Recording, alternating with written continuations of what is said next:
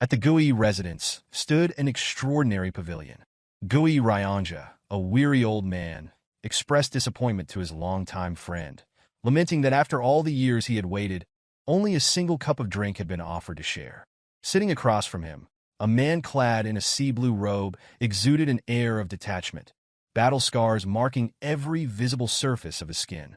He remained patient as Ryanja poured the drink, listening as the old man recalled their first meeting when both had been young. Observing his longtime companion, Ryanja noted that despite the solemn and aloof demeanor, the determination in his gaze had never wavered. Exactly 40 years had passed since their first encounter. Upon entering the house, the man in the blue robe had wasted no time, making a request that left Ryanja speechless. He sought the great regression technique to return to the past. Shock rippled through Ryanja, unable to immediately comprehend such a demand. The great regression technique stood as one of the greatest legacies of the Gui family, a technique meticulously researched and passed down for centuries.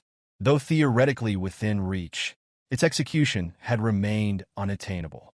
5 materials were required to complete the technique, items so rare that gathering them all had been deemed impossible. Yet, as Ryanja regained his composure, a smile formed. A promise was made. If the man could procure the necessary materials, the technique would be performed. The required items were no ordinary relics. The Thunder Bell, a sacred artifact of the Heavenly Wind cult. The Divine Incense Brazier, a sacred artifact of the Divine Dragon family. The core essence of the 10,000-year carp. The secret demonic soul of the demonic cult. Decades passed, and against all expectations, the man before Ryanja had managed to obtain each of the sacred materials. After disappearing for an extended period to acquire the secret demonic soul, Ryanja had assumed his old friend had perished in some nameless valley. At last, the man in the blue robe took a sip from his drink, voicing his resentment toward the so-called great technique, cursing the absurdity of its requirements. He even contemplated the idea of killing Ryanja instead. Time had changed them both. The man sitting before Ryanja had once been someone young and full of vigor, yet now he bore the weight of years and hardship. The transformation had been inevitable in the relentless pursuit of the materials. Yet, Ryanja needed to ask himself what the true purpose behind this desperate need to return to the past had been. In an instant, the cup slammed against the table. A chilling aura of bloodlust emanated from the man, his killing intent undeniable. The reason, he declared, was revenge. Moments later, Ryanja, assessing the man's current strength, determined that even now, vengeance was beyond his reach. Curiosity compelled him to inquire further as he wondered who had been the target of such relentless hatred. A wave of horror swept over Ryanja upon hearing the name, Mugeuk. This name belonged to the strongest figure in history, the one who had slain the 3 pillars of the Murim world. The leader of the Murim Alliance, the unorthodox alliance leader, and even the heavenly demon himself, all had perished by his hand. To challenge him was an impossible feat. Even so, the man remained resolute. His need for vengeance was unshaken. Only then did he reveal the most shocking truth of all. The heavenly demon, slain by Mugeuk, had been his father.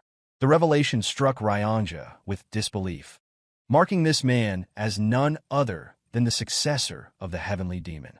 Yet, the man denied seeking vengeance merely for his father's death. Nor did he resent the loss of his so-called wretched brother. The deaths of those who had pledged themselves to demons carried little weight. Ryanja hesitated, momentarily confused. The man continued, revealing the true reason. On that fateful day, Mugeuk had massacred not only warriors, but the innocent as well. Servants, cooks, and even young children. None had been spared. Even the cats and dogs of the household had been slaughtered. Disbelief flickered in Ryanja's expression, unwilling to accept that Mugeuk would commit such an atrocity. Yet the man had no interest in persuading him. At his current age, killing Mugeuk was impossible. The only way to change fate was to return to the past. Ryanja, seeing no hope in swaying his resolve, made a request of his own. If the past were to be rewritten, he wanted the man to prevent his own marriage. A strange silence filled the room, as if time itself had momentarily stopped. Considering Ryanja's grave expression, the man had expected something of great importance. Yet upon hearing the request, laughter erupted from deep within him. unrestrained and genuine. Ryanja, however, was not jesting. He pleaded earnestly, begging to be convinced to remain alone for the rest of his life. Feeling the sincerity in Ryanja's voice, the man agreed to fulfill this request. Shortly after, as he struggled to rise, he urged Ryanja to proceed with the technique. Concern flashed across Ryanja's face, questioning the man's condition. Brushing off the worry, the man dismissed any notion of weakness. Losing an arm and an eye had been a small price to pay for obtaining the secret demonic soul. Finally, Ryanja assembled the sacred relics. As the box containing the soul was opened, Ryanja raised his hands, as if in prayer, and began the incantation for the great technique. One by one, the sacred relics radiated their power with each verse he uttered. Upon the final word, light burst forth, illuminating the room. The spell was complete. A fraction of a second later, a wormhole tore through space, releasing an overwhelming surge of mana. Ryanja, after dedicating his entire life to this pursuit, stood in disbelief. The culmination of his research had finally manifested before his eyes. Turning excitedly to share this moment with his old friend, his breath hitched. The old man lay slumped against a pillar, exhaustion evident in every shallow breath. Though battered and weary, he had drifted into an oddly peaceful sleep. Ryanja's gaze shifted toward the portal, the chance to redo everything. Temptation took hold. An apology escaped his lips for what he was about to do. Looking at his sleeping companion, he swore to find him in the past and deliver a warning of the impending disaster. Stepping toward the wormhole, conviction filled his heart. To return to the past had been his lifelong wish, one as great as his family itself. Then his body froze. Realization struck. His acupoint had been sealed. Like a ghost, the old man appeared behind him, demanding to know how Ryanja could even consider such a betrayal. Moving to stand before him, the question was repeated, this time laced with unmistakable fury. With a sharp strike, Ryanja was thrown to the ground. Panic consumed him. He begged for forgiveness, the weight of his momentary lapse pressing upon him. He knew the suffering the old man had endured to gather the materials. He knew that his actions had been a terrible mistake. Tears welled in his eyes as he prayed the old man would show mercy. At last, the old man withdrew his hand, declaring himself a selfish person as well. Caring for no one but himself had been the only way to gather all the required materials. With gritted teeth, he admitted that if Ryanja had been anyone else, death would have been immediate. For the first time in many years, a rare smile crossed the old man's face. He expressed gratitude toward Ryanja for waiting a lifetime. Tears welled in Ryanja's eyes at those words, fully aware that the time for farewell had arrived. Suddenly, the colors of the world around the old man faded, and before long, time itself came to a halt. Scanning his surroundings, confusion overtook him as he attempted to understand what had just occurred. An ancient being materialized from the void, radiating an unfathomable aura. The old man demanded to know the identity of this entity. In response, the being introduced itself as the one who would send him back to the past. It explained that the logic of the heavens was beyond human comprehension. Mere mortals and some materials alone could never make time travel possible. The true catalyst for this technique was not the physical relics, but rather the immense effort it had taken to obtain them. The old man had passed the test. His entire existence had been defined by the singular goal of collecting those items, sacrificing everything to do so. Forgiving Ryanja had been the final challenge. Surprisingly, it had been the most difficult trial of all, yet he had passed it effortlessly.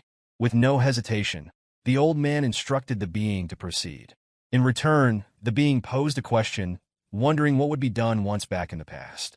Without a moment's doubt, the old man answered. The goal was to kill the one who deserved to die and save those who had been unjustly taken.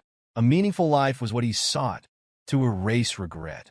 Ever since birth, every action had been dictated by external forces, pushed in different directions, controlled by unseen hands.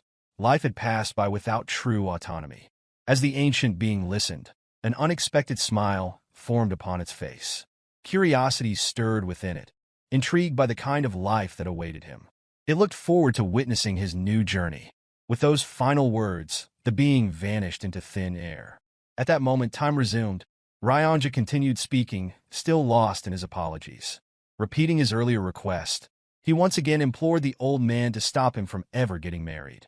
Without acknowledging the plea, the one-handed old man stepped toward the portal, prepared to rewrite his fate. Fading into the light, he left Ryanja behind, who called out in desperation, demanding that the promise be remembered. Moments later, the old man found himself standing before a massive crowd. Cheers erupted around him. His identity in this life was clear. He was known as the second young master of the demonic cult, Geom Mugeuk. Gazing upon the colossal statue representing the cult's symbol, awe swept through him. Wearing a solemn expression, a smile crept onto his lips. The confirmation was clear. This was truly the past. The audience within the arena continued chanting his name. Suddenly, his attention shifted toward the head of the cult. Seated with an air of nonchalance was Kyanma, the heavenly demon, Mugeuk's father. A deep sense of longing surfaced within him. Seeing his father at his peak, alive and well, stirred emotions he had long buried. A smile formed before an unexpected thought took hold. Perhaps it was time to surprise his father. Before he could act, a brown-haired man forcefully smashed his sword against the floor, demanding Mugeuk's attention and insisting that the fight begin. Only then did Mugeuk register his surroundings. The arena was now empty, with only himself and the brown-haired man standing in its center. Recognition dawned. This was the day of the demon skirmish. His father, the heavenly demon, had declared that the position of cult leader would not be limited to his own bloodline. The decision had caused an uproar. Anyone who proved themselves the strongest would be given the chance to claim the title of heavenly demon. To demonstrate the seriousness of his declaration, a tournament had been held among the next generation of the cult's leaders. The victor of the demon skirmish would earn the right to challenge either of the heavenly demon's two sons. Whoever emerged victorious in that fight would be granted a single wish by the heavenly demon himself. One of those challengers now stood before Mugeuk, this brown-haired man who insisted that surrender was the only option. Mugeuk recalled his past with greater clarity now. His opponent had chosen him, believing him to be the weaker target compared to his older brother. But there had been more to it. In his previous life, the brown-haired man had bribed the kitchen staff, slipping energy-dispersing poison into Mugeuk's food. The result had been disastrous. Unable to use his energy, Mugeuk had lost. When he had reported the treachery to his father, no words of consolation had followed. Instead, his father's gaze had held nothing but silent disappointment, blaming him for falling prey to such a petty trick. Desperation had led Mugeuk to reckless actions in the aftermath, pushing himself beyond reason in an attempt to redeem his failure. Mistakes had accumulated. Opportunities had been lost. His defeat on this very day had marked the beginning of his downfall in the Succession War. Now, standing in the same arena, the brown-haired man scoffed at his apparent distraction. Mugeuk, unfazed, inquired about his opponent's name. Outraged by the lack of recognition, the brown-haired man shouted his name, Gu Pyungo, a fifth disciple of Gu Qianpa, the Blood Heaven Sword Demon, and one of the 7 disciples of the 8 Demon Supremes. In the past, Mugeuk had not known this. Now he did. Shifting his gaze toward his father, he sensed the unspoken test being placed before him. The heavenly demon had already noticed the effects of the poison. Rather than intervening, he simply observed, waiting to see how Mugeuk would handle the situation. Despite knowing he could end this fight in a single move without using his inner energy, revealing too much now would be unwise. A plan took shape. Raising his fist, he made a declaration. This fight would be conducted without the use of inner energy. The crowd fell into a state of confusion. Even Pyungo seemed bewildered. Then, a roar of cheers erupted, rallying behind the young master, known as the Unrivaled Swordsman. Caught in the moment, Pyungo followed suit, agreeing to the condition. Only afterward did realization dawn upon him. He had poisoned his opponent to gain an advantage, yet had now willingly neutralized that advantage himself. The audience groaned, anticipating a dull match. Meanwhile, Mugeuk assessed his own body. The sensation was foreign. Though younger, the movements felt unfamiliar. He wondered whether he would be able to control it as he had in his past life. Pyungo wasted no time, swinging his sword and demanding Mugeuk draw his own weapon. Unmoved, Mugeuk thought otherwise. There was no need for a sword against an opponent like this. Irritated by the dismissal, Pyungo charged, intent on severing an arm. Mugeuk evaded effortlessly, finding satisfaction in the seamless reaction of his younger body. It was faster than expected. Another strike followed. A simple jump allowed Mugeuk to dodge the attack with ease. Excitement surged within him. His heart pounded with renewed strength. The youth of his body, the limitless potential. It was exhilarating. Engrossed in his own thoughts, Pyongo continued his relentless assault, his frustration growing with each passing moment as the young master's smile remained unwavering. This time, rather than evading, Mugeuk advanced toward Pyongo, meeting his charge head-on. Another attempt to strike failed as Mugeuk drove an elbow into his opponent's stomach. Before any reaction could follow, a sharp jab landed, shattering Pyongo's nose. Blow after blow followed in rapid succession, each strike denying any opportunity for retaliation. Not that Pyongo was capable of countering. Blood spewed from his mouth as his mind blanked, unable to fully grasp the situation. Before he could collapse or concede defeat, Mugeuk seized his hand, questioning if it was the same hand used to administer the poison. Without waiting for an answer, he crushed it, eliciting a scream of agony. The gathered audience watched in stunned silence as the young master displayed ruthless precision, utterly unfazed by the prospect of maiming a disciple of the Blood Heaven Sword Demon. In that moment, the determination in Mugeuk's eyes was unmistakable. Having returned to the past, he resolved to live without allowing anyone to dictate his fate. A single raised hand from the heavenly demon commanded immediate silence across the arena. His gaze settled on his son as he instructed him to declare his wish for winning the duel. Traditionally, victors requested artisan weaponry or secret martial arts manuals. Such expectations lingered in the air, yet Mugeuk chose instead to follow his instincts. His request was simple. He wished to accompany his father on a hunt. Manhua, as if ensuring clarity, questioned whether this was truly the desire being put forth. Mugeuk expressed his intent, stating that he had heard tales of his father's fondness for hunting in his youth and wished to learn from him firsthand. Rising from his seat, Manhua agreed, announcing their departure at dawn. Without another word, he turned and walked away, signaling the official conclusion of the demonic skirmish. Meanwhile, as Pyongo was assisted to his feet, he scoffed at Mugeuk's choice, deeming him a fool for wasting such an opportunity on a mere hunting trip instead of a valuable treasure. In response, Mugeuk simply inquired about his name, his tone laced with provocation, making it clear that Pyongo was beneath his notice.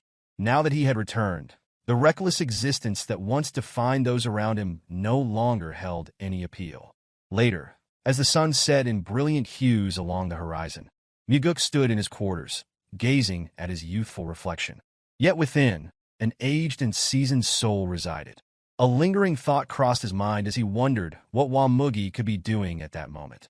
If he could locate and eliminate him before he reached the peak of his power, then perhaps everything could be resolved effortlessly. The difficulty, however, lay in finding him. Mugeuk had emerged in Jianghu, as though he had fallen from the heavens. After annihilating the Murim alliance, the unorthodox alliance, and the demonic cult, he had vanished from sight, leaving little trace of his existence.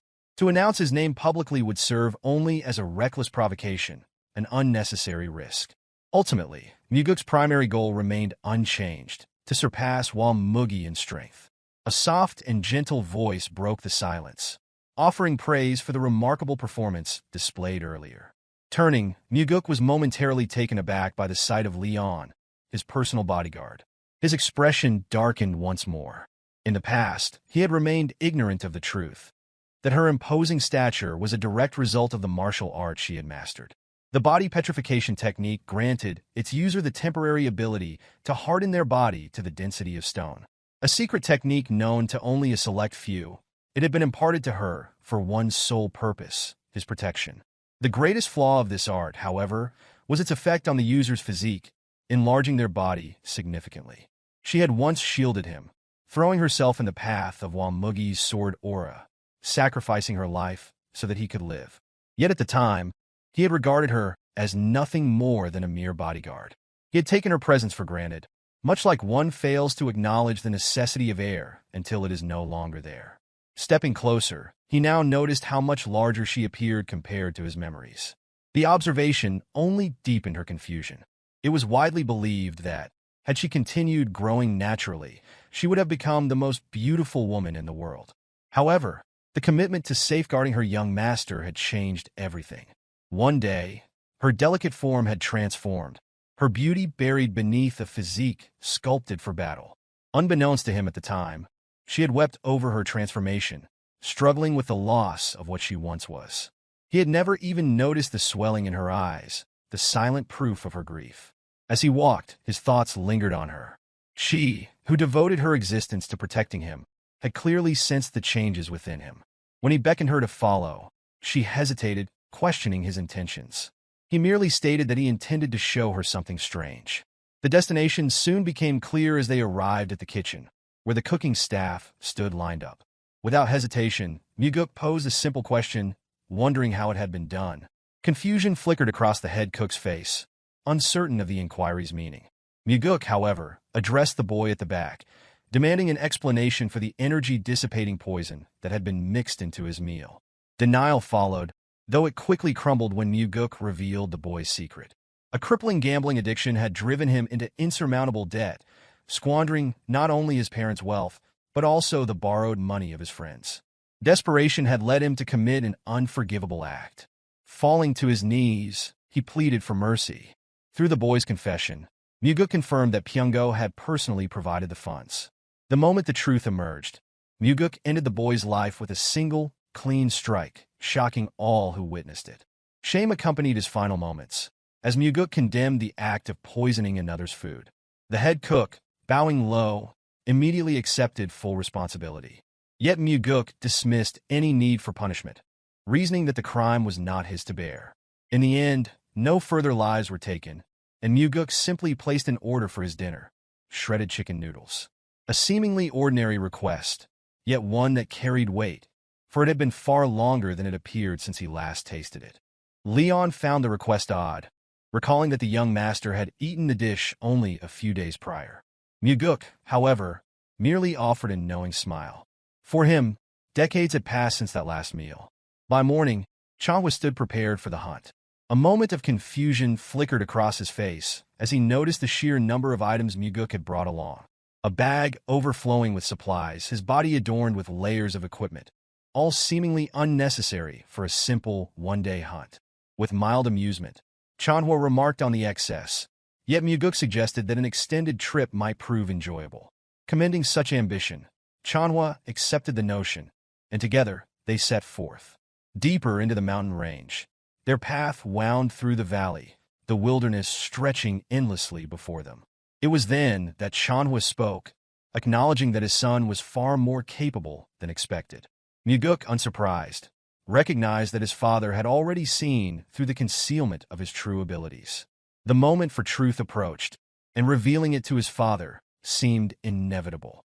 Mugeuk acknowledged that he had deliberately concealed his true skill during the fight, yet his father had still noticed. In response, he likened himself not to a meerkat that hisses, but a beast that keeps its claws hidden.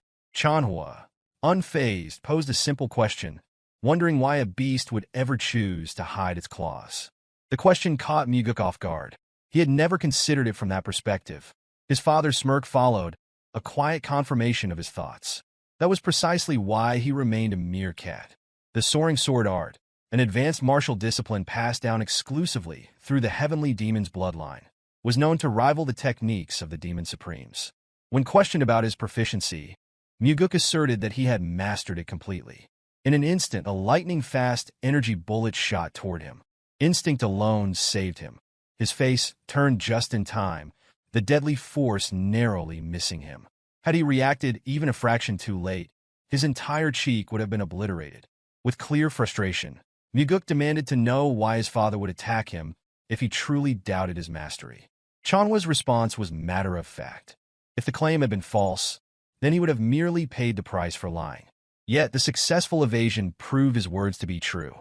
Even so, Mugeuk protested, arguing that since his features resembled his father's, a scar would not be a good look. Chanhua observed his son intently, realizing that he may have been too harsh.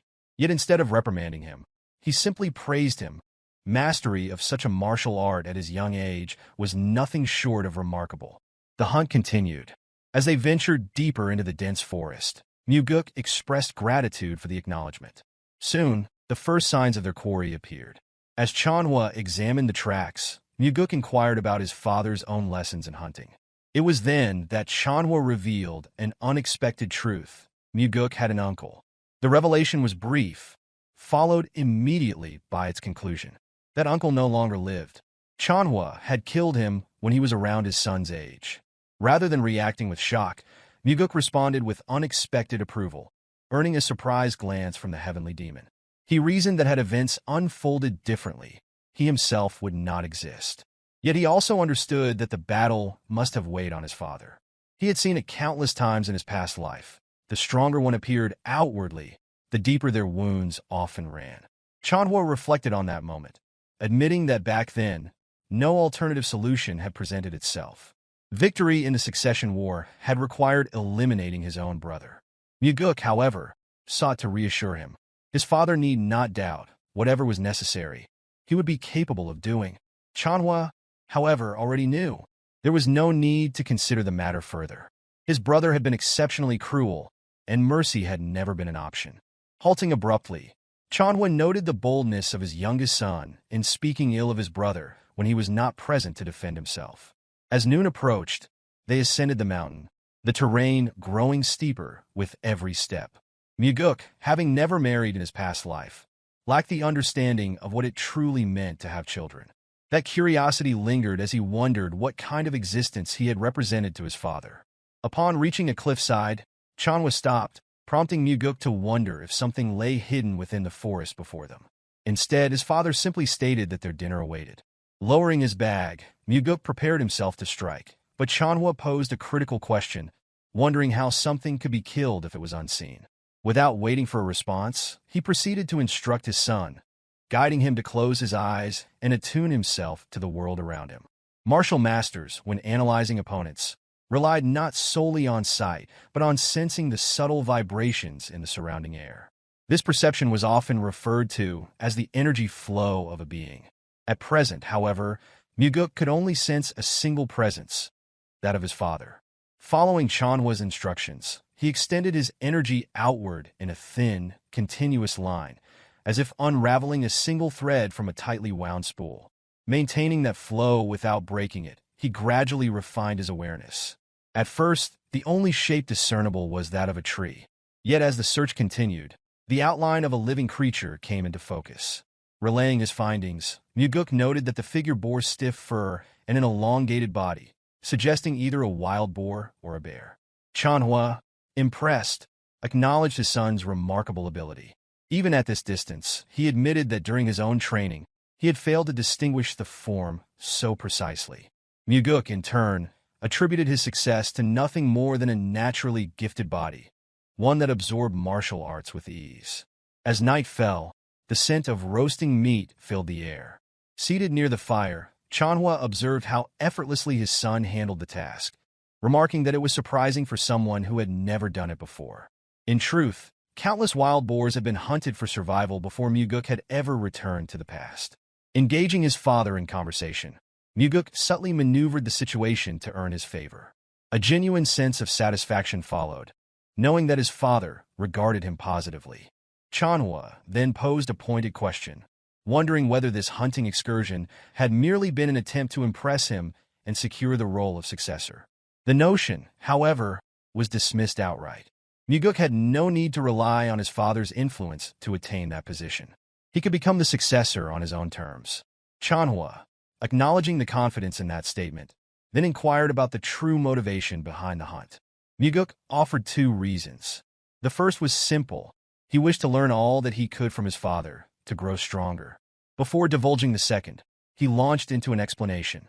Strength was not something he pursued merely to become the heavenly demon. His father was still alive, healthy, and strong.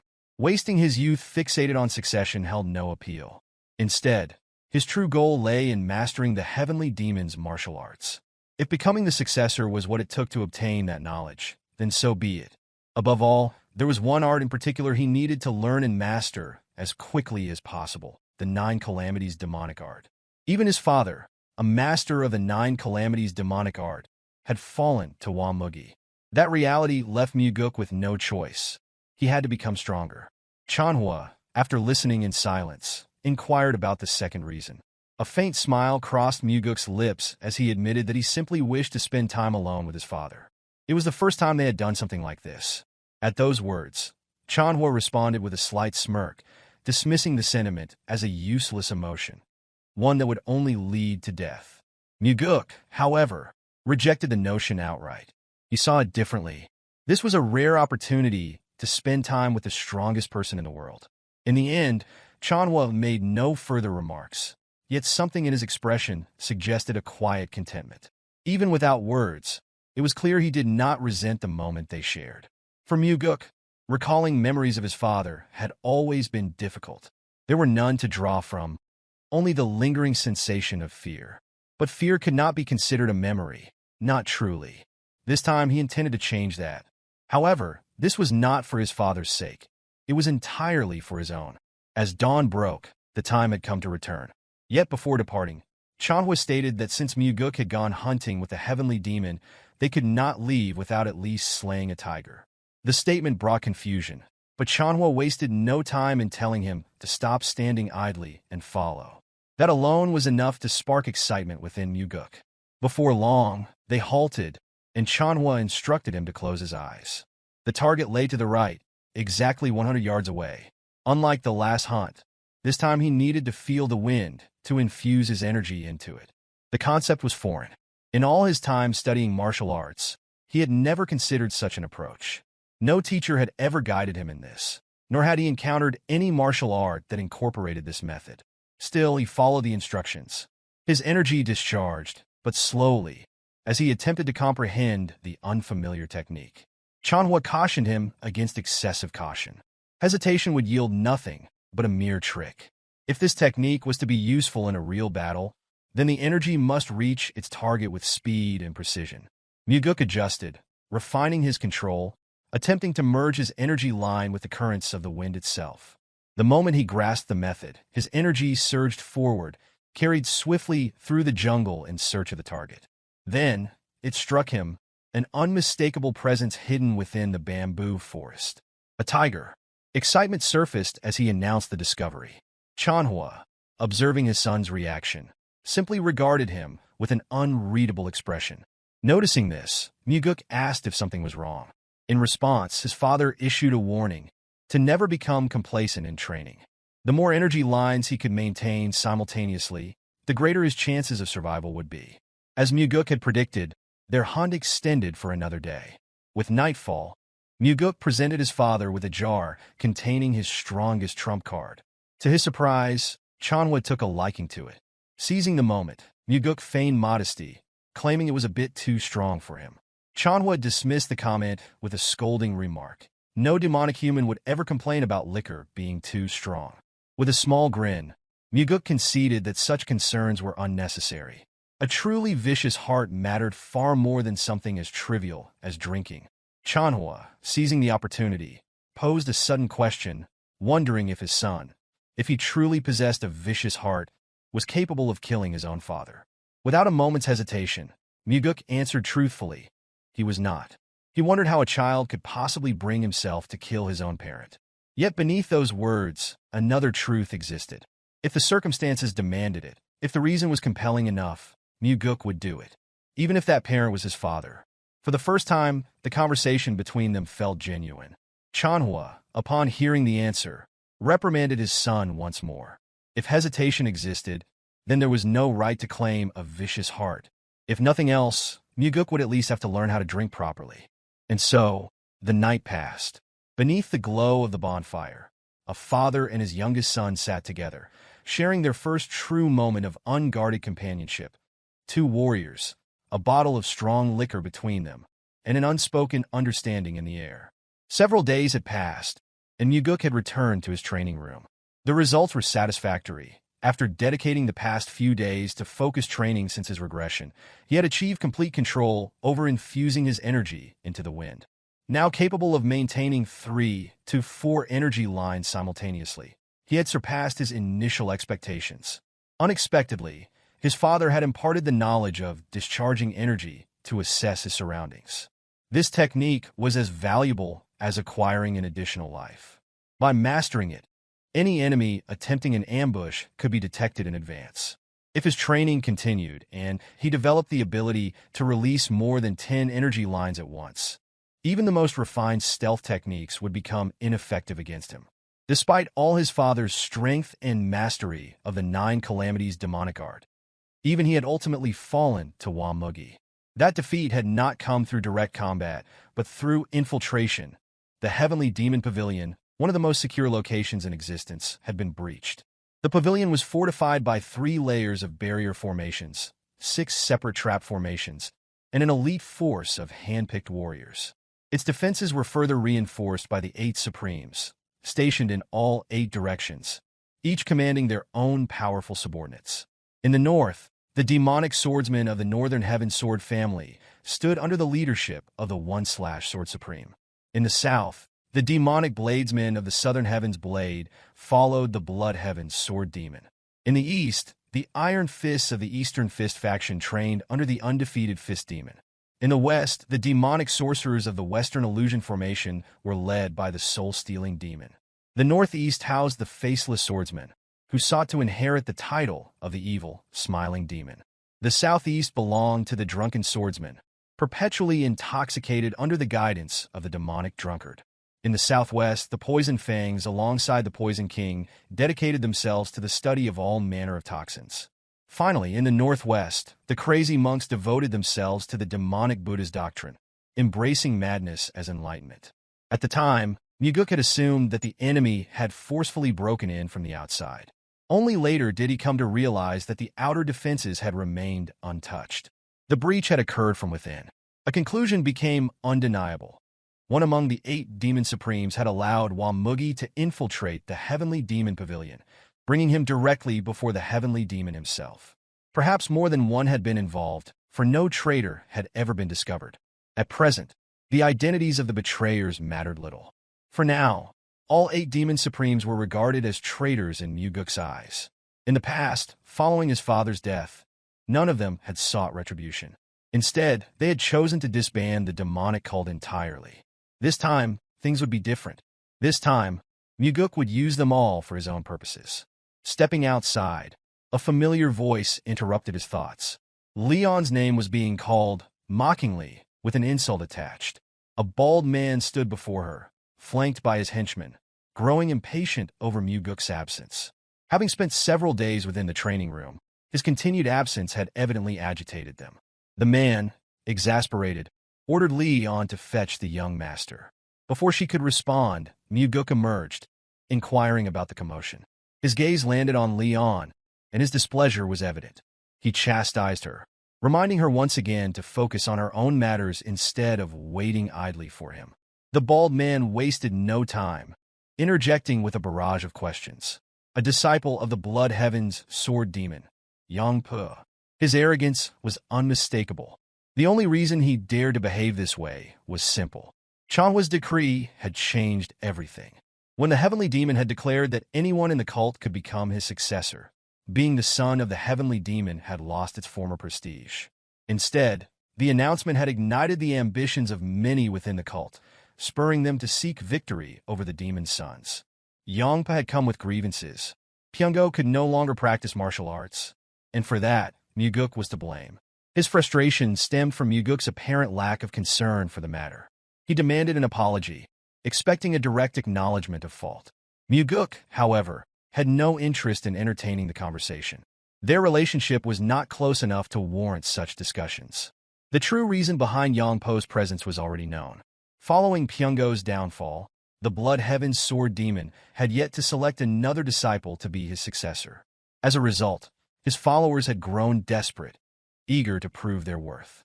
Yangpa sought an official apology, believing that earning such a concession would grant him favor with his master and salvage his reputation.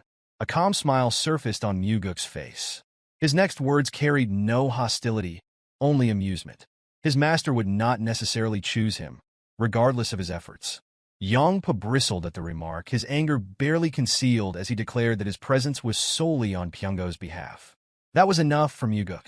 His expression sharpened, and a chilling aura settled around him. Enough insolence had already been tolerated. His killing intent surged as he issued a command. Yongpo was to apologize immediately. Confusion flickered across the bald man's face as he wondered for what purpose. Mugeuk's response was simple. He had spoken to his subordinate without permission. Leon's eyes widened at the unexpected gesture. Never before had she been treated in such a way by her young master. Yongpo, however, struggled to comprehend the situation. Leon attempted to de-escalate the confrontation, but it was already too late. Mugeuk had made his decision. Stepping forward, he issued a direct order. Yongpo was to kneel and apologize for speaking rudely to Leon. The demand was met with outright rejection. Pointing toward Leon, Yongpo sneered once more, using the same insult as before. That was the final straw. Mugeuk's fury flared at the audacity. Yongpo, still oblivious to the danger, scoffed at the reaction. He would sooner die than kneel before her. A wicked grin spread across Mugeuk's face. Then so be it. If that was his wish, it would be granted. His sword left its sheath in an instant, the gleam of steel reflecting his unwavering conviction. Yongpo hesitated, taken aback by the unexpected escalation. A choice was presented: fight or kneel. Mugeuk ensured that the weight of the decision was clear. If Yongpo chose to retreat, his master would not be pleased. For the first time, true understanding dawned upon the bald disciple. Mugeuk was serious. To him, Leon was not just a subordinate. She was someone who mattered. The veins in Yongpo's forehead throbbed as rage consumed him. He found it absurd to have fought over someone he had seen as nothing more than a pig. And yet, Mugeuk remained unmoved. The demand had been made. That instant, Yongpo's blade was drawn, the fight inevitable. His henchmen tried in vain to stop him. Leon reached out, hoping to restrain her young master. But the battle had already begun. As Yongpo took his stance, his voice rang with arrogance. Since his opponent was the son of the heavenly demon, he would settle for taking an arm instead of his life. But in Mugeuk's eyes, that choice had never been his to make. Yongpo positioned himself for an immediate attack, his movements sharp and decisive, while Mugeuk observed him with an impassive gaze. Yongpo swiftly swung his sword, aiming to sever the young master's hand, but the strike was effortlessly avoided. Before another move could be made, Mugeuk's blade had already pierced through his opponent's mouth. It was an instant kill, executed without hesitation. The sudden and brutal end left the surrounding henchmen, along with Leon, in shock. Mugeuk regarded the scene with detached finality, stating that the cause of death was the man's own mouth. That same mouth had been used to insult a subordinate and had refused to offer an apology. Withdrawing his sword, he allowed Yongpo's lifeless body to collapse. His eyes remained devoid of emotion, as if he had merely crushed an insect beneath his heel. The two remaining henchmen rushed forward in a panic. One of them, his voice trembling, questioned whether the young master was prepared to face the consequences of such an act. Fear seized their expressions as Mugeuk remarked on the striking similarity between their mouths and Yongpo's. Without pause, he issued a demand, instructing them to deliver his words precisely as spoken. Understanding the unspoken threat, they retreated to their own pavilion. Leon, her voice laced with unease, hesitated before asking why such an action was taken on her behalf. Mugeuk responded with a smile, noting the irony of her concern for his well-being despite the emotional wound she bore. Locking eyes with her, he clarified that the act had not been solely for her sake. Justice had simply been served to one who deserved death. Even so, her concern was valid. The Blood Heaven Sword Demon would not have overlooked such an event. Her fear was justified. The 8 martial masters of the demonic cult wielded both immense influence and unparalleled martial prowess. Commanding subordinates, even the heavenly demon himself, could not easily disregard. Among them, the Blood Heaven Sword Demon stood as one of the 8 demon supremes. Mugeuk had crippled one of his disciples and slain another. Despite this, he maintained a warm smile, assuring Leon that no real consequences would follow. At most, the Blood Heaven Sword Demon would be chastised for failing to properly teach his disciples. Stepping closer, Mugeuk placed a reassuring hand on her shoulder, urging her not to waste worry on his behalf. In reality, Yongpo's death held an advantage for him. Moments later, gratitude filled Leon's expression as she thanked the young master for taking her side. In return, Mugeuk instructed her to never forget this moment. He wished for her to live a life adorned with that very smile. Time passed, and Mugeuk found himself reclining in his backyard, his thoughts drifting. Memories of fleeing in the wake of the demonic cult's disbandment resurfaced, each one laced with a bitter taste of defeat. The weight of despair had been unbearable, leaving no will to live had it not been for the pursuit of a singular goal. Suddenly, the presence of a sword manifested beside him, its steel an unspoken threat resting against his neck. Without a word, an old man materialized, exuding a suffocating killing intent. The Blood Heaven's sword demon, one of the pillars supporting the demonic cult, had arrived. Mugeuk tensed, unprepared for such swift retribution. Despite the knowledge accumulated from a past life, his lack of inner energy left him vulnerable. There would be no evading this attack. Yet, as abruptly as it had appeared, the oppressive aura dissipated. The old man settled beside him, a wicked grin tugging at his lips. Nudging the pommel of his sword toward the young master, he inquired about the reasoning behind recent events. Mugeuk, suppressing any visible signs of unease, admitted that Yongpa had been nothing more than a fool. As though provoking a reaction, he questioned why the old man concerned himself with such insignificance when fools mattered to no one. Without hesitation, the sword once more rested against Mugeuk's throat. The old man posed a simple question, wondering whether the heavenly demon would care if his son's severed head were delivered into his hands. Mugeuk considered the possibility, but concluded that the old man would hesitate if he truly feared the heavenly demon's gaze.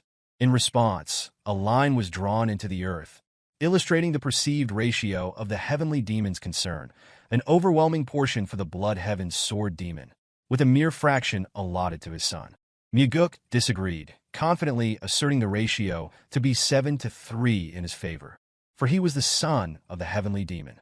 Challenging him further, the old man suggested that true certainty could be achieved by testing it, by presenting Mugeuk's severed head firsthand. Mugeuk countered, suggesting that the old man vastly underestimated a father's love.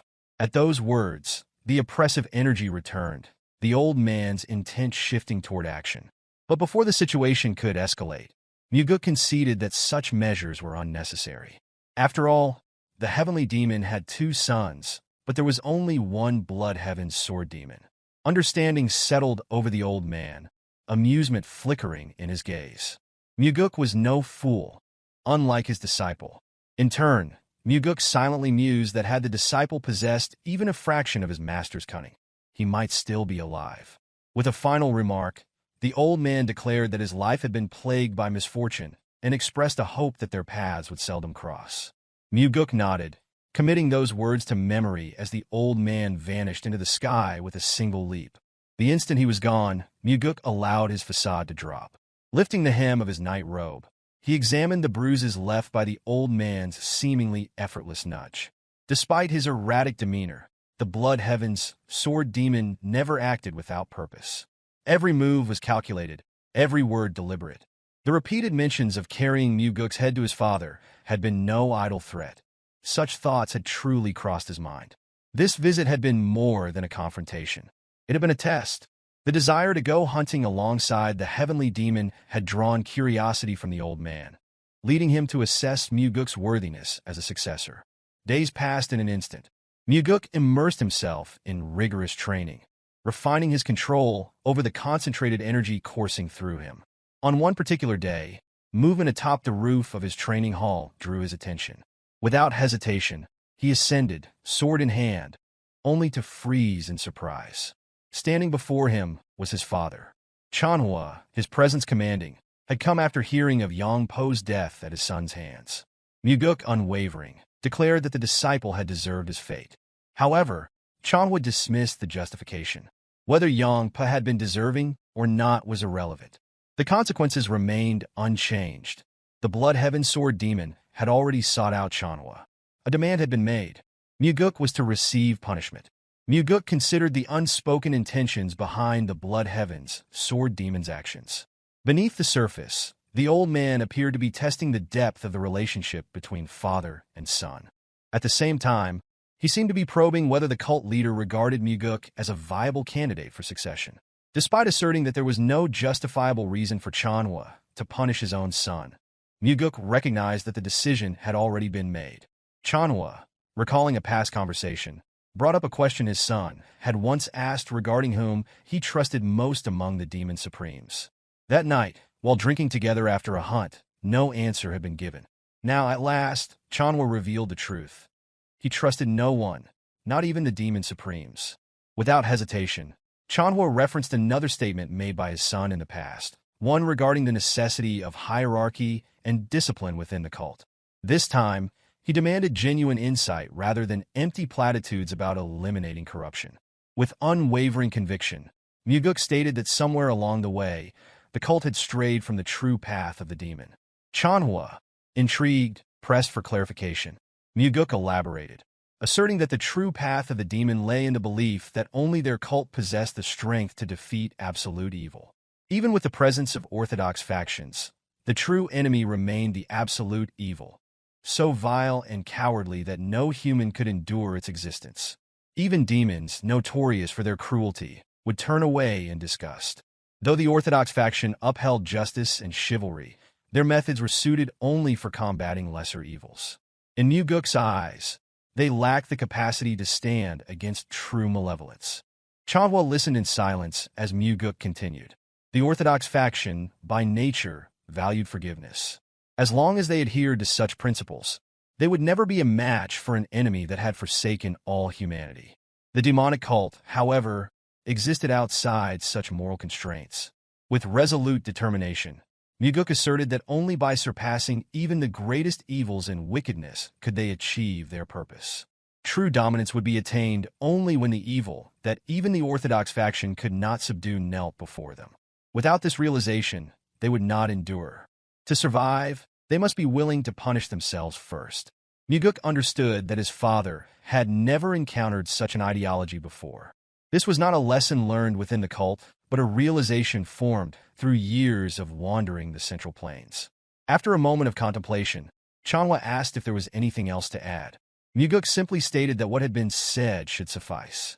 At last, Chanhua began to comprehend the reason behind the Blood Heaven's sword demon's demand for punishment. The old man had seen something within Mugeuk and sought to use the heavenly demon to put it to the test. Mugeuk suspected that the cursed elder had identified within him the potential to become a successor. Alternatively, he might have seen in him the potential to bring ruin to the cult. Whichever it was, the Blood Heaven sword demon's perceptiveness was undeniable. In the end, Chanhua gave a simple command. Mugeuk was to follow. Before long, they arrived at the entrance to Minor Heaven Cave. This place was reserved for those with the potential to become the Heavenly Demon, disciples of the Heavenly Demon, or the children of the Heavenly Demon. Entry was easy, but failing to clear its trials meant being trapped within forever. Half of those who shared the Heavenly Demon's blood had perished inside. Even Mugeuk's overly ambitious older brother had never expressed the desire to challenge it. Yet, for anyone aspiring to claim the title of Heavenly Demon, surviving the cave was a necessity. Realization set in, and Mugeuk turned to his father, asking if he was truly expected to enter. Chanhua recalled his own trial, undertaken at a similar age. His escape had taken 2 months, an astonishing feat, considering his reputation as the most talented martial artist among all heavenly demons in history. No one else had completed the trial in such a short time. The average duration was 3 years. Mugeuk was taken aback.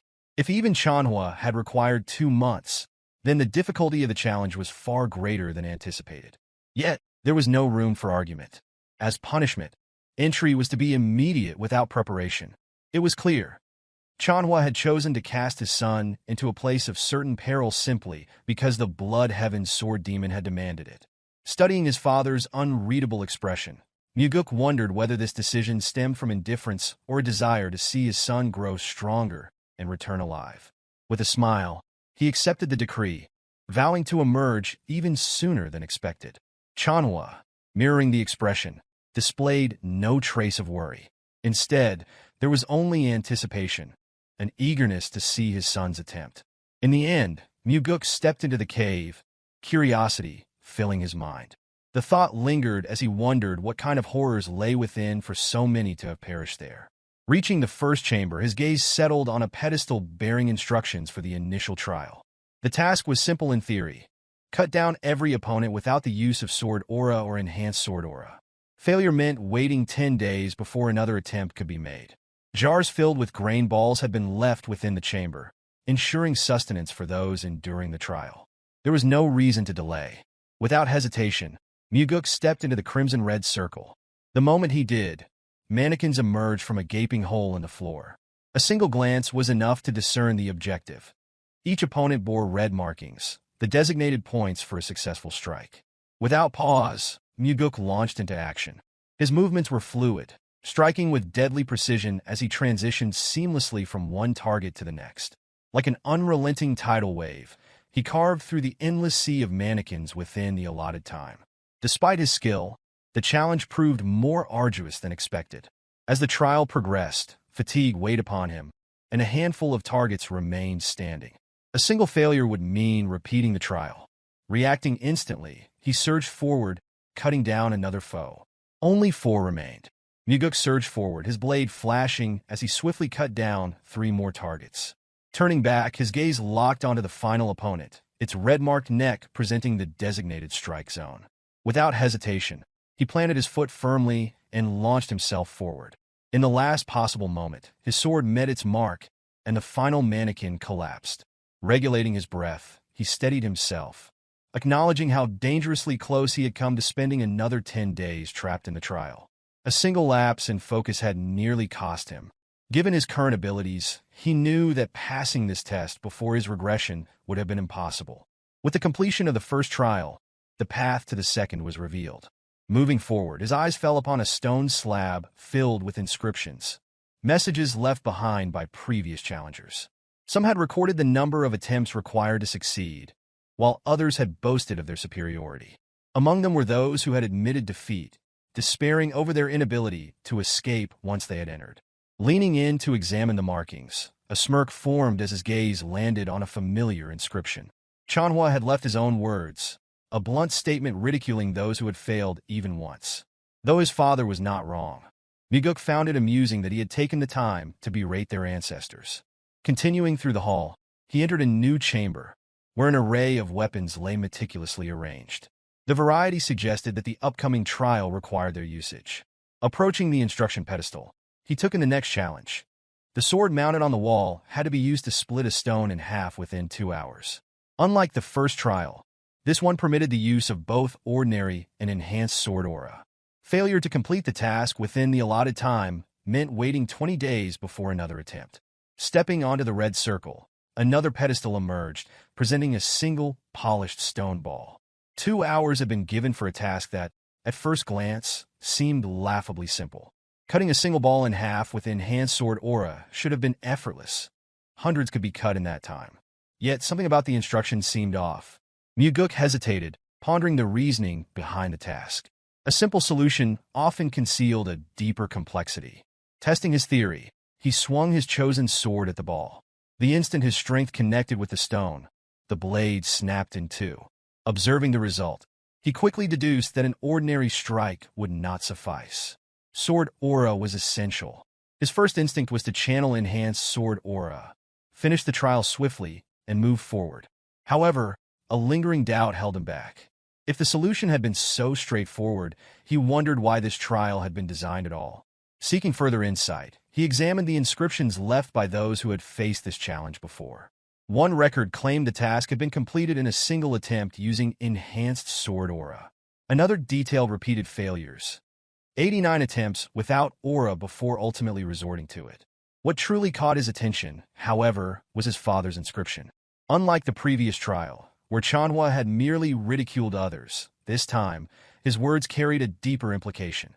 If there's heat, they lose. Mugeuk momentarily froze, recognizing the deviation from his father's usual bluntness. Chanhua's statement was not a mere insult, but a warning. Contemplating it further, the meaning became clear. The only true way to pass this trial was to avoid using aura altogether. Armed with this revelation, Mugeuk began attempting to break the ball using sheer physical strength. One by one, the weapons he wielded shattered upon impact. Even the force of an axe failed to leave so much as a scratch. Grasping a hammer, he swung with all his might. Yet again, the ball remained intact. Time dwindled, Breath shallow, muscles fatigued, frustration threatened to consume him. Despite his skill, he had failed repeatedly to overcome this obstacle without aura. Then, with a deep inhale, he forced himself to regain composure. Manhwa had succeeded in splitting this stone without aura. That fact alone was undeniable. A sudden thought crossed his mind. Focusing his inner energy, he directed it in a fine line toward the ball. As the energy spread, something unexpected occurred. A faint, nearly imperceptible line appeared along the ball's surface, a perfect circle invisible to the naked eye. A realization struck. This was no illusion. The key to success had always been embedded within the stone itself. With renewed determination, he raised his sword once more. This time, he aimed precisely along the line. The blade sliced cleanly through, severing the ball in half in a single, flawless stroke. As the two halves fell apart, a bright smile spread across his face. But his victory was quickly met with surprise. Within the hollowed-out core of the split stone, an unexpected sight greeted him. A concealed cavity containing a demonic essence pill. A practitioner of demonic martial arts who consumes the pill would gain an immense surge of energy. It becomes evident that if the ball had been cut using any form of sword aura, the pill inside would have detonated due to the generated heat. With a deep sense of gratitude toward his father, the instructions engraved on the stone slab are heated, ensuring no heat is produced during the process. After securing the pill, Mugeuk immediately begins meditation to absorb its power. The energy from the pill is guided through his meridians, channeling directly into the core of his inner energy. The moment the process is complete, a powerful surge erupts from within. Upon opening his eyes, an unfamiliar, yet formidable strength courses through his body. The deficiency in energy that plagued him upon his return has now been rectified. During the third trial, Mugeuk meticulously analyzes the instruction slab. The engraved guidance demands the ability to distinguish between life and death. Should failure occur, another opportunity would be granted 5 days later. Standing on the red circle, a stone pedestal emerges, presenting a grid filled with various herbs. Recognizing the nature of the trial, it becomes clear that identifying medicinal herbs from poisonous plants is the key to success. Memories of past efforts surface. Extensive searches undertaken to procure the ingredients requested by Ryanja. The ability to differentiate between a multitude of herbs and toxic flora, along with an understanding of their effects, renders this challenge exceedingly simple. The single, non-poisonous herb is selected without hesitation. Moments after the first choice is made, the pedestal descends and rises again, presenting another herb in its place. The trial is designed to prevent reliance on mere luck, ensuring a second round of selections. Those unfamiliar with herbs would be forced to consume them, discerning their nature through experience. Mugeuk swiftly evaluates each herb, making rapid selections as the pedestal continues its cycle. After a brief pause, the mechanism ceases, and the door to the next trial opens. Before proceeding, the stone slab is examined once more. Complaints from ancestors regarding the necessity of such trials are evident. His father's reprimands toward their predecessors stand as a firm warning. No one should depend on luck. This revelation confirms that recalling every consumed substance from the initial test is crucial. The following trial demands survival within the illusory life-and-death trap formation. The stone slab explicitly warns that perishing within the formation would result in actual death.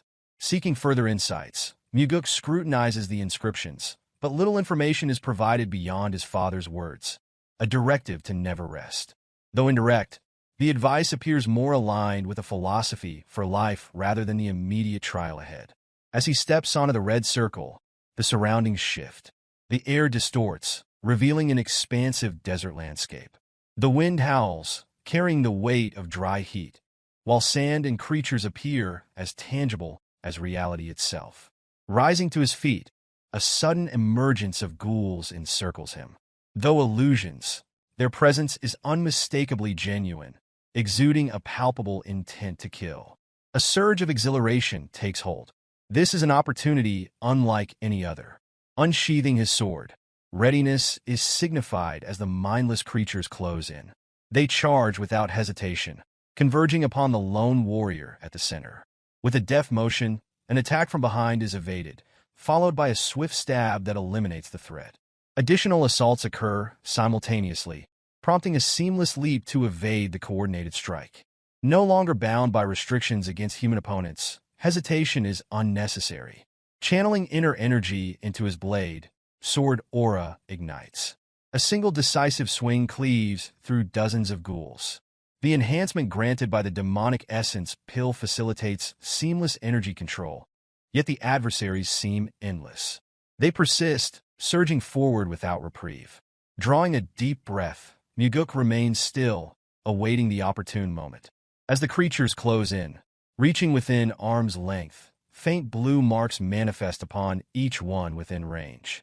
In a fraction of a second, a swift execution follows, another dozen ghouls eradicated in an instant. Despite the relentless tide, the onslaught eventually ceases. Satisfaction is momentarily elusive.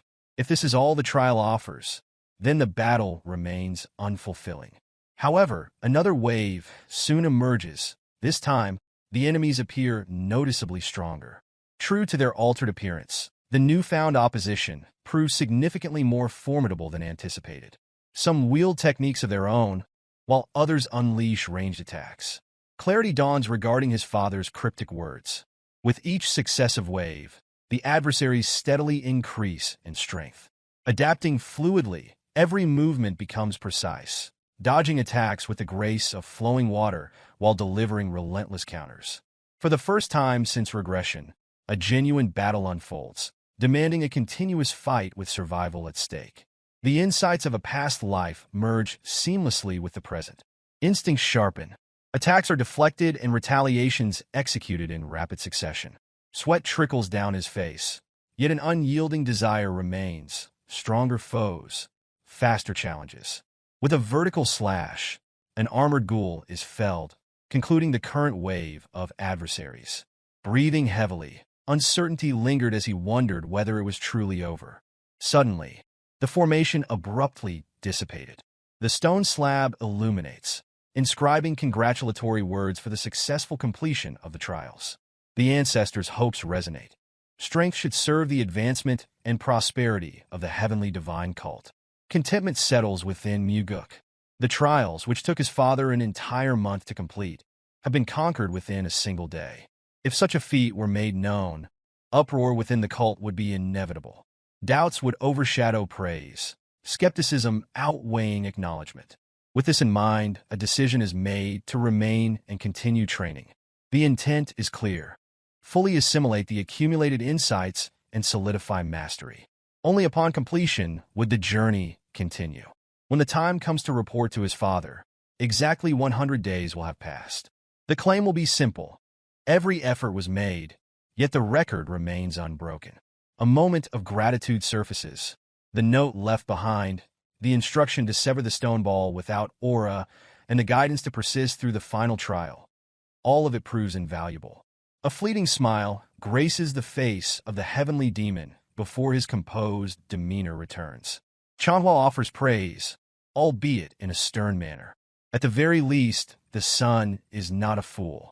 In response, Mugeuk asserts his identity, the son of the heavenly demon. Before Regression, assumptions dictated the belief that his father merely took pleasure in forcing children into battles of life and death for succession. Now perception shifts. The heavenly demon is not one who relishes the bloodshed of his offspring, but one willing to endure their deaths if it serves the greater good of the cult. Shortly after, the second-in-command of the cult, the individual whom the heavenly demon trusts the most, the chief advisor, Sima Myung, arrives to acknowledge the young master's remarkable feat of completing the Minor Heaven Caves trial in only 100 days. Myung approaches with a matter of importance regarding the cult, a clear indication that the heavenly demon has assigned this task. The matter at hand concerns an anonymous letter received, detailing ongoing corruption within the demonic army, one of the cult's formidable combat divisions. The leader of this army is a direct sibling of the Bloodheaven sword demon. Myung explains that a similar letter surfaced the previous year, prompting an independent investigation that ultimately failed.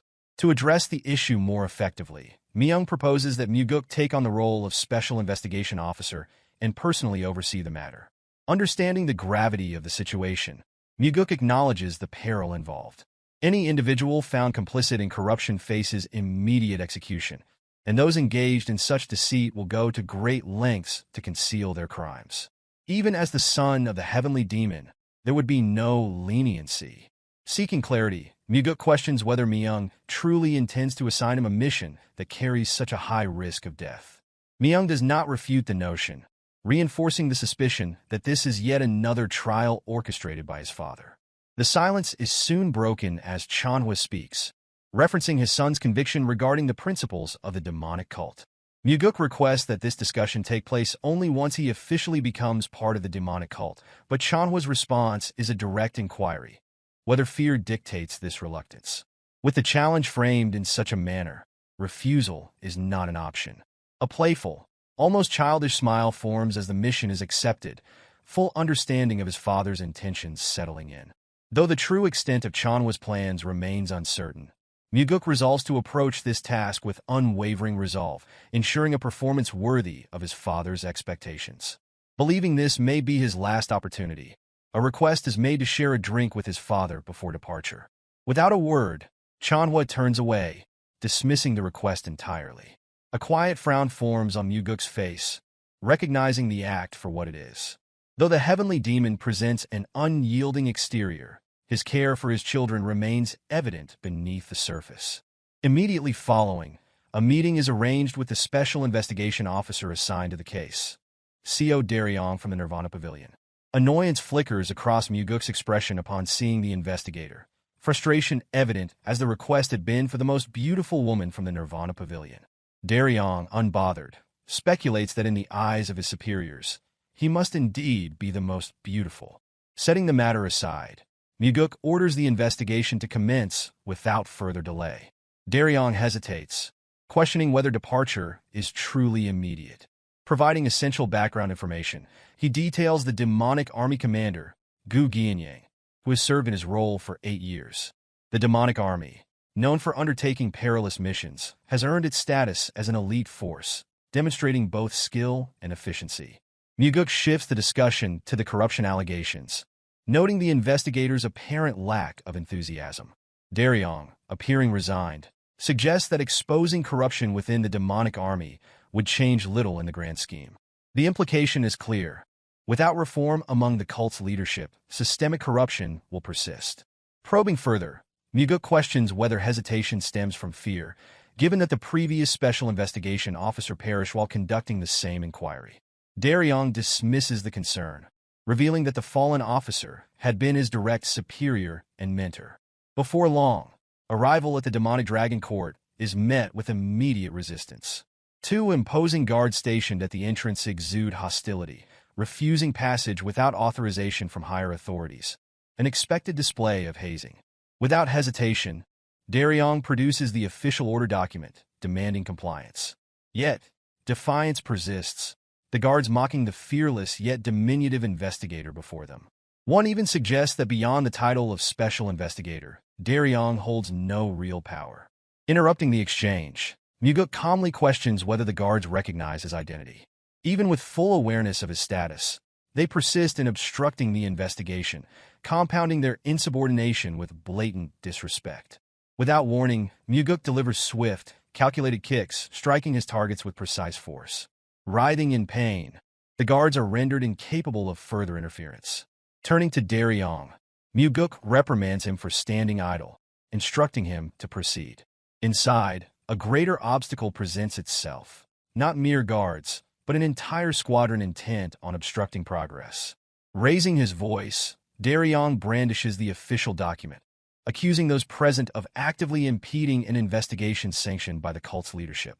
From the rear of the formation, an accusation is hurled, alleging that the investigators seek only to cause disruption. In response, Daryong demands the identity of the speaker. The figure identifies himself as Go Dang, First Corps Captain of the demonic army. A reputation for ruthless acts precedes him, making him notorious even among his peers. Undeterred, Daryong asserts authority, warning that interference will result in formal charges for disrupting an investigation conducted by the Nirvana Pavilion. Wearing a smug expression, Go Dang scoffs, dismissing the threat entirely. Stepping forward, Mugeuk addresses the brute, remarking that their meeting is long overdue. Closing the distance, a handshake is extended, an act that swiftly transitions into a crushing grip. A sharp, involuntary wince betrays Go Dang's pain. Mugeuk calmly reiterates the urgent need to meet the demonic army commander, issuing a subtle yet undeniable warning through sound transmission. Further resistance will cost Go Dang his hand. A tense silence lingers between them. For a moment, defiance flickers in Go Dang's gaze, his voice low with threat. Yet, Mugeuk stands unmoved, unfazed by the implied danger. Realizing the futility of resistance, Go Dang relents, albeit with lingering humiliation. Daryong, curious about their interaction, inquires whether Mugeuk is personally acquainted with the First Corps captain. The response is brief. This encounter is their first. The concession had not been made out of respect, but rather out of necessity. The silent threat of losing a hand had been enough to enforce compliance. With no further obstructions, the path leads to the 7th floor, where the demonic army commander's office awaits. Yet one final act of defiance remains. Elite guards posted at the entrance, prepared to block entry. Exasperated by the endless resistance, Mugeuk steps forward, issuing a final warning. Holding the document aloft, he reminds them that obstructing an officer is one matter, but standing in the way of the cult leader's authority is another entirely. The document represents the will of the heavenly demon himself. Any further defiance would be direct defiance of the cult's leader. At last, the voice of the commander echoes from within, granting permission for entry. Seated leisurely, the demonic army commander, Geom, extends a welcome to the 2 special investigation officers. Mugeuk regards him with indifferent eyes while Geom offers an apology for his subordinate's rude behavior, attributing it to ignorance. Despite appearing ordinary and composed, Geom exudes an immeasurable strength, one that Mugeuk can clearly perceive. This overwhelming energy causes Daryong to tremble, struggling to maintain composure. Observing their confrontational stance, Mugeuk remarks on their apparent eagerness to provoke conflict, suggesting that they must have an excess of free time. Rather than engaging in such disputes, he advises them to occupy themselves with reading instead. Geom, unfazed by the remark, casually references an old saying, stating that ignorance often breeds courage. In response, Mugeuk counters with a modern perspective, asserting that in this era, true courage stems from knowledge. Those who possess it not only develop superior strategies, but also gain clarity on what must be done. Geom remains composed despite the provocation, instead remarking that perhaps age has caused him to fall behind. His curiosity leads him to question how Mugeuk became involved in the investigation. Without much concern, Mugeuk responds, suggesting that it may be a form of punishment from his father, a consequence of a minor misstep during a previous hunt. A knowing smile spreads across Geom's face, as if finally piecing together the situation. Mugeuk recognizes that they must have deliberated extensively over the reasons behind his appointment as an investigator. Geom then inquires further, asking whether another anonymous letter had been sent, similar to the previous incident. While Daryong hesitates, insisting that such information cannot be disclosed, Mugeuk openly confirms it, surprising his companion with this revelation. Geom expresses frustration, explaining that as the leader of the demonic army, which consists of unruly and unrefined individuals, he frequently becomes the target of various slanders. Mugeuk assures him that the investigation will be concluded swiftly, though it may cause some inconvenience. In return, Geom dismisses the concern, stating that their relationship is close enough that such matters do not trouble him. Acknowledging this, Mugeuk reveals a widely known fact, that the Blood Heaven Sword Demon supports Mugeuk's brother as the rightful successor. In response, Geom asserts that his brother and he are separate individuals, declaring his support for the second son instead. Mugeuk acknowledges these words with a bright smile, expressing his anticipation for Geom's cooperation in the coming days. As the conversation concludes and Mugeuk prepares to depart, Geom reminds him to be cautious. Mugeuk, without hesitation, asks if this warning pertains to the previous incident in which the former investigator met a grim fate. A vicious smile forms on Geom's face as he suggests that the cult leader would not have sent his son merely to perish. Mugeuk offers his gratitude for the concern before departing with Daryong. Turning away from the commander, a quiet smile forms on Mugeuk's lips as realization dawns. His father's true intention in sending him here was to ensure that either he or Ginyang would not leave this place alive. Elsewhere, Myung contemplates the situation, questioning why Chanhua would send his son into such a grave matter. In Myung's view, this is a burden that should fall upon his own shoulders. However, shock overtakes him when Chanhua reveals the reasoning. His son believes that the demonic path has been lost. For this reason, Chanhua reasons, if his son dares to speak so boldly, he must now prove his words through action. The following morning, a rotting crow carcass emits a foul stench throughout the hall, unsettling members of the army.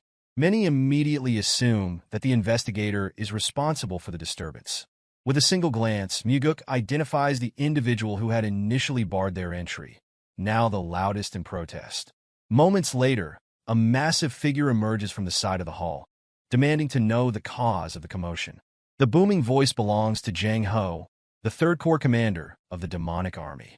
Recognizing him instantly, Daryong recalls his reputation, an individual known not only for his overwhelming martial prowess, but also for his notoriously volatile temper. A faint smile appears on Mugeuk's face as he inquires whether the commander has any grievances. Jang Ho, seething with rage, accuses the investigators of being responsible for the carcass and demands an explanation. In response, Mugeuk discloses that someone within the demonic army had placed it in his bed, leading him to assume it was a cultural practice. Jang Ho suggests a more direct approach, stating that the culprit should simply be punished instead. Mugeuk, however, turns his attention toward the towering commander before him, deciding that the investigation should begin with him. This declaration immediately puts Jang Ho on edge. Without hesitation, Mugeuk demands access to all records related to Jang Ho, including financial transactions and movement logs. In defiance, Jang Ho argues that neither as a special investigation officer nor as the son of the heavenly cult does Mugeuk hold such authority. Unbothered by the protest, Mugeuk calmly asserts otherwise. Enraged, Jang Ho slams his foot against the ground, causing the floor to fracture. Undeterred, Mugeuk explains that such displays of anger are meaningless, cautioning the commander that obstructing an official investigation could be considered treason. Members of the Third Army rush to restrain their commander as Mugeuk repeats his demand to begin the investigation with him. Sometime later, Jang Ho composes himself and sits within the designated office for interrogation. Mugeuk's first words cut straight to the point, questioning how long Jang Ho intends to test him. Though the commander still attempts to feign ignorance, Mugeuk has already discerned the truth. Jang Ho was the one who sent the anonymous letter. Daryong remains perplexed by how Mugeuk arrived at this conclusion. In the end, Jang Ho concedes, admitting to his actions while demanding to know how Mugeuk uncovered the truth. Mugeuk explains that Jang Ho's involvement in the carcass incident was unnecessary, leading to suspicion that he sought to divert attention from himself. Additionally, the members of the Third Corps had reacted with conspicuous restraint when Mugeuk displayed the crow, neither laughing nor expressing outrage. This, combined with the fact that Jang Ho's subordinates exhibited genuine concern for their commander, suggested that someone with such strict discipline would struggle to tolerate corruption within his ranks. However, this was not the sole reason behind Mugeuk's conclusion. When Daryong relayed information through sound transmission, Mugeuk recalled a significant event from his past life, an incident in which the strongest commander within the demonic army met his demise. It was likely that Jang Ho had been killed after sending the anonymous letter in an effort to resolve the internal issues plaguing the army. Jang Ho admits that the letter was a desperate attempt, left vague due to his belief that no action would be taken. Never had he anticipated that the second young master himself would arrive to investigate. Mugeuk presses him further, asking what his thoughts are now that the investigation is underway. Jang Ho, resigned, can only apologize, certain that the situation is beyond saving. Amused, Mugeuk laughs, pondering whether the current generation has adopted a trend of such pessimism. Daryong, however, reminds him that among them, Mugeuk is actually the youngest. Setting amusement aside, Mugeuk finally demands to know the full truth of what transpired in this place. Jang Ho discloses that the demonic army commander has been exploiting the demonic army for personal gain. Rather than serving its intended purpose, he has been accepting payments for assassination requests and coercing subordinates into carrying out the killings. Initially, Mugeuk had assumed Ginyang was merely accepting bribes from a martial arts faction, but the reality far exceeded his expectations. Contemplating the structure of the demonic army, he deduces that the First Corps is likely responsible for carrying out these assassinations. His reasoning stems from their reaction during the investigation. Just as the Third Corps displayed noticeable restraint, the First Corps had been the first to obstruct the inquiry. They had also reacted with the most hostility upon seeing the crow's carcass. Jang Ho then reveals a crucial piece of information. The martial artist believed to have committed suicide after killing the previous investigator had been a close friend. That individual had also been the first to send an anonymous letter exposing the corruption. When pressed further, Jang Ho explains that both of them had joined the cult at the same time, forming a bond akin to family. His voice heavy with conviction, Jang Ho asserts that the demonic army commander must have issued the order for his friend's death, with Go Dang, the First Corps commander, personally carrying out the execution. If this claim holds true, then the case extends beyond simple misconduct. It is a vast corruption scandal implicating the demonic army commander and the entire First Corps. Mugeuk remains certain that both his father and Sima Myung have already grasped the enormity of the situation. His father, it seems, is testing him, gauging whether he can resolve this crisis, even when pitted against the formidable demonic army commander. Turning to Jang Ho, Mugeuk acknowledges the depth of his loyalty, stating that he had chosen his friend well. Without hesitation, he expresses gratitude for the Third Army commander's courage. Overcome with emotion, Jang Ho sheds tears upon hearing those words. Beside him, Daryong also succumbs to the weight of the moment, his sorrow evident in the face of such a harrowing truth. As this day unfolds, a glimmer of hope begins to stir within Mugeuk. Perhaps the lost demonic path is not as irredeemable as it once seemed. The heavenly demon-divine cult that he envisions is one where individuals like Jang Ho hold significant roles, ensuring that integrity and loyalty prevail. Unlike in his previous life, Jang Ho will not meet his end this time. The purpose of Mugeuk's regression is clear: to prevent the deaths of those who should not perish. Sometime later, the two special investigators walked through the courtyard of the demonic dragon court. As they moved, Daryong remarked on the contrast between the rumors he had heard about Mugeuk and the reality before him. He hesitantly admitted that certain rumors suggested Mugeuk was unfit to become the heavenly demon. Mugeuk responded with a calm smile, regarding such rumors as a form of compliment. To him, being deemed suitable for that role was not necessarily praise, as the cult, in its current state, was not governed by terror. He further noted that change was overdue. Without transformation, only destruction awaited, the annihilation of his family and the downfall of the cult itself. The next day, an officer arrived in distress, urging Mugeuk to come immediately. Without delay, he and Daryong rushed through the corridor leading to the court. Upon arrival, Mugeuk was met with an unsettling sight: a faction of the army blocking the way, while several officers lay on the ground, brutally beaten to the brink of death. Among them, Daryong had also sustained injuries. Despite this, he assured that he was fine and directed attention to a severely wounded colleague. Surveying the injuries, Mugeuk quickly identified broken ribs and instructed the others to escort the wounded man to the infirmary. Without hesitation, they carried him away for treatment, while the First Corps remained stationed, obstructing the corridor. Turning his attention to them, Mugeuk inquired whether Go Dang was responsible for the attack. Without hesitation, Go Dang confirmed it. Pressing further, Mugeuk demanded to know why an investigator from the Nirvana Pavilion had been harmed. The commander nonchalantly explained that the investigator had brushed against his shoulder in passing and failed to offer an apology, so he had simply taught him a lesson. Mugeuk, however, was certain that Go Dang had been the one to initiate the collision and would not have let the matter go, regardless of any apology. In response, Go Dang merely laughed, confirming the accuracy of this assumption. Locking eyes with him, Mugeuk stated that he was nothing more than a poison to the cult. Without hesitation, he laid out the list of crimes committed, revealing that Go Dang had killed other cult members in the same manner before. 2 years prior, he had also slain 3 individuals after an altercation at a bar. Unbothered by the accusations, Go Dang scoffed, dismissing the victims as worthless individuals who failed to show proper reverence to the demonic army.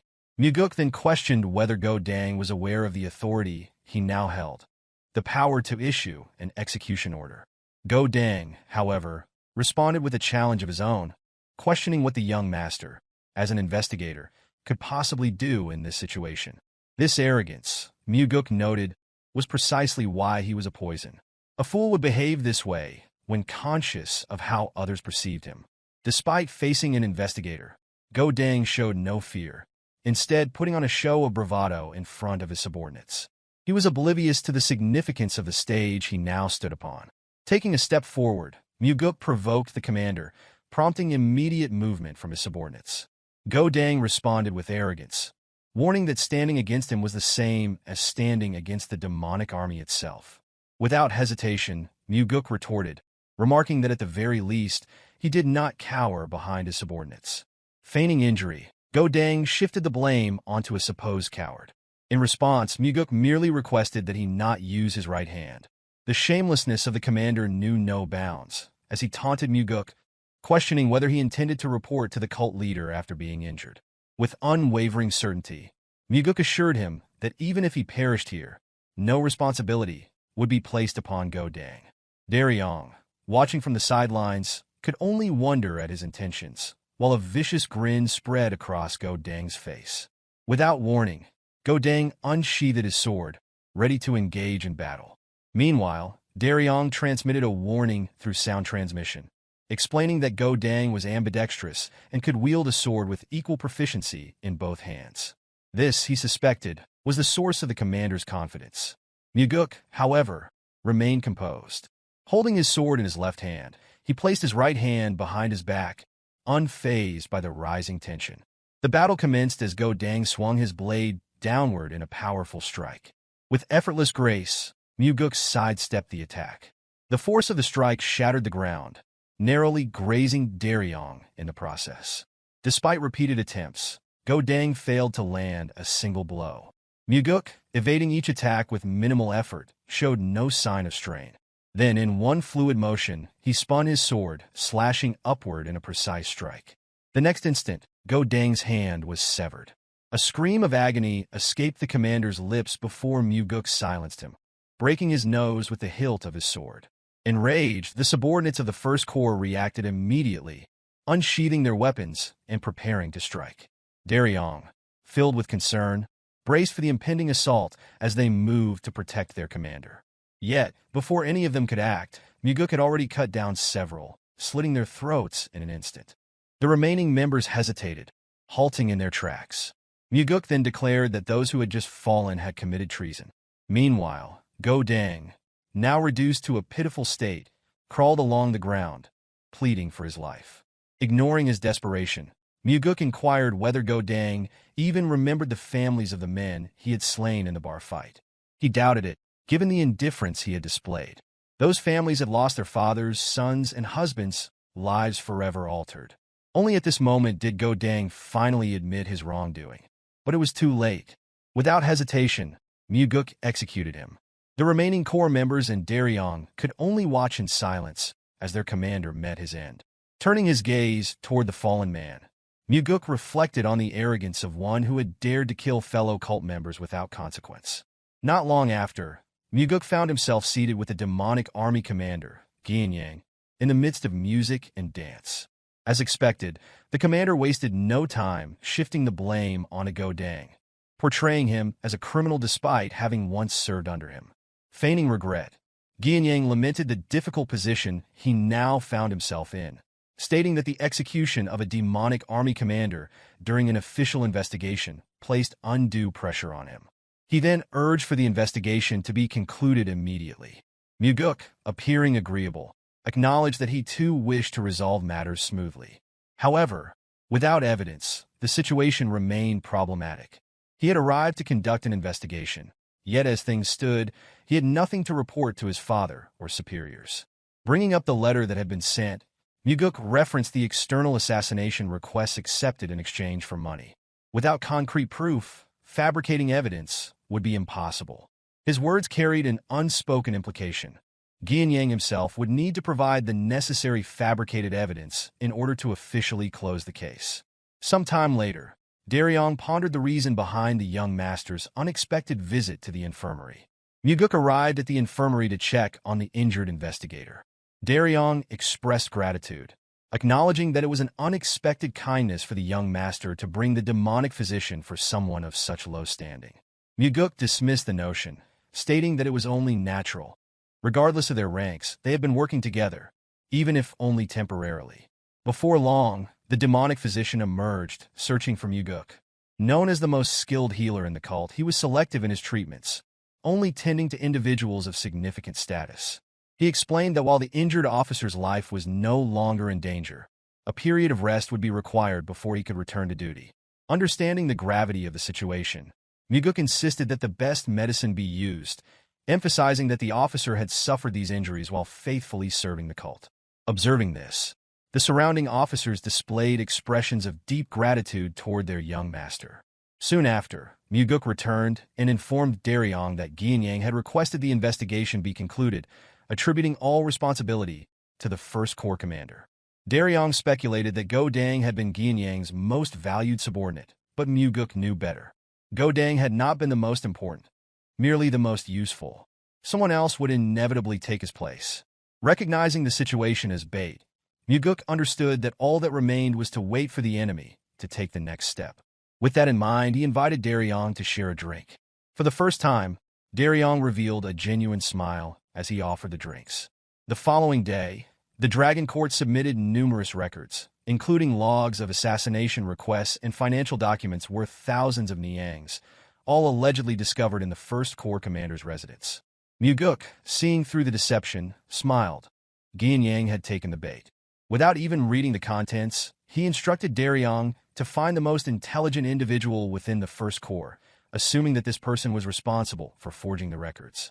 Meanwhile, Mugeuk planned to meet Geom once again to stall for time. Shortly after, Mugeuk presented the evidence allegedly found in Go Dang's residence. Geom appeared pleased and, now that the matter seemed resolved, proposed another round of drinks at their previous gathering place. However, Mugeuk pointed out an issue. The evidence had been provided by the demonic army itself, whereas proper investigative protocol required it to be discovered independently. Brushing off the concern, Geom dismissed the importance of the detail. Mugeuk, however, remained firm. The chief advisor was no fool. If he discovered that the evidence had been handed over rather than uncovered through proper channels, he would question the legitimacy of the investigation and its results. With this in mind, Mugeuk proposed a temporary large-scale investigation, a mere formality to create the illusion of proper procedure. He assured Geom that he had no real desire to investigate further and only required some standard official documents. Eventually, Geom agreed, promising to instruct his subordinates to cooperate. What Mugeuk truly sought was not classified information, but the earliest documents used to hire the demonic army, as well as wills left behind by those sent on high-risk missions. By analyzing the handwriting, he could identify who had forged the records in the request logs. Before long, Mugeuk confronted Yonggu, the individual he suspected of fabricating the assassination request logs. Yonggu immediately denied the accusation, but Mugeuk had already determined that this man likely knew very little. Instead of pressing him, he merely encouraged Yonggu to be honest. Still, Yonggu feigned ignorance, insisting that he had never received direct orders from the commander. Mugeuk, understanding his fear, realized that the man was more concerned about Geom eliminating him. Seeing no reason to continue the interrogation, Mugeuk dismissed him. Since Yonggu refused to answer, nothing could be done. Mugeuk admitted that he disliked the idea of torturing a subordinate who had merely followed orders. However, he also knew that while the investigator would eventually leave this place, the demonic army commander would not allow Yonggu to survive for long. By now, Geom had likely heard of the investigator questioning Yonggu.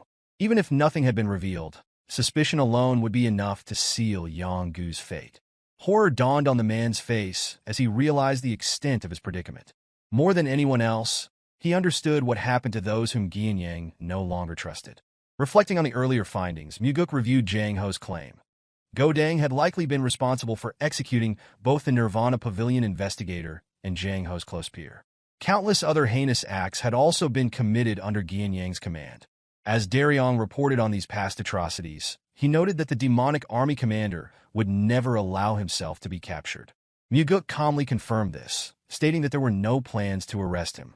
Daryong, taken aback, struggled to comprehend the young master's intentions. Mugeuk had already made his decision. Geom would be executed.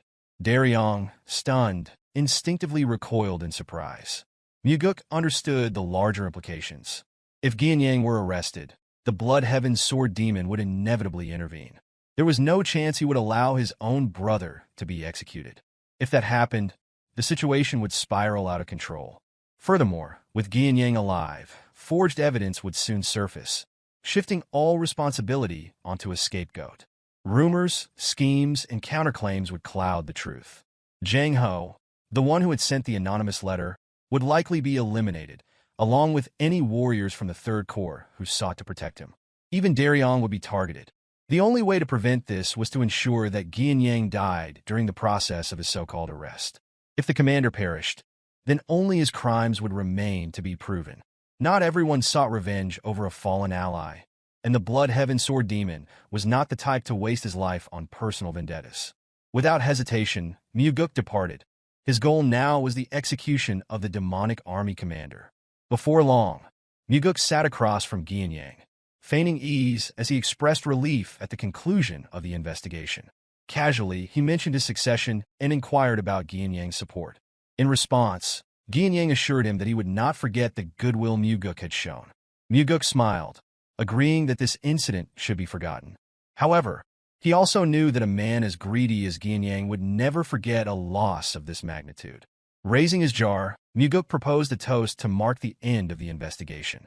As he poured the drink, he pondered why Gianyang had done it. Given his vast wealth, he should have had enough resources to live comfortably for the rest of his life. He wondered, then, why he had gone to such extremes, even manipulating the demonic army for profit.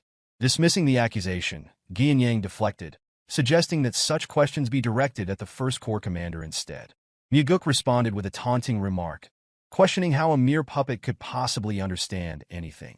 His provocation continued, suggesting that within the pitch darkness inside Gianyang, there was nothing but insatiable greed, a hunger that would never cease. The tension escalated as Gianyang, unable to contain his rage, crushed the glass in his hand. His voice carried both frustration and disbelief as he accused Mugeuk of losing his mind, claiming he was consumed by bloodlust. Mugeuk, unfazed, calmly raised his own glass.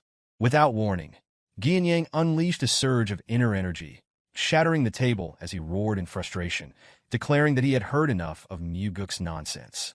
Yet his display of fury was met with nothing more than indifference, as Mugeuk continued sipping his drink, unmoved by the outburst. Before Gianyang could even react, a sword had already pierced through his chest. Mugeuk, executing the fifth technique of the soaring sword art, Heavenly Strike, delivered a fatal blow while finishing his drink.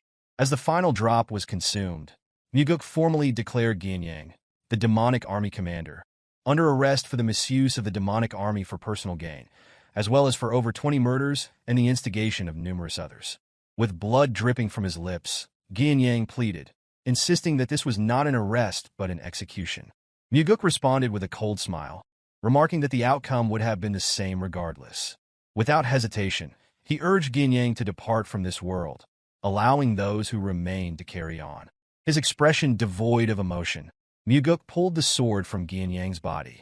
The former commander had only a fleeting moment left to cough up blood before drawing his final breath. Soon after, members of the army gathered in the office, accompanied by several officers. Mugeuk addressed them with authority, announcing that the demonic army commander had died while resisting arrest for his grievous crimes. Without hesitation, he instructed Darion to detain all members of the First Corps and imprison them, ensuring that a formal investigation into the matter would proceed. He then commanded Zhang Ho, the Third Corps commander, to mobilize his forces, excluding any First Corps members, to act as investigators and carry out the arrests. With full authority over the situation, Mugeuk's orders now held the weight of the cult leader himself. Compliance was immediate. Observing those who would carry out his orders, Mugeuk felt a glimmer of hope for the future of the demonic cult. After issuing the necessary commands, he made his way back to the demonic cult's castle, where his father conducted official affairs. Walking alone through the empty hall, he prepared to report his conclusions to his father, accompanied only by Sima Myung and the Blood Heaven Sword Demon. Meeting the gaze of the brother of the man he had just executed, Mugeuk's conviction in the truth remained steadfast. With formal decorum, he bowed before his father and then greeted the Blood Heaven Sword Demon, expressing pleasure in seeing him again. The elder warrior, unceremoniously referred to as a cursed old man, wasted no time in addressing the heavenly demon, demanding an explanation from the second young master regarding the incident. Mugeuk responded curtly, stating that everything was detailed in the report and advising him to simply read it. However, the Blood Heaven Sword Demon insisted on hearing the explanation firsthand. The silence of both the cult leader and Sima Myung signified their approval of this demand. Mugeuk complied, summarizing the investigation's findings. Yang had committed heinous crimes, and during his arrest, he had attempted to retaliate. With a measured tone, Mugeuk offered an apology.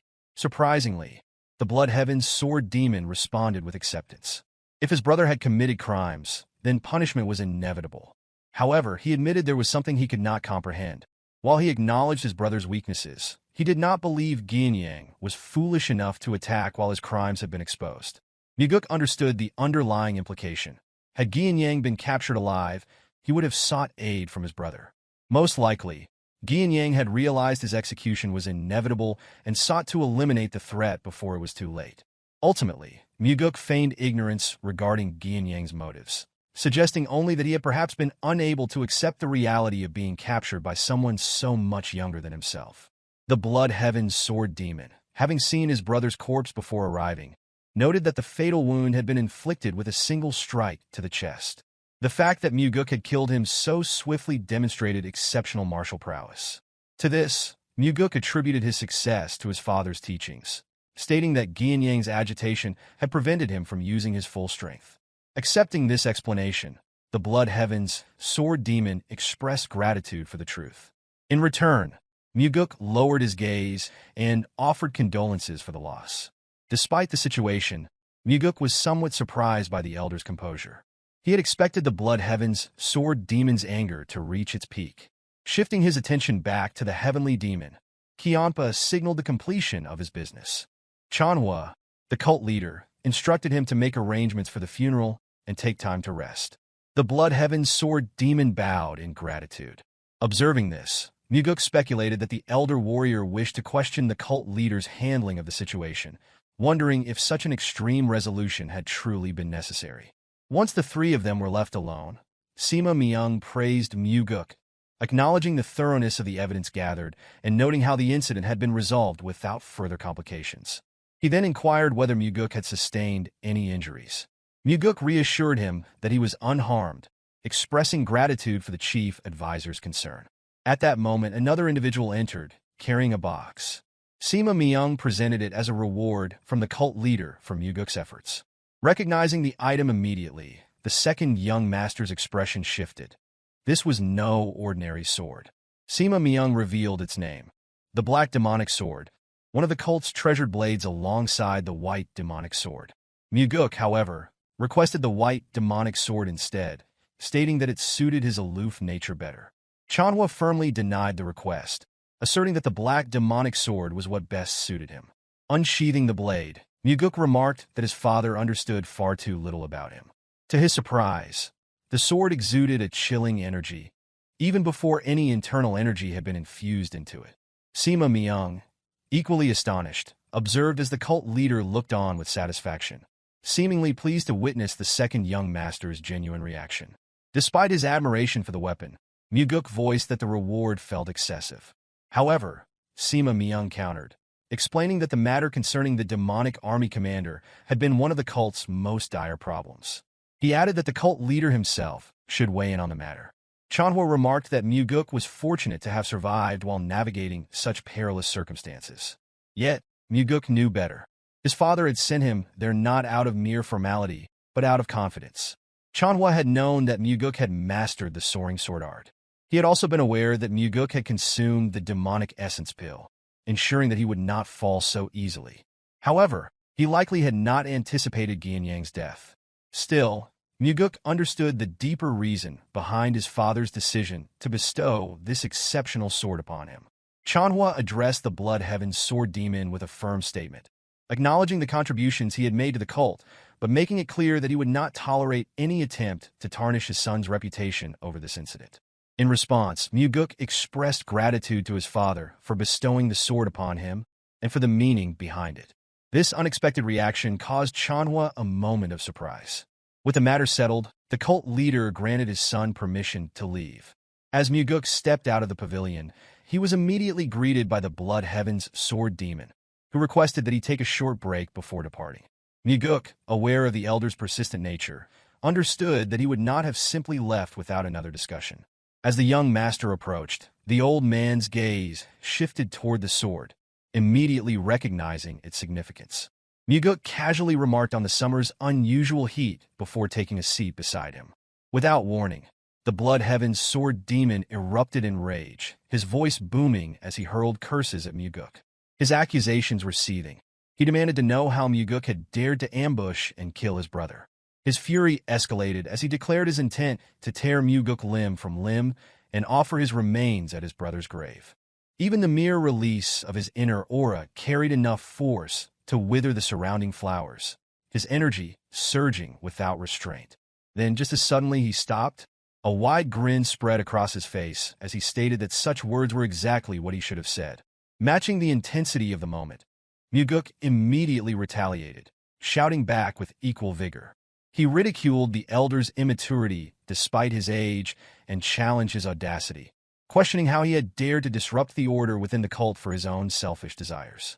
Without hesitation, he issued a warning, declaring that if the Blood Heaven's sword demon dared to act in retribution for his corrupt brother, then Mugeuk would personally dismember his body and grind him into dust.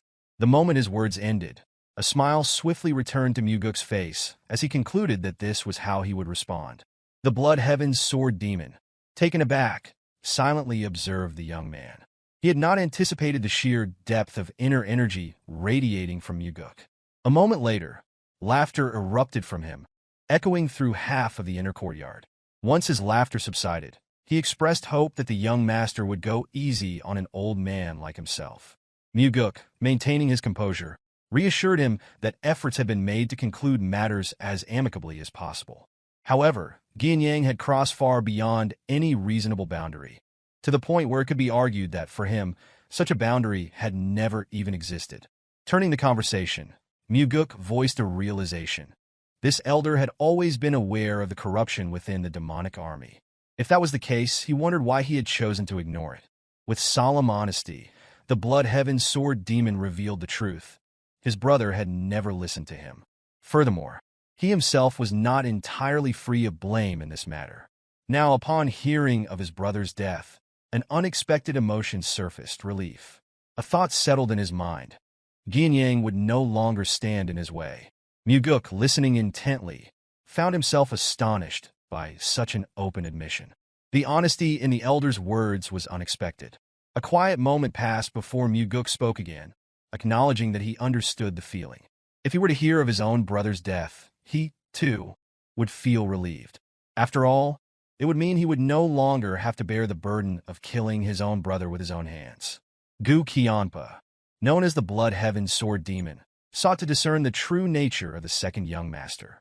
On the other hand, Mugeuk pondered what the old warrior perceived when looking at him.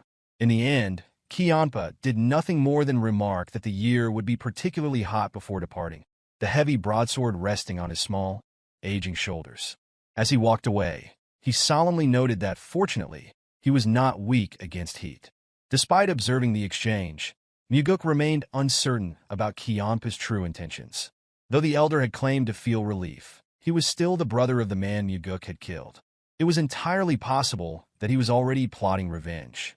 Alternatively, he might choose to let the incident drift away, much like the passing clouds in the sky.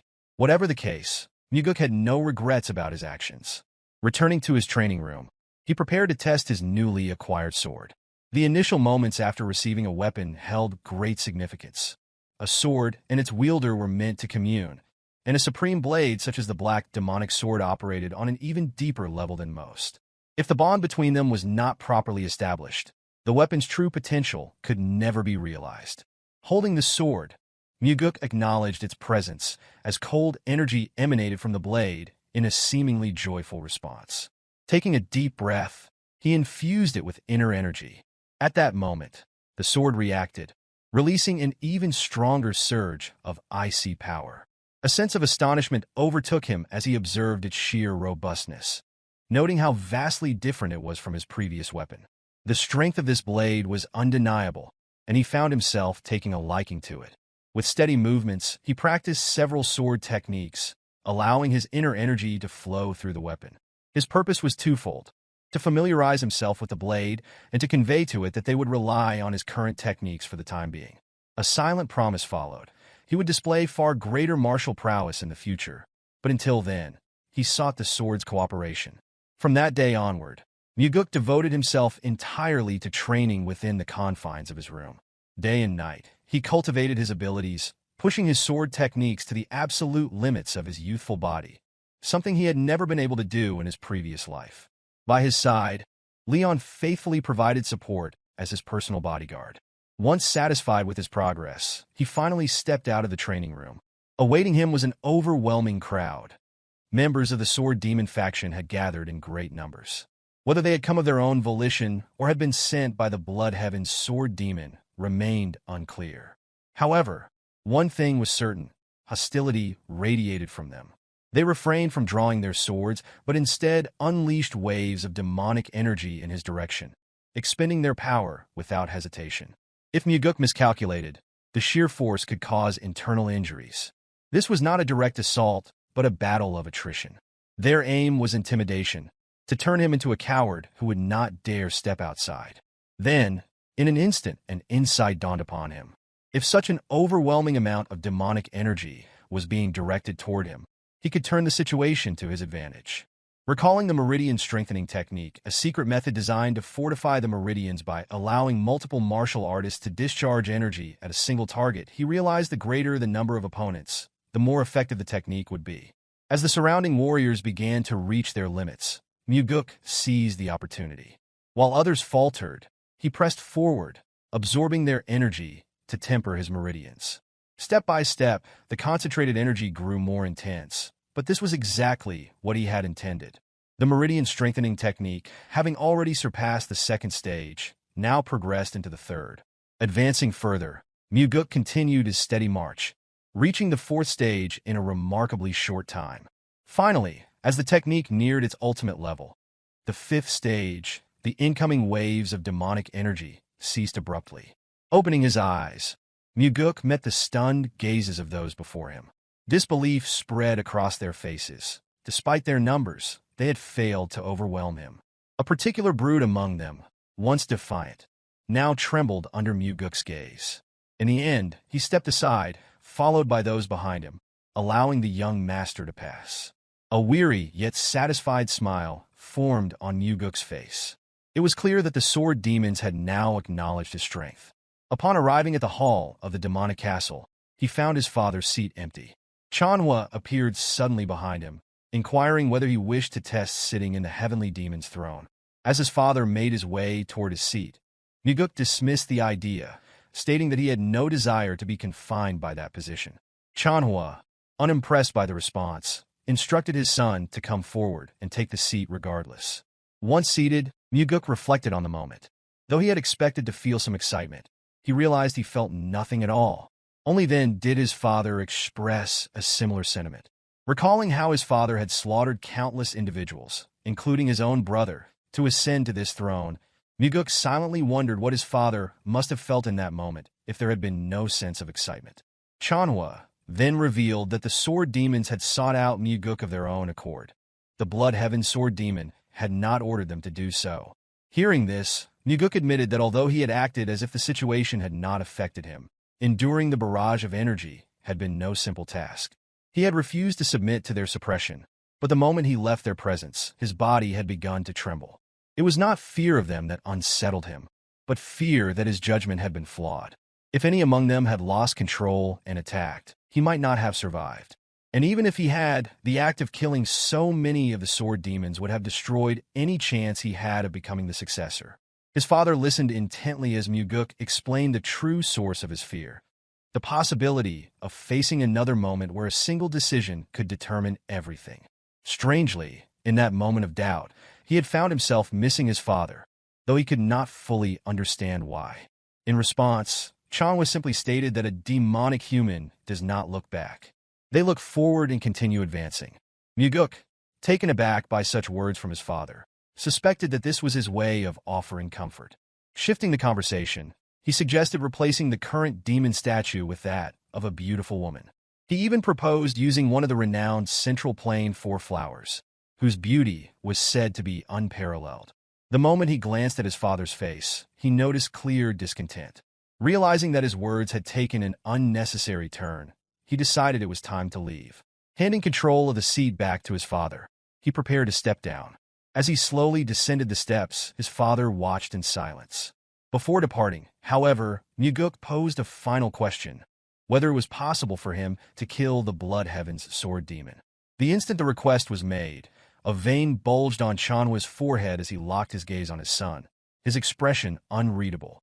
In the end, a dismissive laugh escapes from Chanhwa as he acknowledges that while Mugeuk may possess the ability to defeat the demonic army commander, he stands no chance against the Blood Heaven's sword demon. In response, Mugeuk questions the reason behind his father's actions, wondering why conflict was created between them in the first place. He then demands that Chanhwa take responsibility. Chanhwa affirms his responsibility by declaring that Mugeuk will assume leadership of the Nirvana Pavilion, an inspector bureau within the cult. With a calculated tone, he provokes his son by echoing his own words about maintaining discipline and order within the cult. Mugeuk cannot help but speculate whether his father is merely using him to resolve long-delayed matters, indifferent to whether he survives or perishes in the process. Eventually, he abandons any further attempts to decipher his father's true intentions, choosing instead to focus on decisions based on what he directly perceives. Chanhwa is known for leaving cryptic messages on walls for his children. Yet he is also a man who will not hesitate to place them in peril if they prove useful to his plans. Mugeuk then expresses his thoughts, likening his father's expectations to sending a man to slaughter a cow without so much as a sword in hand. His words hint at a deeper intent. Surprise flickers across Chanhwa's face upon realizing that Mugeuk seeks entry into the Heavenly Demon Archives, a repository of rare and secret Murim manuals. Only a select few, including the Heavenly Demon, are granted access. With a skeptical tone, Chanhwa warns that simply entering the archives will not guarantee the discovery of supreme martial arts. The sheer number of manuals housed within would be overwhelming, making it unlikely for Mugeuk to find anything more formidable than the soaring sword art he already possesses. Despite this, Mugeuk expresses a desire to test his luck. Chanhwa, while still harboring suspicions regarding his son's true intentions, ultimately grants Mugeuk 7 days within the archives. Accepting this, Mugeuk subtly implies that his leadership of the Nirvana Pavilion is a price for this opportunity. In another life, Mugeuk was meant to be dead. Years had passed since his departure, and with his disfigured face, none could recognize him. Back then, it had taken him an arduous journey to rise from an ordinary warrior to a position where he could converse privately with the cult leader. During one such meeting, he had learned of a certain martial art. The Strides of the Wind God was regarded as the greatest mobility technique, consisting of only 4 steps. It had once served as a supporting technique for the Heavenly Demon's martial arts, but was eventually lost to history. The manual was said to have been discovered by Ju Baekdo, the cult leader of that time, who secured his rise to power after finding it within the Heavenly Demon Archives. However, he had later revealed that the manuals were not located among the bookshelves.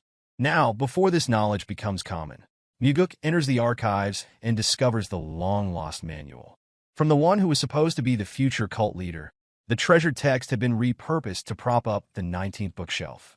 A knowing smile appears as Mugeuk retrieves the manual, realizing that these 4 strides alone would be enough to traverse the world freely. Without hesitation, he begins meditating to absorb its teachings. The first step, Shadow Step, is designed for infiltration, initially allowing evasion from a single individual. With mastery, however, its effectiveness expands to escape detection from entire groups. The second, Flicker Step, functions as a defensive maneuver, ensuring an escape route even when confronted with an unavoidable attack. The third, Death Step, serves as an aggressive charge, capable of piercing through any defense. The final, Swift Step, is a mobility technique so fast that the word itself fails to encapsulate its true speed. 7 days are spent internalizing the technique.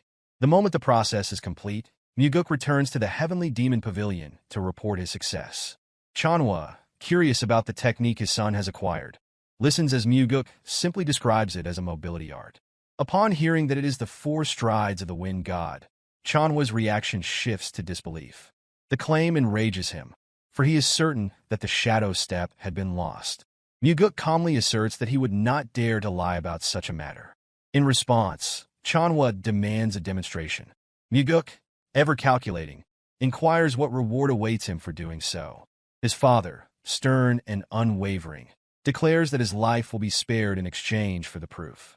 Without another word, Mugeuk closes his eyes and begins executing the lost technique.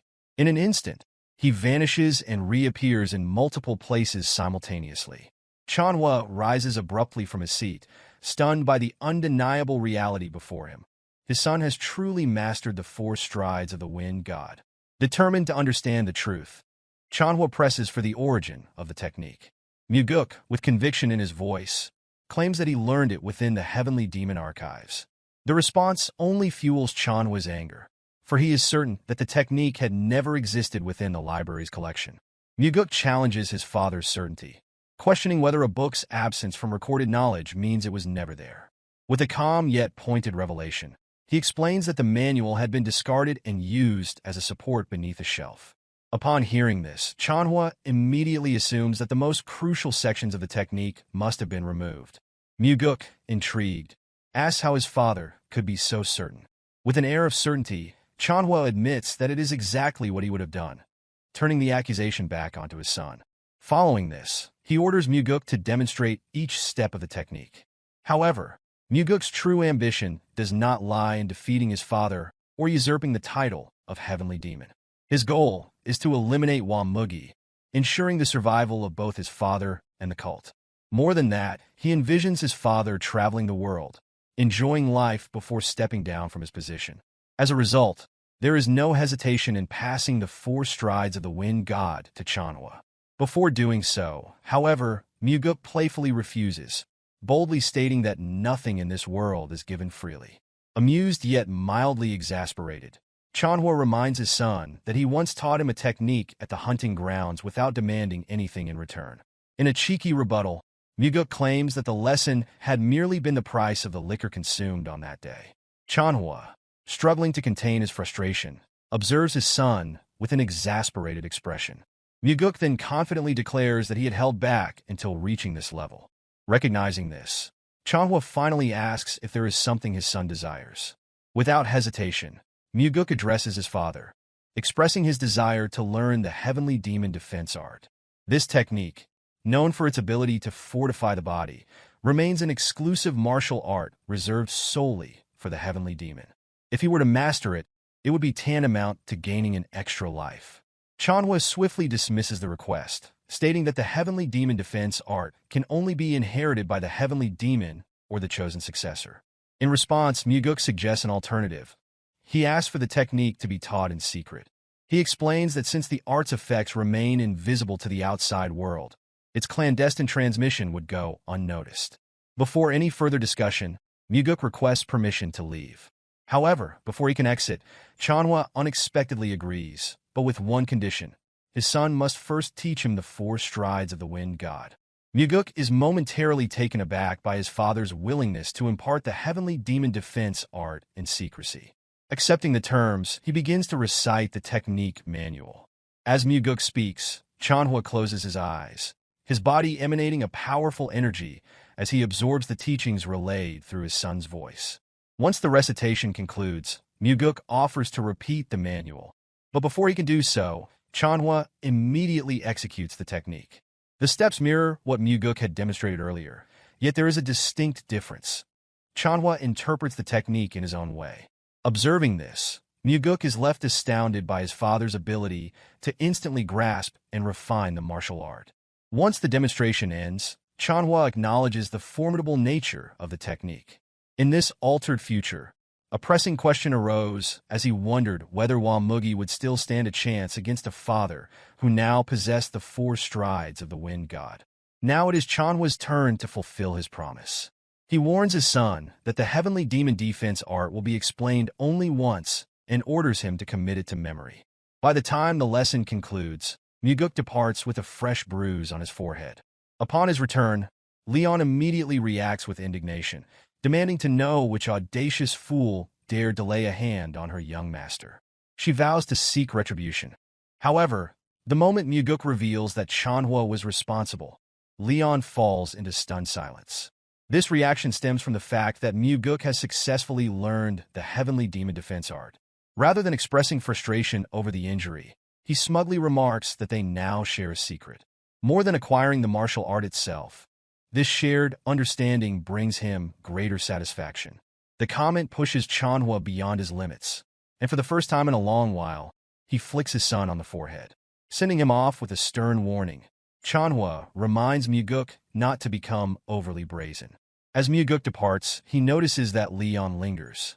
Confused, he questions why she has yet to follow. Blushing, Leon hesitates before conceding that her role is to protect, not to attack. A rare, pleasant smile crosses Mugeuk's face. Such words would have never left her lips in the past.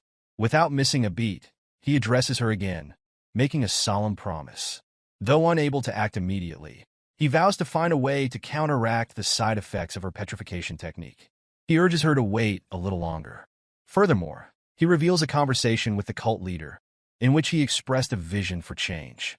The cult, he declared, must evolve into a place where warriors no longer need to sacrifice their bodies to protect others. It should become a sanctuary where individuals like Leon are not forced into actions they do not wish to take. Leon stands speechless, captivated by the weight of his words. As the moment lingers, Mugeuk shifts his demeanor to a formal stance and commands her to listen carefully. She instinctively places her hands together in a bow, awaiting his next statement. With unwavering authority, he announces that, from this moment forward, she is relieved of her duties as his guard warrior. The abrupt declaration leaves Leon momentarily stunned. However, before any assumptions can settle, Mugeuk continues. She has been chosen to serve as the captain of the Phantom Shadow Corps. Confusion flashes across her face, as such a group does not exist. Mugeuk affirms this fact, but clarifies his intention to establish the unit. This elite force will report directly to him, and he seeks her commitment to lead it. Meeting her gaze, he waits for her response, ensuring she fully grasps the sincerity of his offer. After a moment of contemplation, Leon accepts the role with firm conviction. Days later, Mugeuk departs from the cult, making his way to a city he remembers from his past life. Though he had informed Leon of his intent to form his own faction, the reality of such an endeavor is anything but simple. Running an organization requires significant capital, and he plans to acquire it by exploiting an event that once occurred before his regression. A man named Yang Dang announces himself as the appointed leader of an upcoming mission. Recognizing the high pay, he also acknowledges the dangers involved, cautioning all participants to remain vigilant. Issuing a warning, he threatens that anyone who acts foolishly will meet death by his hand. Turning his attention to Mugeuk, Yang Dang identifies him as a new recruit recommended by Warrior CO. For now, Mugeuk intends to follow orders without drawing unnecessary attention. Yang Dang, however, makes it clear that he will be watching him closely. The mission is to escort a woman and her daughter, both clad in yellow robes, to Namping safely. As they prepare for departure, Mugeuk waves at the child, recalling their tragic fate in his past life. This time, he resolves to intervene. Before long, the group sets out, forming a protective formation around the carriage carrying the two passengers. As night approaches, they make camp for the evening. Yang Dang distributes portions of dried beef to the mercenaries, emphasizing the uncertainty of when they will next have a proper meal. Urging them to eat their fill, he unknowingly initiates a deadly trap. As the fire crackles and weary warriors consume their rations, dissatisfaction murmurs through the group. Mugeuk, seated leisurely atop a boulder, refrains from partaking in the meal. Moments later, chaos erupts. Members of the party begin coughing up blood. Confusion flickers through Mugeuk's mind. Poison has taken hold of the others, yet his own body remains unaffected. The realization dawns as Yang Dang steps forward, perfectly unscathed. His expression betrays no remorse, revealing his role in the treachery. Mugeuk's suspicions are confirmed. The leader himself poisoned the food. Disgusted, he wonders what kind of wretched man would betray his own comrades for mere profit. The answer is as pathetic as expected. Yang Dang seeks only wealth and indulgence. As Yang Dang draw his sword, Mugeuk taunts the traitor, remarking that death by his own poison would have been a fitting punishment. Unfazed, Yang Dang sneers, urging Mugeuk to focus on his own survival. Before retribution can be exacted, another party arrives. A single glance is enough for Mugeuk to discern their strength. Rather than act hastily, he allows events to unfold. The true orchestrator of the ambush steps forward, directing his wrath toward the carriage. With a menacing shout, he orders the occupants to emerge, threatening to set the carriage ablaze if they refuse. The woman and her daughter step out, fear evident in their eyes. Frustration laces the ringleader's voice. He had been reprimanded for failing to locate them sooner. As the tension in the air thickens, Mugeuk remains still, carefully observing the unfolding scene. The woman recognizes the ringleader as Warrior Quan. Tears well up in her eyes as she pleads with him to spare her child. Quan acknowledges her request, agreeing to it only in consideration of their past association. However, his demeanor quickly shifts, his voice rising in fury as he demands that she kneel and beg for mercy. His anger stems from her perceived audacity in acting as though she holds authority over him. As her child clings tightly to her, she continues her desperate plea, offering Quan 10 times the amount he was originally promised. He dismisses her offer with little interest, coldly informing her that her father has already been captured. Unexpectedly, Mugeuk raises a hand in a warm wave toward the woman and her daughter. The sudden gesture catches the surrounding lowlifes off guard, prompting murmurs of confusion about the identity of the young man. Without hesitation, Mugeuk steps forward, positioning himself between the woman and her aggressors. With a calm demeanor, he states that he is merely someone who has been paid to ensure the safe passage of the two travelers. When questioned, Yang Dang can only respond with reluctant acknowledgement, admitting that Mugeuk is simply a vagrant he has yet to deal with. Seizing the moment, Yang Dang immediately moves to attack. Unfazed, Mugeuk responds with provocation, labeling them nothing more than common street thugs. He further remarks that once he is finished dealing with the situation, Yang Dang himself will likely be next to die. Enraged, Quan's face flushes red as he vehemently denies betraying his master. Meanwhile, Mugeuk maintains a composed tone, his speech deliberately polite out of consideration for the presence of the child. Irritated beyond restraint, Quan issues a command to his men. He orders them to kill the young man on the spot.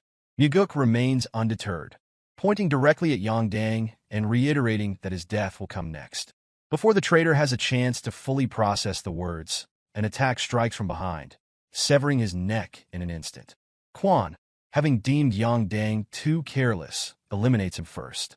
Mugeuk watches the lifeless body fall to the ground, his gaze cold as he regards the corpse of the man who traded loyalty for greed.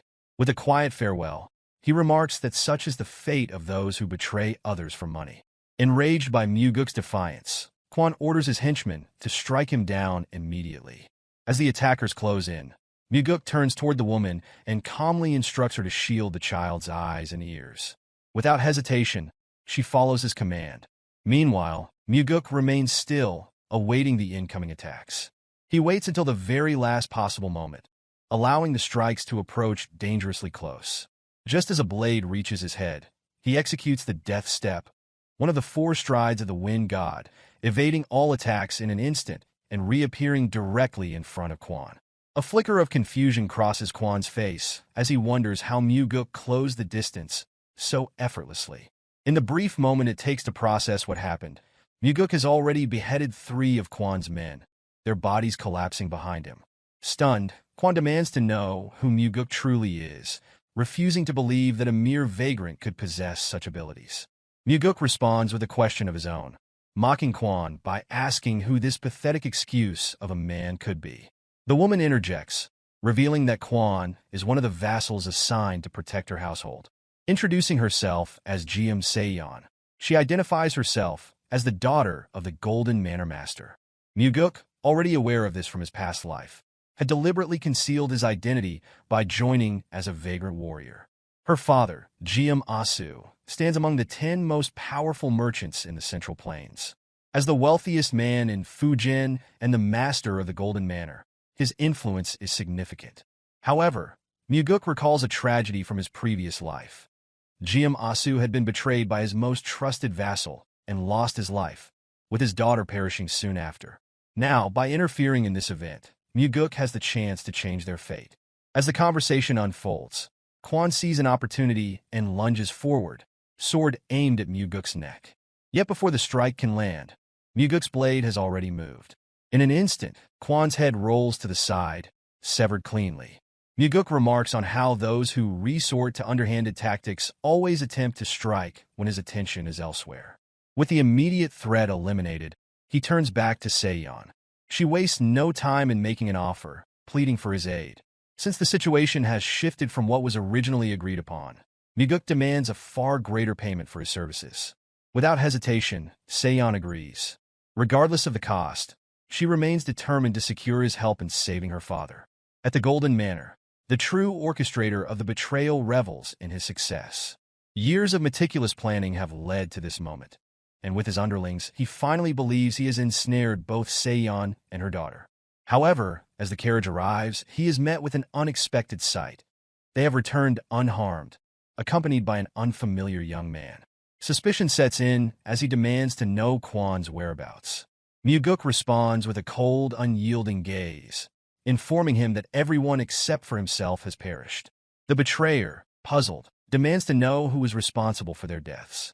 With a slight smirk, Mugeuk offers an answer, an elusive martial master, both young and striking in appearance.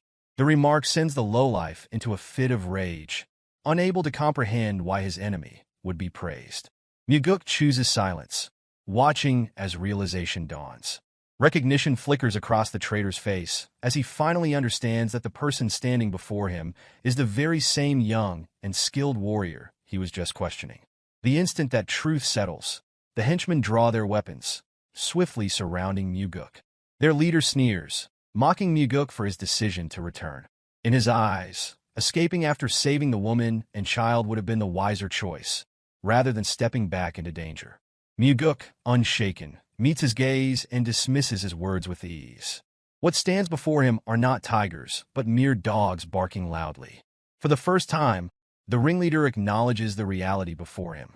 The young man who eliminated Quan and arrived unscathed is not ordinary. Mugeuk exudes confidence, appearing entirely at ease despite being encircled by enemies. Suddenly, the betrayer adopts a more cordial tone, placing his hands together in a gesture of peace. He extends an invitation, suggesting they discuss matters over a drink. Mugeuk, unimpressed, refuses outright. No amount of forced hospitality will change the inevitable outcome. Realizing that diplomacy has failed, the ringleader issues the command to kill him. The moment the order is given, Mugeuk vanishes from sight, reappearing before one of the henchmen with lethal precision. With a single decisive strike, the man collapses lifelessly. The remaining henchmen quickly realize the truth. Mugeuk is far too fast for them to handle. Before any of them can retaliate meaningfully, they fall one after another. The massacre unfolds before their very eyes, each betrayal answered with swift execution. Despite their overwhelming numbers, they stand no chance. Their bodies drop like flies, paying the price for their treachery. The betrayer stands frozen in shock, forced to watch as his underlings are slaughtered by a single man. Horror grips him as he struggles to comprehend the force before him. He could only ask himself who exactly this young warrior was. Mugeuk, unbothered by the disbelief, offers only a simple reply. He is no one, just a hired swordsman who saw an opportunity for great profit. Seizing on this, the ringleader hurriedly offers Mugeuk money in exchange for walking away. Yet Mugeuk remains unmoved. He has already been hired, and he has no interest in the wealth stolen from Geom. Suddenly, a remaining henchman emerges, gripping a sword against Geom's neck. A demand is made. Mugeuk must lower his weapon, or the Golden Manor Master will die. Seiyon, helpless and desperate, pleads for her father's safety. The ringleader, emboldened, reinforces the threat, warning Mugeuk to comply or face the consequences. Instead of obeying, Mugeuk moves swiftly. His sword arcs upward, slicing through the air in a flash. Confusion spreads across the ringleader's face as he fails to grasp what just happened. Within a blink, the blade held against Geom shatters where it was struck. Mugeuk had executed the soaring sword art's fourth form, Flaming Heaven. The technique travels through its target, splitting the henchman cleanly in two. A scream erupts from the ringleader as he witnesses his final ally fall to ruin. Mugeuk turns toward him, expression cold, and mockingly asks him to repeat what he had just said about dropping his sword. Panic overtakes the betrayer, who now pleads for his life, urging Mugeuk to listen. But Mugeuk shows no interest in idle discussions. He tells the traitor to come at him if he wishes to live. Believing Mugeuk has exhausted his energy, the ringleader grips his sword tightly and lunges forward in an all-or-nothing attack. Feigning struggle, Mugeuk pretends to falter, giving the illusion of difficulty. Sensing an advantage, the ringleader pours all of his strength into his assault, convinced that victory is within reach.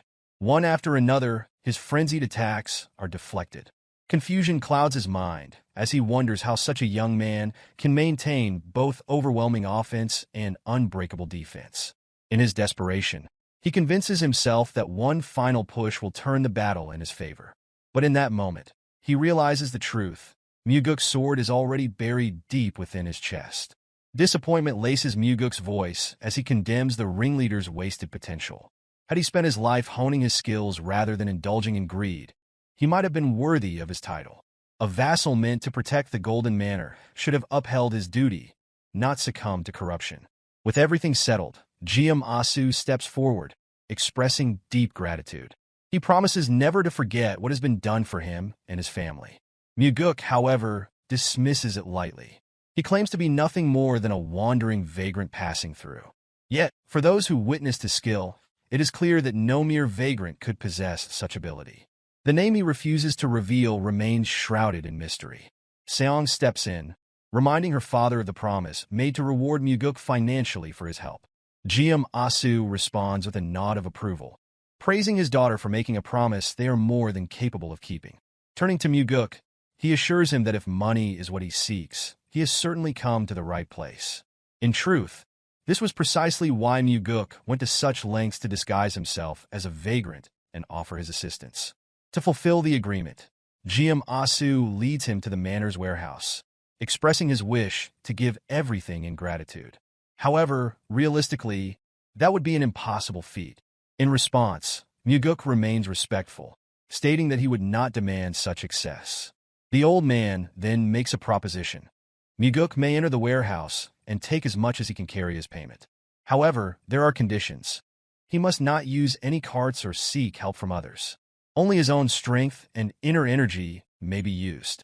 Before proceeding, Mugeuk asks if the old man is truly certain, warning that he is capable of carrying an immense amount. Geom stands firm in his decision, reaffirming that he and his family owe their lives to Mugeuk. Acknowledging this kindness, Mugeuk bows respectfully before stepping into the warehouse. Meanwhile, Seong turns to her father with concern, questioning whether he has considered just how much a skilled martial artist like Mugeuk might be able to take. Geom, however, remains unconcerned. To him, nothing within the warehouse holds more value than the safety of his daughter and granddaughter. Both father and daughter share an unspoken understanding. Mugeuk is no ordinary warrior. Seong, in particular, has observed his hidden strength, sensing the power that lies beneath his unassuming exterior. The old man, having encountered countless individuals in his lifetime, finds himself unable to describe Mugeuk in mere words. Never before has he met someone so young, yet exuding such confidence and an unmistakable presence. As a merchant, he understands that wealth can always be regained, but a connection with someone like Mugeuk is an opportunity that may never come again. Thus, he remains at peace with whatever Mugeuk decides to take. The greater the amount, the deeper the bond they will form. Once the transaction is complete, Mugeuk returns to the Heavenly Demon Pavilion, selling the gold and treasure he obtained from the Golden Manor across various locations. He ensures that no single shop is burdened with too much wealth at once. By the time he is finished, a literal mountain of riches has been exchanged, earning him a staggering sum of 38 million niang. This fortune will serve as the foundation for the elite squad he plans to establish under his direct command. Upon his return, he finds Chanhua seated as usual. As always, his father receives frequent reports from Sima Myung, making critical decisions that determine who will live and who will die. Observing this, Mugeuk cannot help but wonder if this is truly the life his father desires. As he approaches to deliver his report, a thought crosses his mind. Perhaps, like himself and Leon, his father also harbors the desire to step away from the role of heavenly demon and venture beyond the cult's confines. Standing before his father, Mugeuk explains that he ventured outside to earn money, reasoning that he cannot continue to rely on his father's wealth and will require substantial funding for the future. This piques Chanhwa's curiosity, prompting him to inquire about how his son intends to use it. The response leaves Chanhwa momentarily stunned. Mugeuk wishes to form his own private faction. Just as the Demon Supremes each command their own subordinates, he asserts that he will need his own force to contend with them. Chanhwa, however, rejects the idea outright. If Mugeuk establishes his own squad, his brother will demand the same, leading to division within both the family and the cult. Anticipating this resistance, Mugeuk presents a bamboo slip, offering it to his father. Upon inspecting its contents, Chanhwa immediately questions the meaning of the sum written inside. Shock overtakes him when Mugeuk calmly explains that the money is an allowance from son to father. Chanhwa dismisses the notion, insisting that his wealth is already beyond measure. However, Mugeuk is well aware that while his father is the wealthiest individual in the world, the vast fortune he commands belongs to the cult. What he has just given is his personal token of gratitude, an offering to thank his father for bringing him into the world and raising him. He simply wishes to do this once and requests permission to leave, encouraging his father to rest well. Chanhwa remains silent, pride evident in his expression. Yet, due to his position as heavenly demon, he cannot openly acknowledge the sentiment. Beyond that, the money he has just received is his alone, separate from the cult's resources. With this gift, Mugeuk hopes that his father will be able to enjoy life as he desires. Not as the leader of the cult, but as a man free to make his own choices. The next day, preparations begin for Mugeuk's official induction as the master of the Nirvana Pavilion. Leon stands beside him as final arrangements are made. Once all is set, Daryong arrives to inform them that everything is ready. The announcement surprises Mugeuk, as he had not expected Daryong to personally report on the matter. Despite the unexpected nature of the appointment, Daryong expresses full confidence that his new master will serve the cult well. Under the bright morning sky, the members of the pavilion gather in neat formation. The next chapter of Mugeuk's life begins with capable allies at his side. Stepping outside, he is met with enthusiastic greetings from the pavilion members. The warm reception catches him off guard. He had not expected such a friendly atmosphere. Suspicious, he suspects that Daryong may have threatened them with pay cuts if they failed to show enthusiasm. However, Daryong denies this, explaining that the pavilion's members hold genuine respect for their new leader. Their admiration stems from the events surrounding the demonic army commander's investigation. Previously, Go Dang, the first corps commander, had killed the investigator assigned to the case. Yet when Mugeuk conducted his own inquiry, only one investigator was injured. In that moment, Mugeuk personally ensured the man received medical attention from the demonic physician. Beyond that, he had personally avenged them by crushing Go Dang's skull. With the gathered members awaiting his address, Daryong prompts him to speak. Mugeuk steps forward and begins. He admits that even he does not know whether their lives will improve or worsen under his leadership. However, there is one certainty. Under his command, their hearts will race faster than ever before. The ceremony concludes with resounding cheers from the pavilion members, a clear signal of the unity and direction they will move toward. Once fully immersed in his duties, Mugeuk quickly discovers troubling information. Upon requesting reports of past cases where justice had been obstructed, he finds multiple instances involving the heaven demons. Daryong shares in his frustration, but acknowledges that the timing of this discovery is particularly unfortunate. It coincides with the involvement of a subordinate of the Blood Heaven Sword Demon.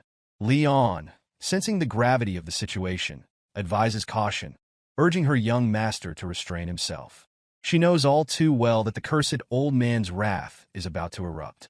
Mugeuk, however, merely hands her the report and instructs her to read it. The injustice detailed within the pages is too egregious to be ignored. As her eyes scan the document, her expression shifts. Any hesitation vanishes. Rather than advising restraint, she now insists that something must be done. At the entertainment pavilion, a middle-aged man sat alone, drinking in silence. The barkeeper, observing his pitiful state, urged him to stop, concerned by how helpless he appeared. However, the man, drowning in despair, continued, unable to suppress his misery. He muttered bitterly about the scum from the heaven demons, the ones who had left his child in a coma for 10 days, yet were acquitted as innocent. The barkeeper, attempting to console him, reminded him that the Nirvana Pavilion was investigating the case. But the man had already lost faith, revealing that the investigator concluded his child had merely been sparring with a friend and was injured in the process. Seething with anger, he cursed the father of the child who led the attack. 100-Sword Demon, a subordinate of the Blood Heaven Sword Demon and the leader of the 100-Sword Demons. Hopelessness filled his voice as he lamented that the Nirvana Pavilion investigator was no different from the rest. The barkeeper, worried for his safety, repeatedly urged him to stop speaking in such a manner, fearing that an investigator might overhear and take his life. But the man no longer cared. Having lost everything, he had already given up on life. If his son did not wake, his wife would not be able to endure either.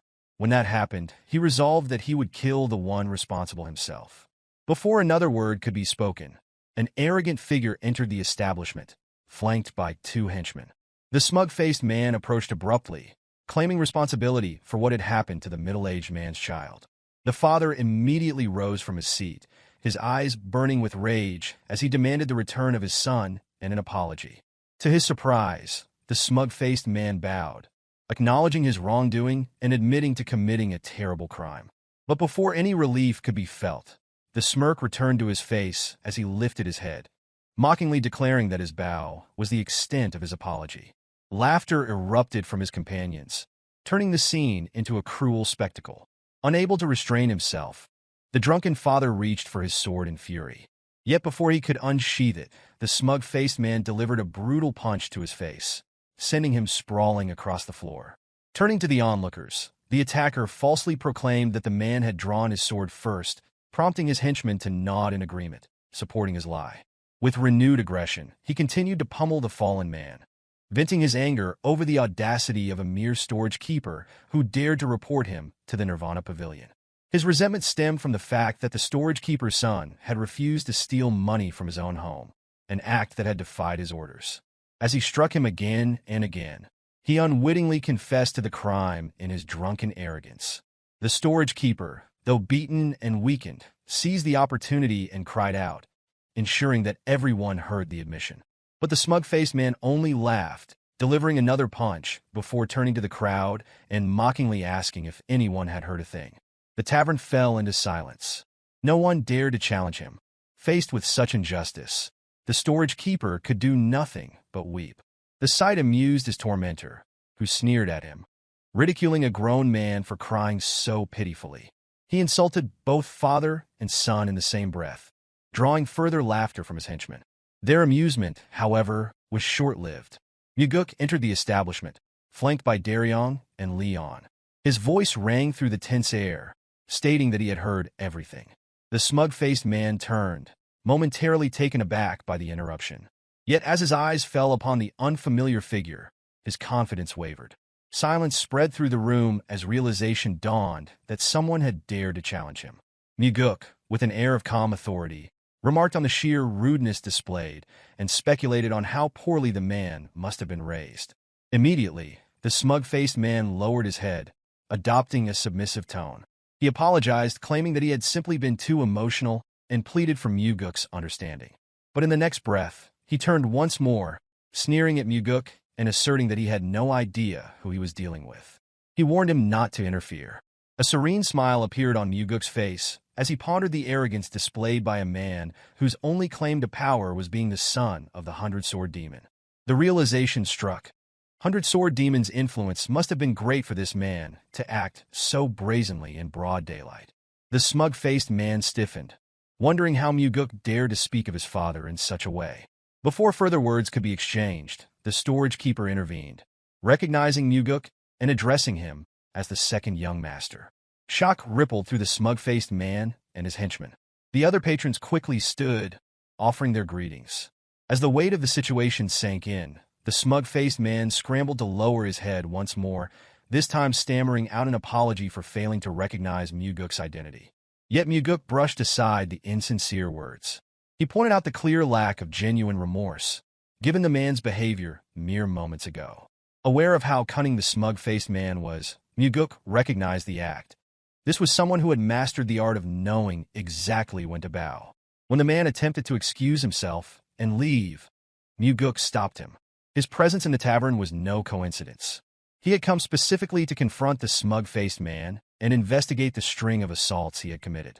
The accused, grasping at straws, insisted that the Nirvana Pavilion had already cleared him of all wrongdoing. Unfazed, Mugeuk declared that the case would be reinvestigated. The repeated extortion of money constituted habitual robbery. The coercion of minors into theft was instigation. The severe beating of his so-called friend amounted to attempted murder. On top of that, there was the assault against the father. With these crimes laid bare, Mugeuk passed judgment, 20 years of imprisonment. Desperate to defend himself, the smug-faced man argued that it had merely been a sparring match. Mugeuk reminded him that a confession had already been made, one that he, as the Nirvana Pavilion master, had personally witnessed. Outraged, the condemned man refused to accept the sentence, declaring that his father would never stand by and allow this to happen. Mugeuk reassured him that he need not worry about his father's interference. The 100-sword demon would soon be too occupied to come to his aid. The smug-faced man froze as Mugeuk continued. His father, too, would be arrested for conspiring with a Nirvana Pavilion investigator. Panic set in, turning into fury. The prisoner spat out threats, vowing that once his father was freed, he would take revenge. Mugeuk, having heard enough, silenced him with a swift and effortless jab.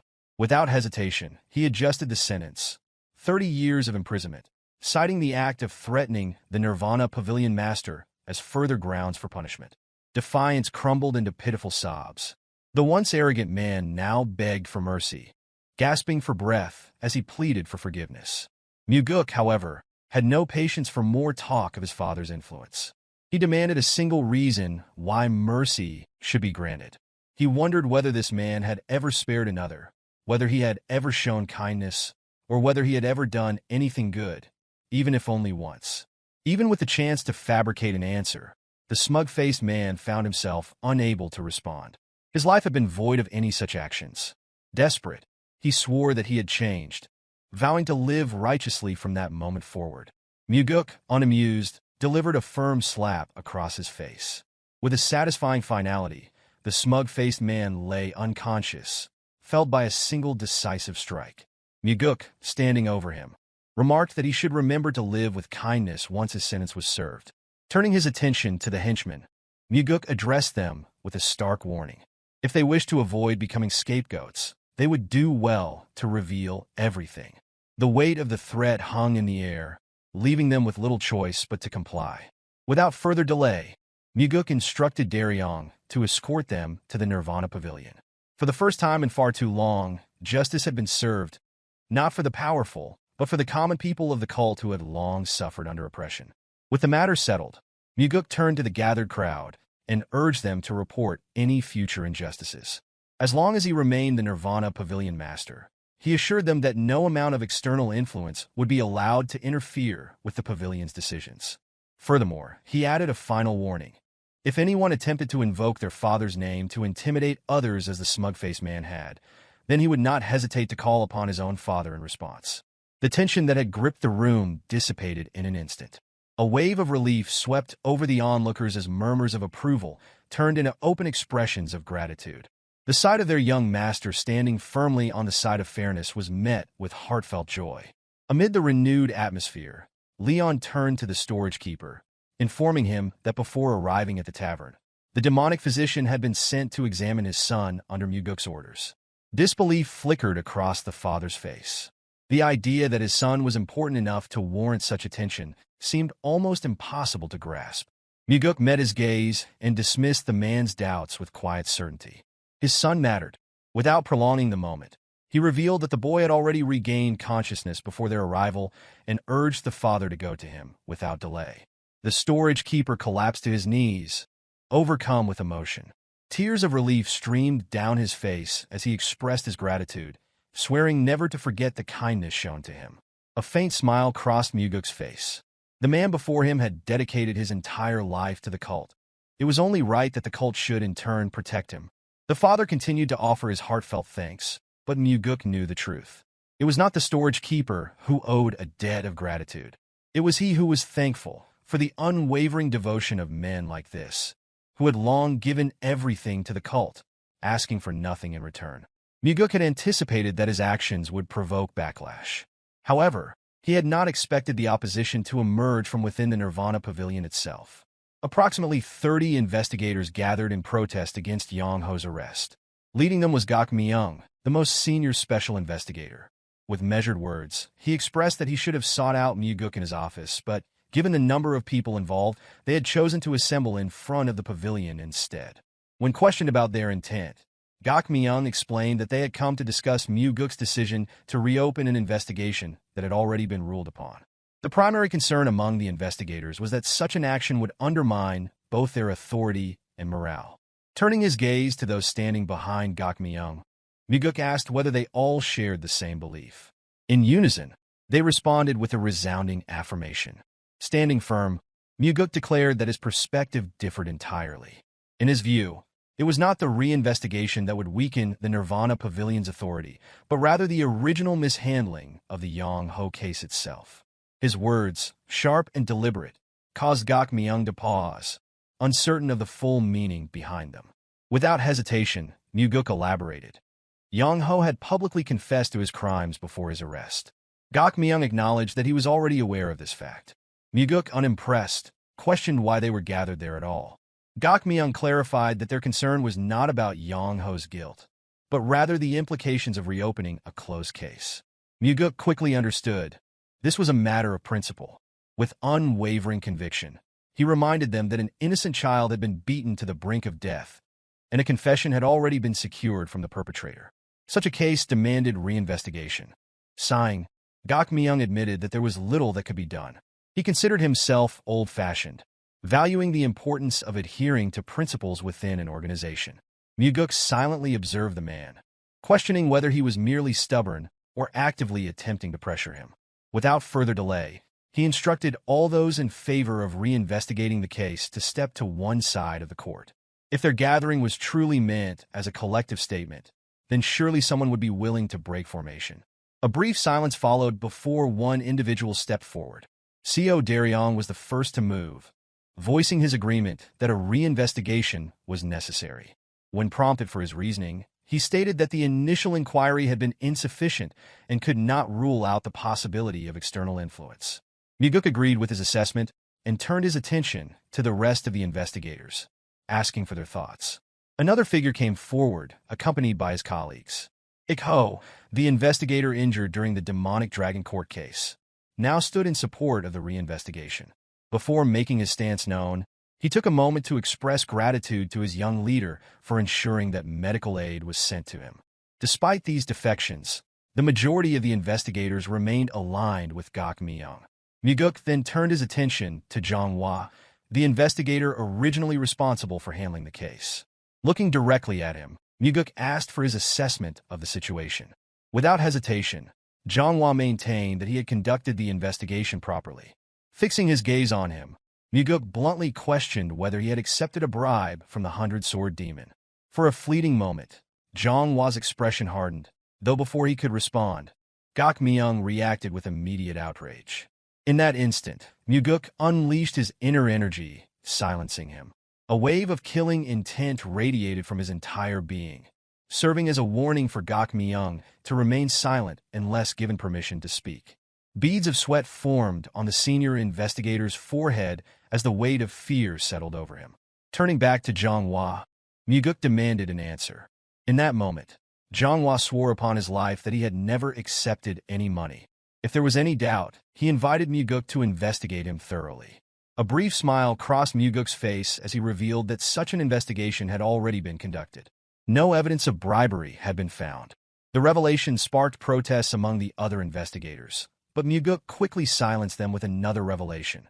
This special investigation had been carried out under direct orders from the cult leader. Gok Myung's expression shifted to one of shock upon hearing that the cult leader himself had been involved. Curious, Mugeuk then questioned why Zhang Hua had covered up the case if he had not been bribed.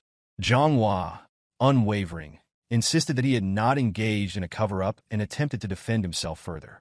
Mugeuk cut him off, pointedly questioning whether he had been threatened with harm to his sister. A brief moment of silence followed before Zhang Hua's expression betrayed him. Without directly answering, his reaction confirmed the truth. Mugeuk, in a roundabout way, commended him. The reports had described Zhang Hua as an incorruptible investigator, and this proved it. But then, he wondered why someone with such integrity had handled the case so poorly. The answer became clear. Zhang Hua had a singular weakness. His younger sister, the only family he had been used as leverage against him. Gok Myung, still processing the situation, demanded confirmation. He repeated the question, pressing for an answer, wondering whether Zhang Hua had truly been threatened by the 100-sword demon. Zhang Hua remained silent. Meanwhile, Mugeuk understood why Gok Myung had gathered so many people in protest. Zhang Hua was a junior investigator he cared for deeply.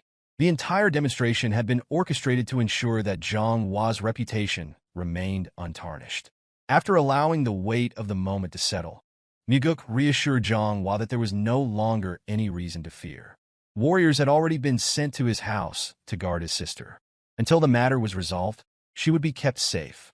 At those words, visible relief washed over Zhang Hua's face. A burden that had weighed heavily upon him was finally lifted. Without hesitation, he dropped to his knees before Mugeuk, acknowledging his failure and admitting to his grave offense. Gok Myung, unable to process the moment, stammered, questioning whether the junior investigator he had tried so hard to protect had truly covered up an investigation. Mugeuk, unyielding, reminded Zhang Hua that his duty remained unchanged, regardless of the threats he faced. Without resistance, Zhang Hua submitted himself and accepted whatever punishment would be given. The gathered investigators watched in silence, their expressions reflecting a mix of emotions. Ultimately, the matter was no longer their concern. The decision now rested solely in their young leader's hands. Mugeuk instructed Zhang Hua to stand. Calmly, he explained that had this incident occurred after he had assumed his position as pavilion master, the consequences would have been far graver. Tears welled in Zhang Hua's eyes as he struggled to process the words. Hesitantly, he asked whether Mugeuk truly intended to forgive him. Without hesitation, Mugeuk confirmed it. However, he left him with a single truth to remember. His forgiveness was not an act of mercy. It was granted because of the life Zhang Hua had lived before this incident. That incorruptible life had been tarnished, but Mugeuk urged him to rebuild it. Zhang Hua, deeply moved, found himself at a loss for words. Even if he could not yet forgive himself, he could only offer gratitude to the young leader standing before him. At that moment, Mugeuk's voice carried through the court, imbued with internal energy. As pavilion master, he declared that he regarded the Nirvana Pavilion as his family. If anyone dared to threaten them, he would personally ensure their destruction. From this moment forward, the Nirvana Pavilion would no longer be swayed by any external influence. In return, he gives his assurance that no one will be allowed to escape unpunished for their transgressions, just as had been demonstrated this time.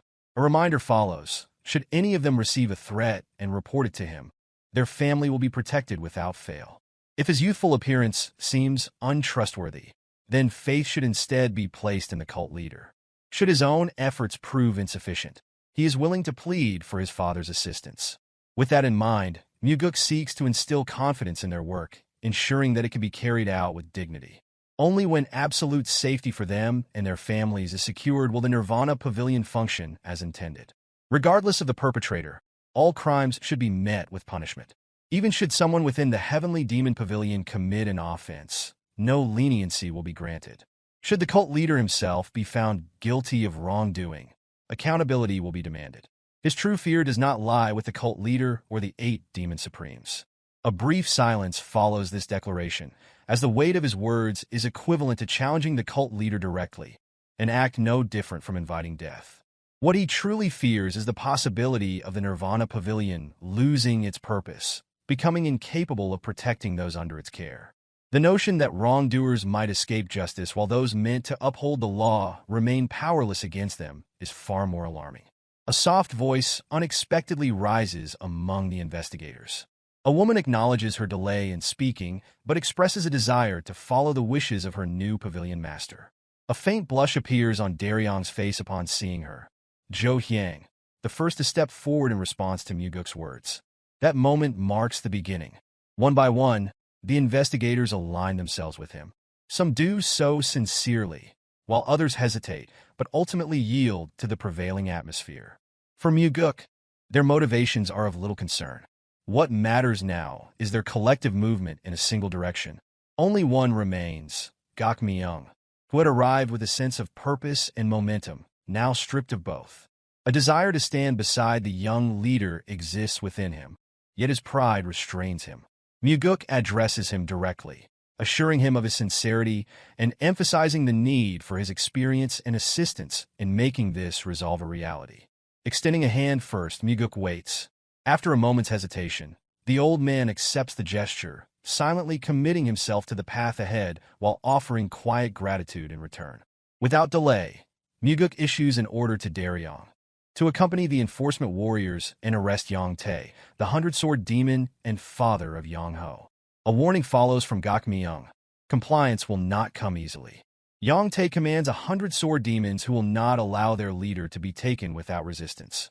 Mugeuk remains unfazed, instructing that the necessary actions be taken, for should Yang Tae refuse to submit, he will be charged with mutiny. Before long, the man in question stands before Mugeuk. With a respectful tone, he greets him as the young master. However, Mugeuk immediately corrects him, instructing that he be addressed as pavilion master instead. Despite the significant age gap, Yang Tae maintains a composed manner in his speech, addressing the mutiny charge directly and inquiring about its meaning. Mugeuk reveals the truth. It had been the only means of ensuring his presence. An apology follows from Yang Tae, citing the complexities involved in managing an organization. He explains that maintaining pride before one's subordinates is essential. The incident, he insists, was never intended to escalate. It had begun as nothing more than children at play. For the sake of appearances, Mugeuk acknowledges the statement without dispute.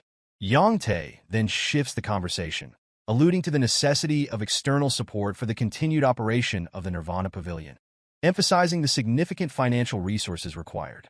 The underlying intent is evident, an offer of bribery, veiled within the discussion. A reminder is given. Those in power have already placed their support behind the first young master. Before further persuasion can be attempted, Mugeuk interrupts, offering what appears to be an expression of gratitude. Yang Tae interprets this as acceptance, assuming a favorable outcome. He eagerly pledges allegiance and even promises a grand meal in celebration. Rising to leave, he is abruptly stopped, startled by the suddenness of the action. The expectation of escaping unscathed vanishes in an instant. Mugeuk clarifies his statement. When he had spoken of accepting assistance, he had meant after Yang Tae's release from prison. A request follows for the matter to be treated as a joke. With unwavering conviction, Mugeuk denies any jest. The crime at hand concerns a direct threat against the family of a Nirvana Pavilion investigator. A denial follows from Yang Tae, an insistence that no such threat had been made. However, Mugeuk dismisses the denial entirely, emphasizing the testimony already received from the investigator. The laws of the cult dictate that the word of a Nirvana Pavilion warrior carries greater weight than that of others, a provision designed to protect the authority of the investigators. It is suggested that Yang Tae's ignorance of this clause is unsurprising, as its very necessity arises from individuals like him. Many others before him had believed they could escape accountability with mere words. A plea bargain is offered, 10 years in exchange for a confession. A refusal will result in a 20-year sentence. No further negotiations will be entertained. The response was disbelief as he wondered whether the pavilion master had lost his mind. Mugeuk, unbothered, expresses a willingness to be seen as mad if that is what it takes. Dealing with men like Yang Tae requires such an approach, for rational discourse holds no value to those who believe absolute power determines all outcomes. A question followed as he wondered why such a stance had been taken. Mugeuk provides his answer. Yang Tae's son had nearly beaten his own friend to death. This was not a single incident. It had been years of torment. As his father, Yang Tae had sought to conceal the crime by issuing a death threat to the investigator's family. And yet, a question is asked as if the reasoning is unclear. The audacity of it enrages Mugeuk. Yang Tae, too, grows angry. As a sword demon, he declares that his status should afford superiority over those beneath him. The Nirvana Pavilion, after all, had always turned a blind eye to such matters. To Mugeuk, these words are both infuriating and deeply unsettling. With him in command, such practices will cease. A warning follows from Yang Te. Interference will not go unnoticed. The Demon Supreme himself will not stand idly by. Mugeuk, unfazed, reminds him that even in the past, nothing had been done when his own brother had been cut down. There is no reason to expect action on his behalf now. Fury overtakes Yang Te, a fist slamming against the table. A provocation follows from Mugeuk, questioning whether another threat will be made against his family. But there is awareness of exactly who his father is. A final ultimatum is given. Confession must come within minutes. With that, Mugeuk departs, leaving behind a man consumed by his own rage. As he walks through the hall, a single thought lingers. Perhaps the downfall of the demonic cult had never been due to Mugeuk after all. A mere 100-sword demon had already dared to threaten a Nirvana Pavilion investigator. The order within the cult had deteriorated to the point where such a figure would even think to threaten the second young master, who was also the pavilion master.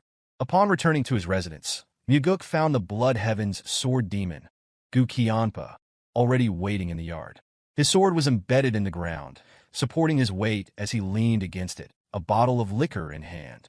A greeting followed, accompanied by a question, whether he should now address this young master as the Nirvana Pavilion.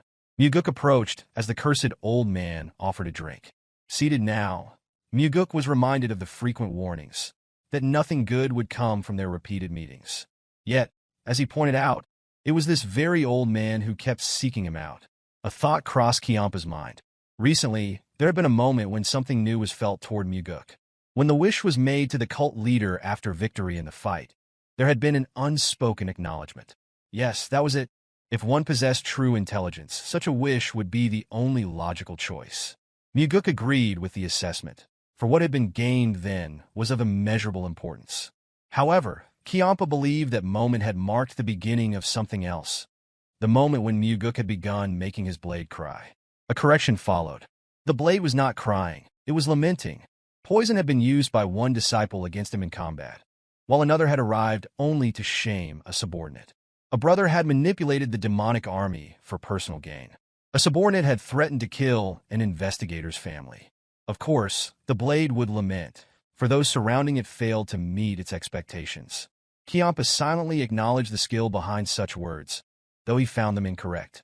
When prompted to explain, he dismissed the notion that those around Qiampa failed to meet his standards. Instead, he insisted that they were precisely the kind of people he deserved because that was the extent of his worth. A difficult man, Mugeuk thought. Prideful individuals seeking fame were usually easier to break. Without delay, Qiampa made his demand. The immediate release of the imprisoned 100-sword demon, Yang Te. Morale among his people had plummeted to its lowest point. Mugeuk stood firm. Release would only come if the investigation proved innocence. In response, a surge of demonic energy filled the space. The sheer intensity of it allowed Mugeuk to understand why his father had once said that handling the Blood Heaven sword demon was still beyond his capabilities. Qiampa's martial prowess existed on an entirely different level. As the energy continued to radiate, words followed, an offer of advice. Mugeuk, undeterred, interrupted. If a favor was being requested, it should be done plainly. A request should not be made while simultaneously offering unsolicited counsel. The oppressive aura vanished in an instant. A rare admission followed. Mugeuk was right. Few had ever spoken so directly to him. A warning was given in return. Stagnant water was bound to rot. No one remained stagnant by choice. Yet, over time, as familiarity settled in, the chance to escape was lost. This was an opportunity to release that stagnant water. Yang Te was not someone worthy of the cursed old man's protection. A drink was poured, and an agreement was reached. The route would be cleansed. A wise decision, Mugeuk noted. However, surprise struck as Qiampa took the matter further. Mugeuk was to become his water. The condition was simple. Drink, and in doing so, accept the role of the next heavenly demon, with Qiampa as his backer. It was unexpected. Everyone knew where the Blood Heaven's sword demon's allegiance lay. Yet now the decision had shifted. A question formed as he wondered why the first young master was being abandoned now. A simple response: Mugeuk's madness had been unknown before. A realization settled. This old man was untrustworthy, willing to cast aside anyone for his own ambitions. Mugeuk acknowledged a truth: the brother had been killed. To Kianpa, bonds ended the moment one stepped beyond a parent's embrace. No suffering would be endured for the sake of lost kin. With the Blood Heaven Sword Demon support came an entire army. Yet the timing remained suspicious as he wondered why this moment had been chosen. The answer lay in what had been witnessed. A relentless force that bulldozed through everything, fearless and unyielding. Had he been younger, Mugeuk might have been taken in by the flattery, blindly trusting the old man's words.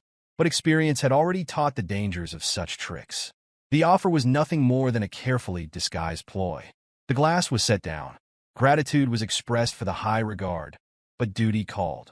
Mugeuk had no intention of abandoning his responsibilities as Nirvana Pavilion Master. A father's disappointment would follow if work was neglected in favor of political maneuvering. Another challenge followed as he wondered whether, if the cult leader intended to keep him in his current position indefinitely, he would truly be content to remain there, stagnating forever. There was only one path: to become the heir or not. Collaboration would only draw the cult leader's attention further. The reasoning was sound, but a crucial detail had been overlooked. Mugeuk was not the only one seeking to restore order within the cult. His father shared the same objective. A decision would require time. The drink would be taken only once that choice was made. Kianpa rose, retrieving the immortal blade from where it had been embedded in the ground. Without hesitation, the blade was swung at full force toward the second young master. No attempt was made to evade. The black sword at Mugeuk's waist was drawn, clashing against the attack. The resulting impact sent a resounding explosion of metal through the air. From behind the crossed blades, a demand was made. An answer would be given by tomorrow. A bead of sweat formed on Mugeuk's face. 5 days would be needed. The brief but intense confrontation ended. Kianpa accepted the counteroffer: 3 days. No response was awaited. In an instant, he soared into the sky, vanishing beyond the walls. As the sword returned to its scabbard, Mugeuk rotated his wrist. Pain shot through his arm. The old man was cursed indeed. Blocking that strike had been agony.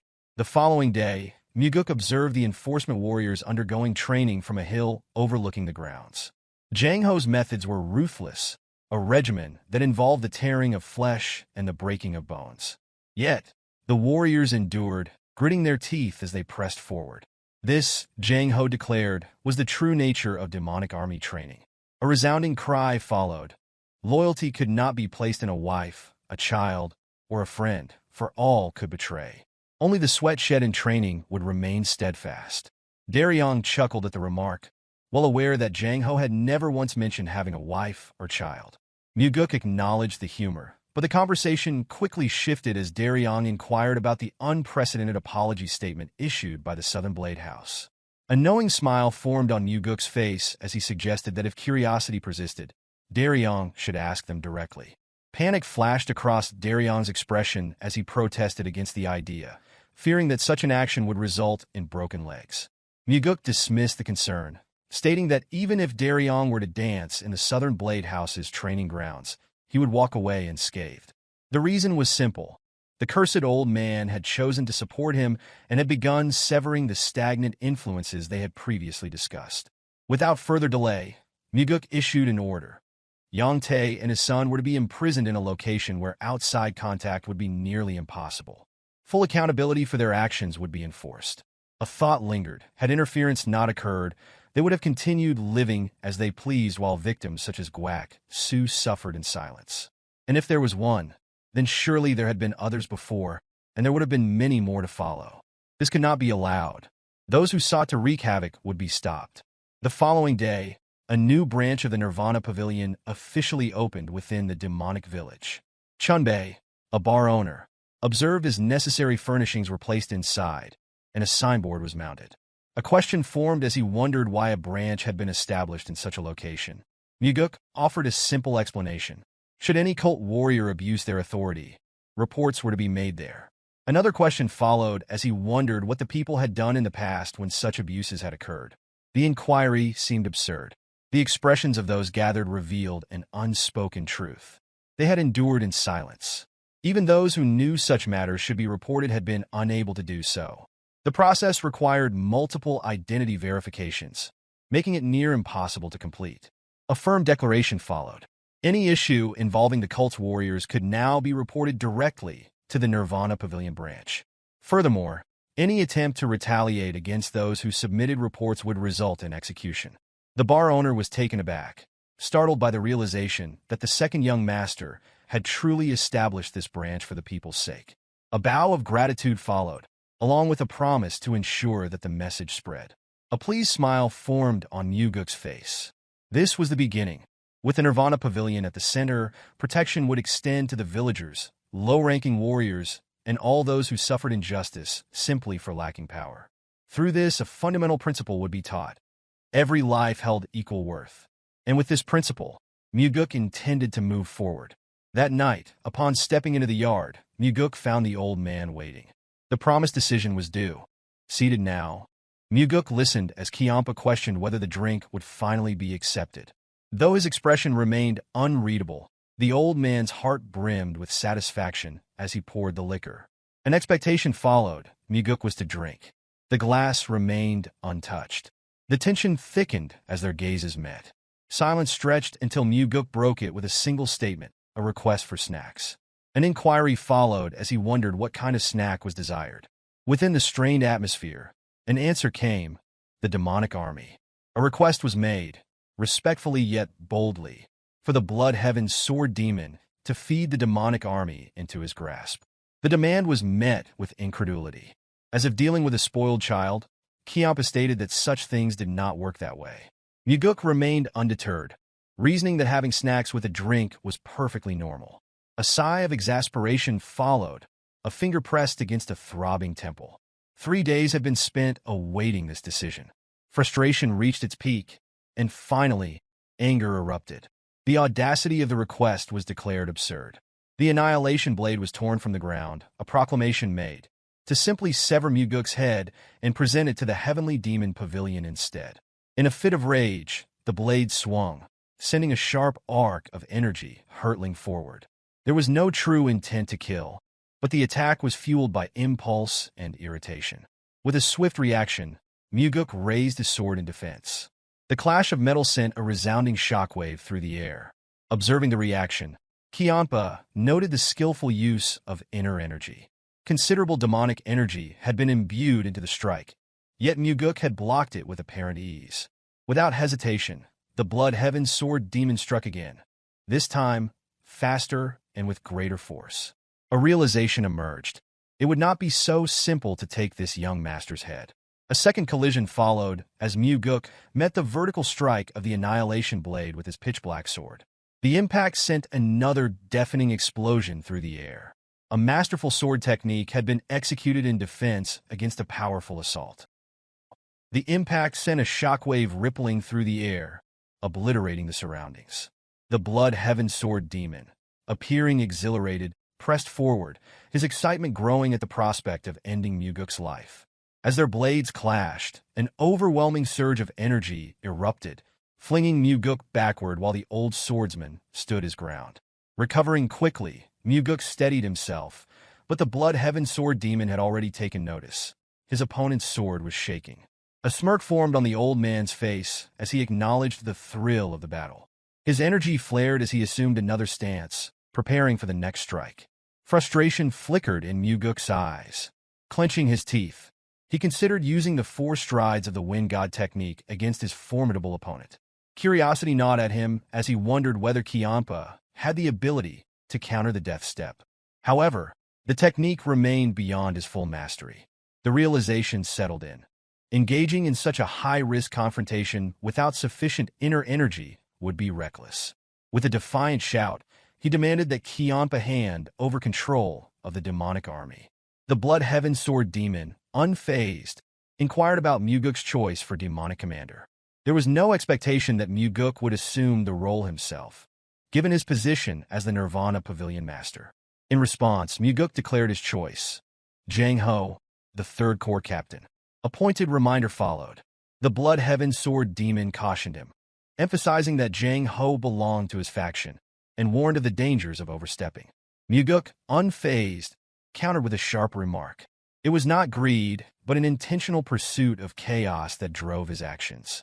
He reminded the old man that their collaboration had been his suggestion in the first place. A path walked only by madmen could never be ordinary. For a brief moment, there was visible shock on the old swordsman's face. Being called a lunatic struck a chord. Mugeuk, unwavering, pressed further, questioning whether it had been madness to seek an alliance in the first place. The words seemed to resonate in a way Mugeuk did not fully understand. In a past life, Kiampa's ambitions had never been realized.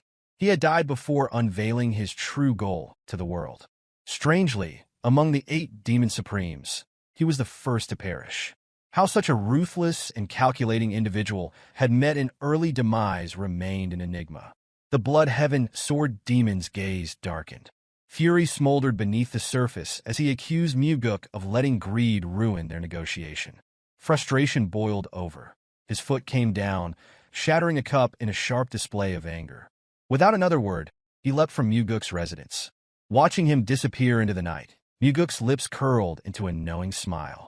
Rejecting the proposal was never an option. Kiampa understood better than anyone that there were still 7 other demon supremes Mugeuk could turn to. 2 days passed. Jang Ho stood before Mugeuk, a look of confusion on his face. His voice carried uncertainty as he questioned the situation. The Blood Heaven Sword Demon had recommended him for the position of demonic army commander, and Jang Ho wanted to know if Mugeuk was behind it. The confirmation came swiftly. Mugeuk's judgment had been correct. Jang Ho was perceptive enough to recognize the maneuver. Without hesitation, Mugeuk admitted to orchestrating the decision. Gratitude flickered across Jang Ho's face, but hesitation followed. He did not believe himself worthy of the role. Mugeuk dismissed the humility, insisting that Jang Ho simply lead the demonic army as he had led the Third Corps. If he succeeded, he would go down in history as the greatest demonic commander to ever live. The weight of those words left Jang Ho momentarily speechless. A hint of doubt crept into his voice as he questioned whether Mugeuk was overestimating him. Mugeuk acknowledged the possibility, reminding him that other candidates remained under consideration. Nothing had been finalized and the situation could still change. Jang Ho accepted this explanation, though he remained unsettled. However, despite what was said, Mugeuk had already set his plans in motion. He intended to ensure Jang Ho became the next demonic army commander. The scene shifted. Shock flickered across Mugeuk's face as he stood before his father.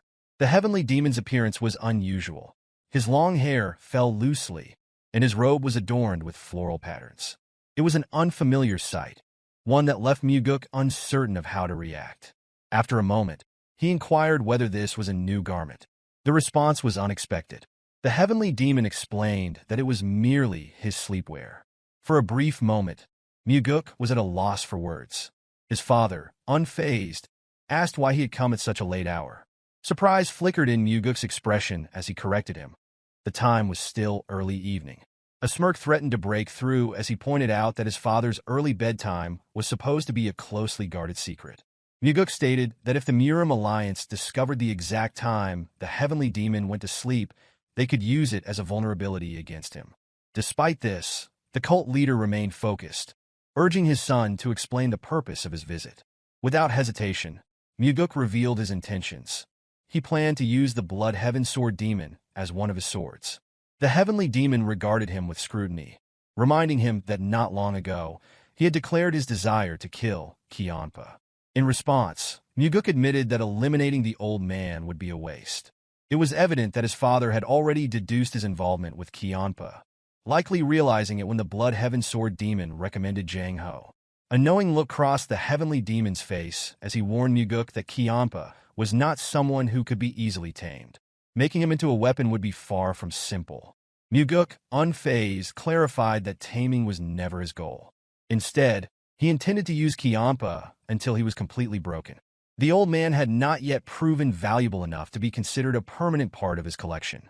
With a calm yet pointed inquiry, the heavenly demon asked what Mugeuk would do if the sword he wielded turned against him. A smirk formed on Mugeuk's lips as he welcomed the possibility. There was a fundamental difference between them, he explained.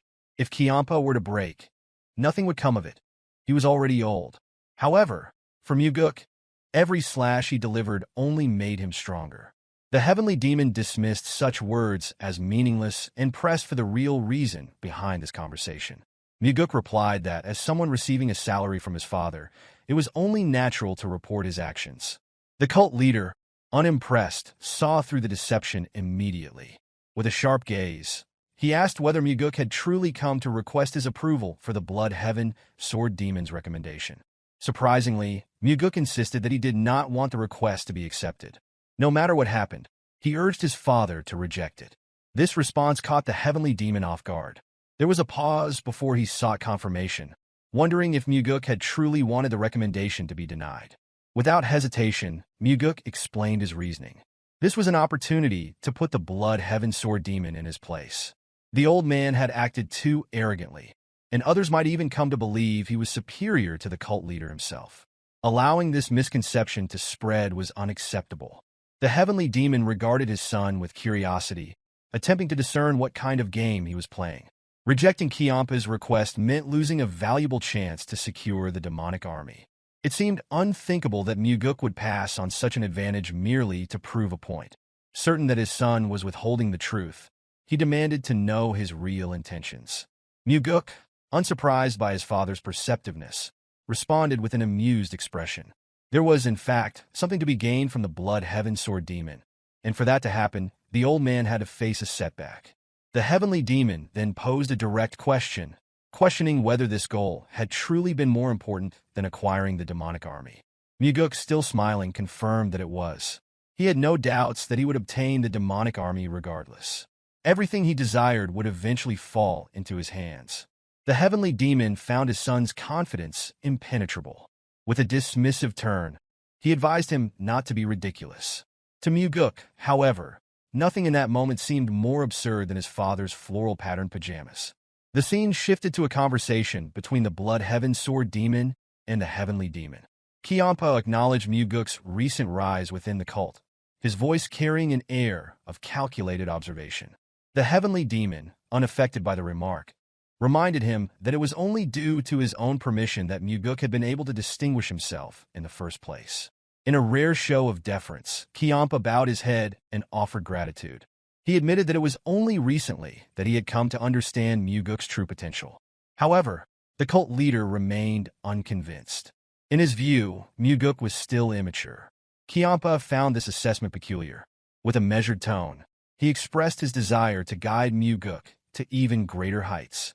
The heavenly demon regarded this as an unusual proposition, yet he recognized the opportunity it presented. With little resistance, he permitted Kiampa to proceed as he wished. Kiampa wasted no time. Bowing once more before making an additional request, he sought the heavenly demon's assistance in ensuring that his chosen candidate for demonic army commander would secure the position. The cult leader immediately recalled Mugeuk's earlier plea to deny Kiampa's recommendation at all costs. Weighing both requests, he informed the Blood Heaven Sword Demon that granting such a favor would be difficult. Kiampa then revealed a critical piece of information. Mugeuk himself was vying for the position. The heavenly demon, considering this, acknowledged that he had already done much to support his second son. However, the feelings of his firstborn needed to be taken into account as well. Kiampa, showing understanding, reflected on a lesson learned from his years training disciples. He had often been criticized for failing to commit fully to a single candidate. True support, he believed, required unwavering loyalty to one individual. The heavenly demon, unmoved, dismissed such concerns. With a cold, unyielding stare, he declared that unlike Kiampa, he did not concern himself with the opinions of others. Rather than tolerating criticism, he simply eliminated anyone who dared to voice it. The Blood Heaven Sword Demon found himself at a loss for words. The cult leader inquired whether there was anything else to discuss, but Kiampa simply bowed his head and stated that there was nothing further to address. He assured the heavenly demon that they would meet again before turning to leave the building. As he stepped outside, his thoughts lingered on the shift in the cult leader's support. Doubt clouded his mind as he wondered why the heavenly demon had withdrawn his backing for Mugeuk. If a choice had already been made, it seemed only logical that unwavering support should follow. The scene shifted to Mugeuk's residence, where Kiampa sat with a cup of liquor in hand. He remarked that Mugeuk's father placed greater value on his older brother. Mugeuk, unfazed, questioned whether that was truly Kiampa's belief. With a serious tone, he explained that their alliance had never been destined to work, for Kiampa should have been able to compensate for the shortcomings Mugeuk lacked. The remark visibly unsettled the blood heaven sword demon. A flash of anger crossed his face as he demanded clarification, asking if he was being deemed inadequate. Mugeuk responded with nothing but disappointment.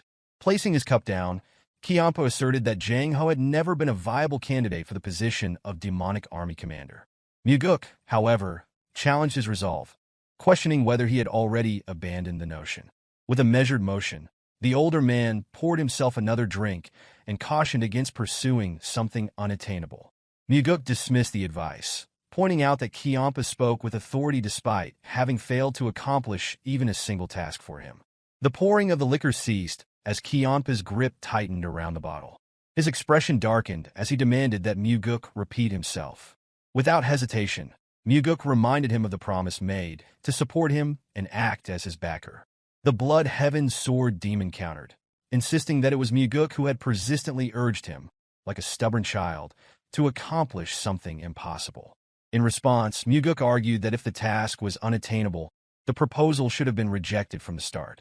He accused Kiampa of making a mistake by recommending Jang Ho for the position in the first place. Kiampa found himself unable to formulate a response. Mugeuk drew his sword from his hip, using the sheath to carve a line in the dirt before them. He reminded the older man of a similar line drawn in the past, a representation of the heavenly demon's regard for them. At that time, a mere fraction of the line had belonged to Mugeuk, while the majority had been reserved for another. Now, however, a second line was etched into the earth, this time with Kiampa on the smaller side. A quiet understanding passed between them as the blood heaven sword demon found himself unable to refute the implied message. Mugeuk's lips curled into a knowing smile. He recognized the silence for what it was: acknowledgement. If their roles had been reversed, he claimed, Jang Ho would have secured the position no matter what. Kiampa's response was swift and unwavering. He challenged Mugeuk to prove it. The unexpected provocation left Mugeuk momentarily stunned. With a serious expression, Kiampa reminded him that he had mocked his supposed incompetence, implying that the task should be effortless for someone like Mugeuk. Curiosity flickered in Mugeuk's eyes as he questioned what would happen if his father granted the request. Unshaken, Kiampa encouraged him to attempt it, assuring him that the endeavor would inevitably fail. The blood heaven sword demon's certainty stemmed from his own rejection, and he believed Mugeuk's fate would be no different. Sensing an opportunity, Mugeuk proposed a wager. Amusement danced in Kiampa's gaze as he accepted, laying out the terms. Should Mugeuk fail, he would align himself fully with Kiampa's side and cease all talk of wanting more from him. Mugeuk, however, was not finished. He pressed further, demanding to know what Kiampa would offer if the bet was won. The older man's eyes narrowed as he issued a simple promise. He would comply with whatever was asked of him. Seizing the opportunity, Mugeuk revealed his demand: an elixir more powerful than the demonic essence pill. The request visibly unsettled Kiampa, who immediately questioned whether Mugeuk understood the rarity of such an item. With unwavering confidence, Mugeuk assured him that he was well aware. He reminded Kiampa that their fortunes were tied together, for as Mugeuk grew stronger, so too would his supporter. The weight of Mugeuk's argument settled over Kiampa. He knew the younger man was correct. The request was not without reason. Mugeuk had surmised that Kiampa possessed the elusive heavenly divine pill, an elixir surpassing the power of the demonic essence pill. With that knowledge, Mugeuk saw little value in an alliance if neither the commander's position nor the elixir could be secured. Left with no alternative, Kiampa conceded. He agreed to the terms, promising to hand over the elixir should Mugeuk succeed in securing Jang Ho's promotion. With the agreement sealed, Mugeuk raised his sword, demanding a final vow. Kiampa responded by striking his massive weapon against Mugeuk's own, solidifying the promise in a show of unwavering commitment. Without another word, he turned and leaped from Mugeuk's residence, leaving the wager hanging between them. Mugeuk understood that consuming the heavenly divine pill in addition to the demonic essence pill would ensure that energy would never be a limiting factor in any confrontation with the Demon Supremes. Fortunately, a perfect strategy had already formed in his mind. In the following scene, Mugeuk sought an audience with the chief advisor, Myung. Without hesitation, he inquired about the probability of Jang Ho securing the position of demonic army commander. He insisted that the advisor be completely honest. Myung, after a brief moment of contemplation, stated that the chances were below 10%. Finding this response peculiar, Mugeuk reminded him that the Blood Heaven Sword Demon had personally recommended Jang Ho. However, Myung revealed that the cult leader had rejected the recommendation outright. He further explained that the Heavenly Demon was not the kind of ruler who would reverse a decision unless provided with a compelling reason. Mugeuk acknowledged this, demonstrating his understanding of his father's unwavering nature. He then pondered another question, considering what would happen if a second Demon Supreme had recommended Jang Ho. Myung found the remark unusual, repeating it back to Mugeuk with a faint smile. A particular Demon Supreme came to Mugeuk's mind, a woman clad in blue robes. The scene transitioned to Myung seated at his desk, reviewing several documents. He recalled Mugeuk's words regarding the influence of two Demon Supremes endorsing the same candidate. Contemplating this, he admitted that such an occurrence was unprecedented. However, if it were to happen, it would provide the cult leader with the justification needed to reconsider his stance. With evident curiosity, Myung asked whether this was a realistic possibility. In response, Mugeuk merely smiled and assured him that he intended to give it a try. He remarked that, at times, it was easier to fight two tigers than one. A lingering sense of unease settled over Myung, who silently hoped that the second tiger in question was not the Sword Supreme. The scene shifted once again, this time introducing a martial artist from the Northern Heaven Sword clan. The man, Bae Jongtak, stood before Mugeuk clad in blue garments. His face betrayed his distress. He had been accused of rape. Desperate to clear his name, he insisted that the servant was attempting to frame him. He pleaded for the opportunity to confront his accuser. Mugeuk, calm and composed, asked the man to explain why he believed the servant would fabricate such a claim. Jongtak speculated that someone might have coerced the girl into making the accusation, or that he had unknowingly offended her in some way. He maintained his innocence, swearing that he had never forced himself on her. Observing him intently, Mugeuk agreed to allow him to face the girl. Calling out to Daryong, who stood outside the door, Mugeuk signaled for him to bring the girl in. The moment she entered, Jongtak sprang to his feet, immediately demanding to know why she was lying. Mugeuk, his voice steady, ordered him to remain silent. If he shouted again, the girl would be dismissed without a word. Instantly, Jongtak clamped his mouth shut. Turning to the servant, Mugeuk asked if Jongtak had indeed violated her.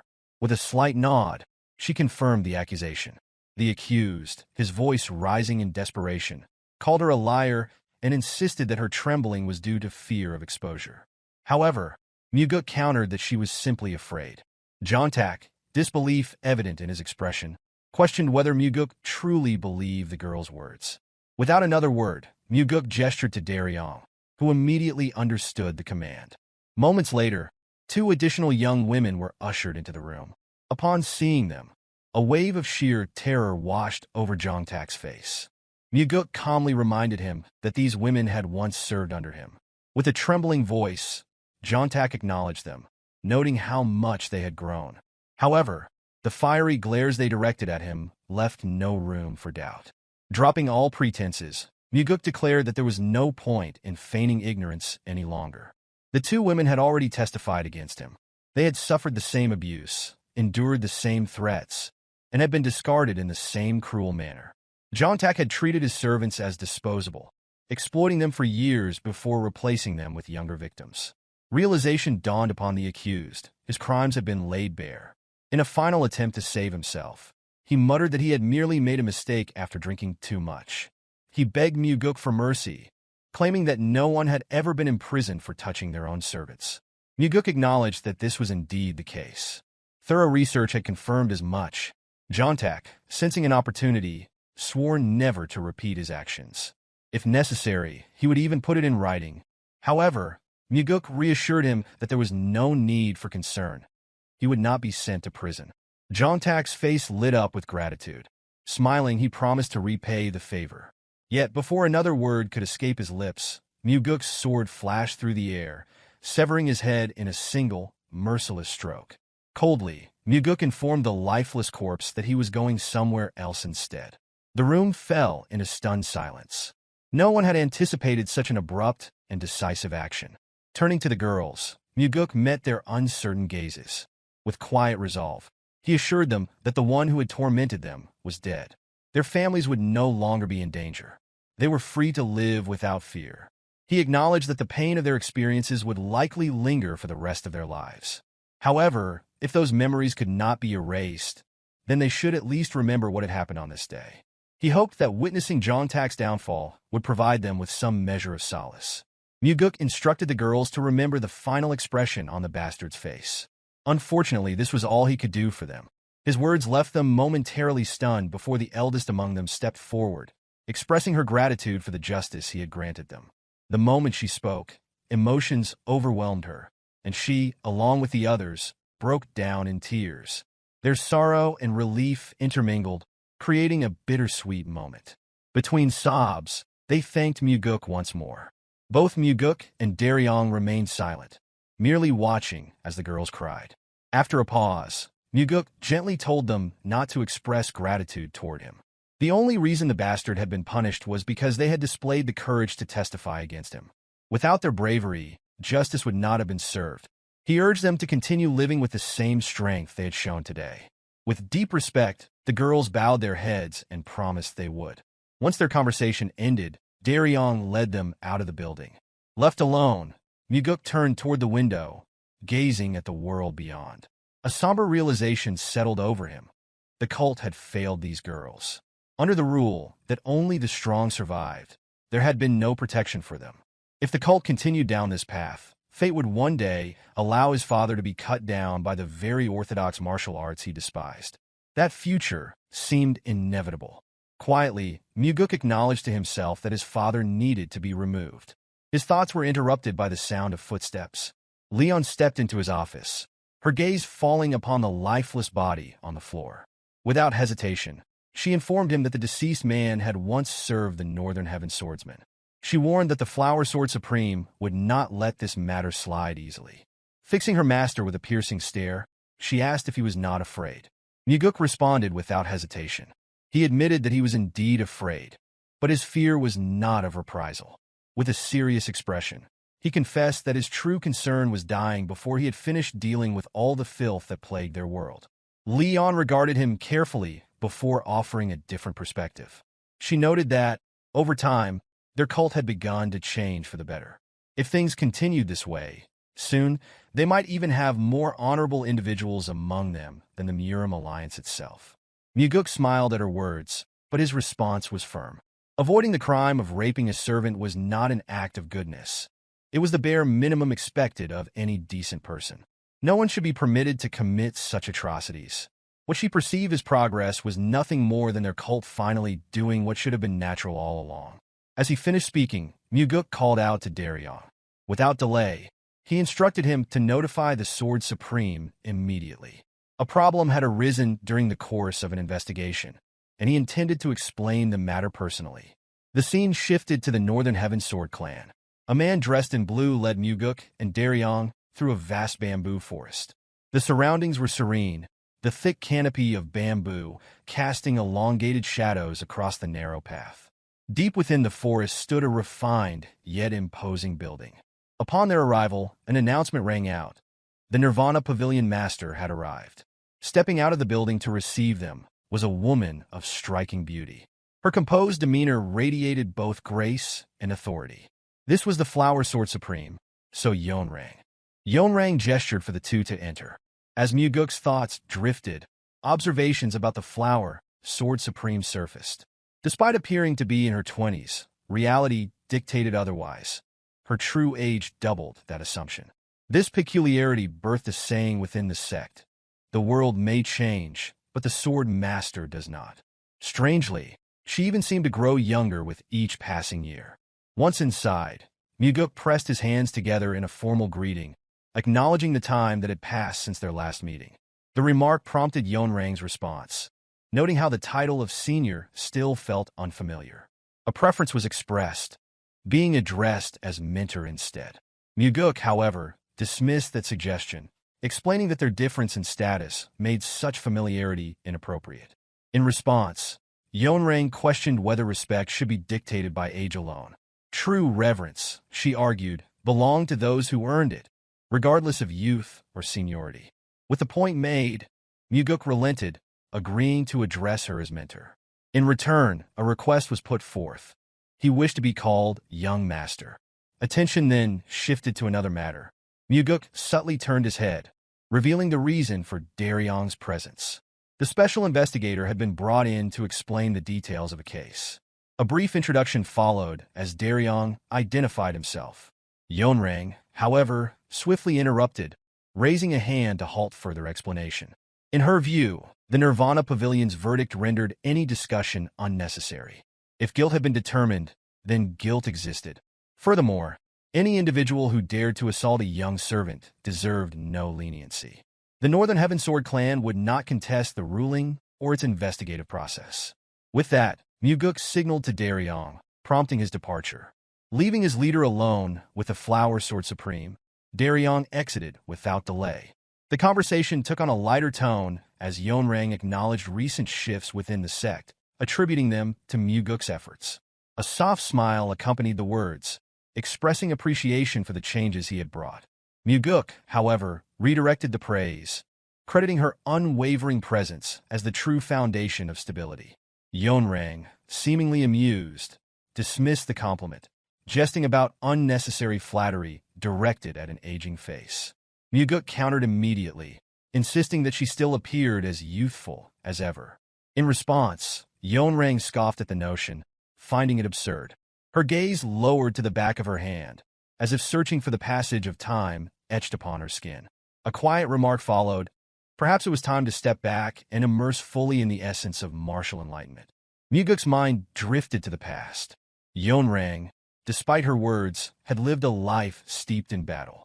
After the sect's gates closed following Mugi's defeat of the heavenly demon, chaos erupted. The 8 demon supremes and the sect's renowned masters clashed for supremacy. In the end, the Flower Sword Supreme stood victorious, ascending as the sect leader after leaving a trail of corpses in her wake. Her reign, however, remained turbulent, marked by unrelenting bloodshed. Had governance been her strength, her ambitions might have flourished. Instead, she faltered, failing to maintain power beyond 3 years.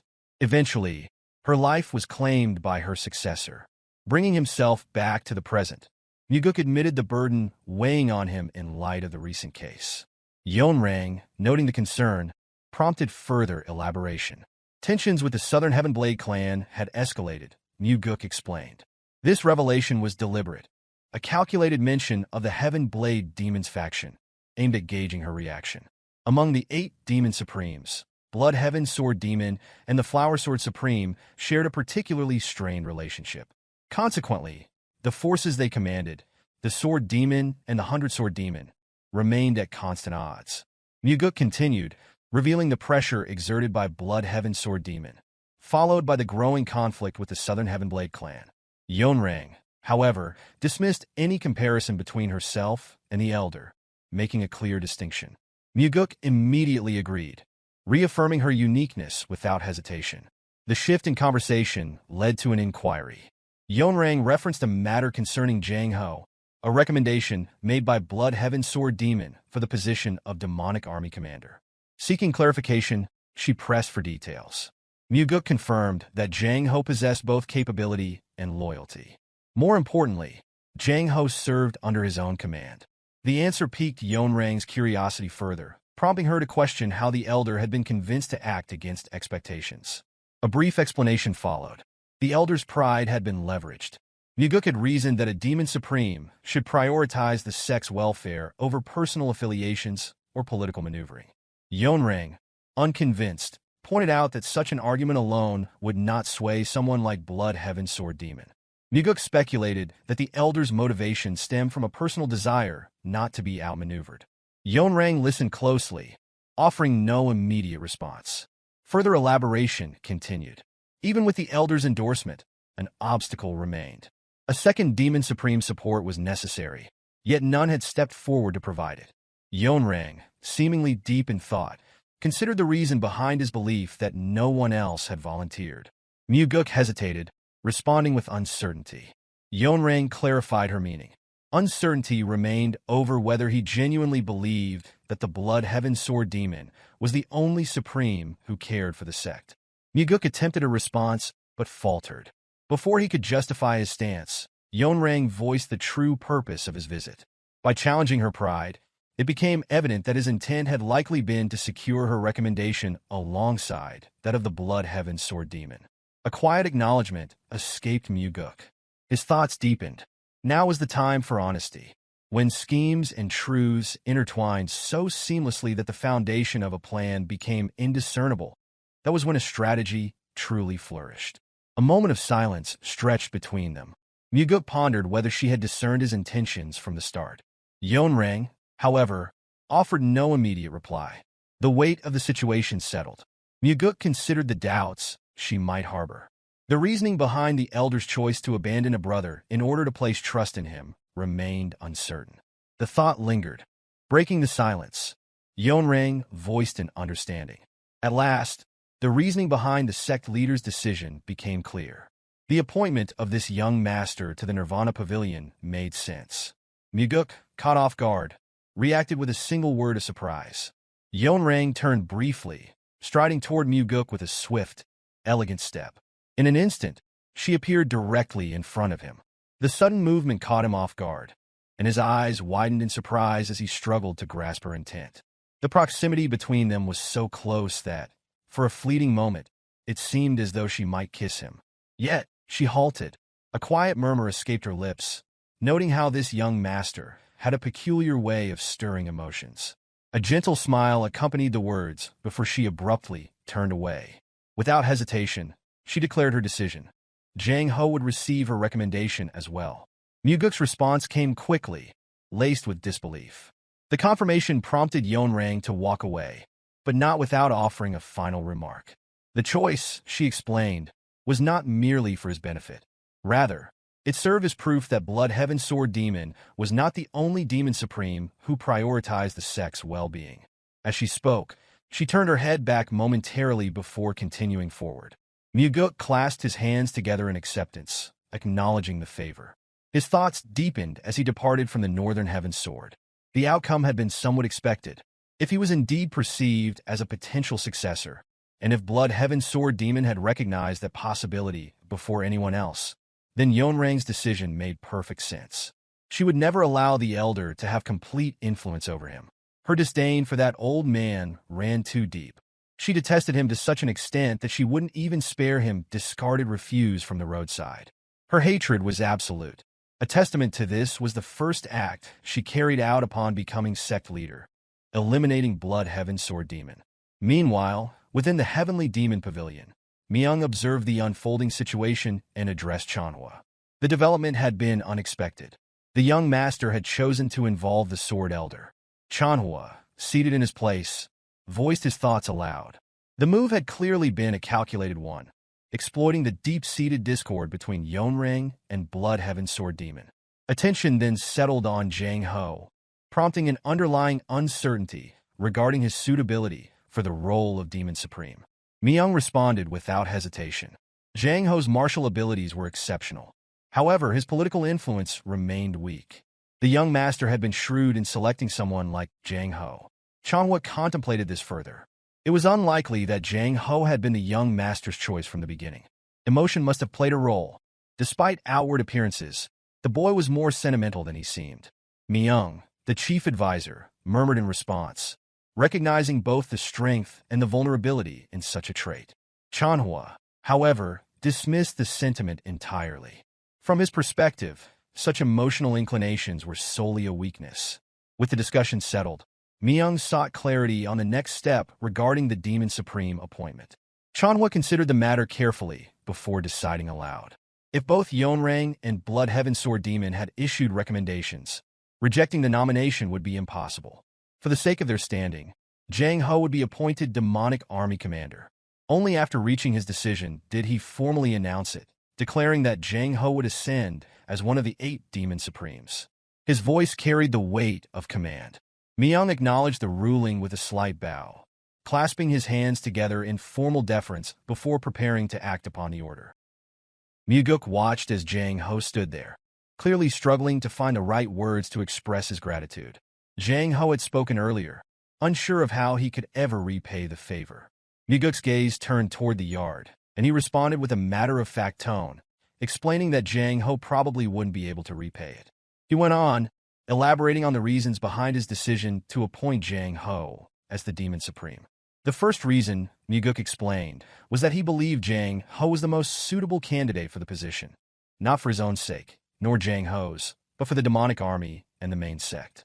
Jang Ho, still processing this, asked what the second reason was. Mugeuk then told him that the second reason was his hope that the demonic army would become his strength, although this created a paradox. He explained that while the first and second reasons seemed contradictory, Jang Ho's upright nature would make maintaining personal relationships difficult. Mugeuk added that he had no intention of forcing friendship on him, so Jang Ho needn't worry. Jang Ho then surprised Mugeuk by revealing something unexpected. He said he abandoned the organization for the sake of personal reason, which caught Mugeuk off guard. Jang Ho reminded him of their first meeting, when he had submitted a report regarding his friend's death, driven by a desire for revenge. He went on to say that, despite being an emotional person who valued relationships above all else, he wanted to be loyal to Mugeuk. However, he clarified that he already considered himself loyal to Mugeuk, and while he would also be loyal to the sect and work for the demonic army, yet his greatest loyalty lay with Mugeuk. Mugeuk knew Jang Ho was speaking the truth.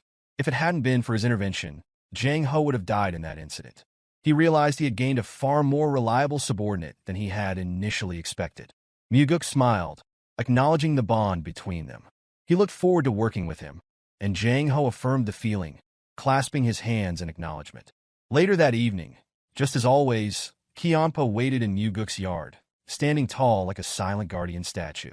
Mugeuk chuckled at the sight of the old man, noting that his presence seemed like a protective force. Kianpa, not one to miss a chance to tease, shot back, asking if Mugeuk was calling him a blockhead. Mugeuk denied it quickly, assuring him that wasn't the case. The conversation shifted when Kianpa congratulated Mugeuk on making Jang Ho the Demon Supreme, and Mugeuk thanked him in return. As Mugeuk pondered the situation, he noted to himself how surprisingly calm Kianpa had been about involving the Flower Sword Supreme. He had expected anger but saw none. However, he reminded himself not to let his guard down, knowing Kianpa's cunning ways. Mugeuk knew the old man might be planning something unexpected. Kianpa, ever inquisitive, asked how Mugeuk had managed to persuade the Sword Supreme. Mugeuk, with a teasing glint in his eye, made a light-hearted promise to tell him honestly, if Kianpa promised not to get angry. Kianpa, half suspicious but intrigued, agreed. Mugeuk then revealed that he had provoked her pride by stating that Kianpa was the true Demon Supreme, using Kianpa as a pawn in the process. Kianpa, with a knowing smile, retorted that Mugeuk had clearly been tricked by the Sword Supreme, who would undoubtedly try to play tricks on him. The conversation grew serious as Kianpa warned Mugeuk not to underestimate her, predicting she would stop him from meeting Kianpa, using the excuse and notion to be helping him. When Kianpa asked Mugeuk what he would do if this came to pass, Mugeuk, without hesitation, declared that for him, Kianpa came first, no matter what. Kianpa's face softened at the loyalty, but he quickly turned the conversation back to strategy. As they spoke, Kianpa pulled out a small black box adorned with golden lines. Mugeuk took it, curious about its contents. Kianpa casually stated that a promise was a promise, but there was more to it than his laid-back tone suggested. When Mugeuk opened the box, his eyes widened in surprise at what lay inside. A marble of medicine, faintly glowing with a blue light that emitted an almost otherworldly energy. Kianpa didn't need to say more. The moment Mugeuk laid eyes on the item, he recognized it instantly, the heavenly divine pill. It was a treasure Kianpa had kept for years, refusing to take it himself, patiently saving it for the right moment. Mugeuk hesitated for a brief moment, then asked, almost teasingly, if Kianpa was truly going to part with it. The question seemed to hit a nerve, and Kianpa's anger flared. His voice sharpened as he threatened to take the pill back, his frustration evident. Mugeuk, half amused by Kianpa's sudden temper, quickly reassured him, making it clear that he wasn't about to let him back out now. Kianpa's actions were not lost on Mugeuk. After a moment, the old man took a seat, planting his broadsword in the ground in front of him, as though preparing for a final stand. Then, with grim determination, Kiampa pledged his loyalty, declaring that he would bet the rest of his life on Mugeuk. His words were solemn, but the resolve in his voice was undeniable. Mugeuk, reflecting on the past, realized the full significance of Kiampa's loyalty. When he had first encountered the Blood Heaven Sword Demon, he had believed that this old man was a liability. Now, Kiampa's willingness to support him meant everything. Mugeuk silently vowed to treasure that loyalty. Mugeuk clasped his hands in gratitude, silently thanking Kiampa for his trust. Kiampa, however, did not respond with words. Instead, he offered a silent nod, his actions speaking far louder than anything he could have said. As Mugeuk prepared to take the heavenly divine pill, he turned to Kiampa, asking if he would stand guard while he meditated. Kiampa's surprise was evident, as he questioned if Mugeuk was serious. Mugeuk confirmed that he was, explaining that since Kiampa had given it to him, it felt right to take it in his presence. The ritual of taking such a powerful pill wasn't something to be done lightly. It held symbolic meaning, signifying trust between a martial artist and their guardian. As Mugeuk sat cross-legged, preparing to absorb the pill's energy, Kiampa's expression faltered for a moment. He was clearly uncertain about Mugeuk's decision, but trusted him nonetheless. Mugeuk's voice was firm as he stated that he was taking the heavenly divine pill because he trusted Kiampa. Kiampa asked, his voice filled with a trace of concern, what would happen if Mugeuk's intuition turned out to be wrong? Mugeuk, however, was unconcerned. He simply replied that he would deal with the consequences when the time came. With that, Mugeuk took the pill without hesitation, closing his eyes as the powerful energy of the heavenly divine pill began to spread through his body. As the energy rushed through his blood vessels, strengthening and opening their passages, Mugeuk focused on absorbing the energy completely, channeling it into his inner reserves. The process was intense, but he had to make sure the energy melded perfectly with his own to achieve its full potential. After several elaborate rotations of his inner energy, Mugeuk finally succeeded in capturing the magical energy of the heavenly divine pill within his meridian. The transformation was palpable. As he opened his eyes, a contented smile spread across his face. The increase in his inner energy was dramatic, far beyond what he had expected. Kiampa, standing at a little distance with his arms crossed, observed him silently. He asked casually how the pill had tasted. Mugeuk's response was almost playful as he confessed that it had been the most delicious thing he'd ever consumed. Kiampa, however, immediately regretted not eating it himself, cursing under his breath at the lost opportunity.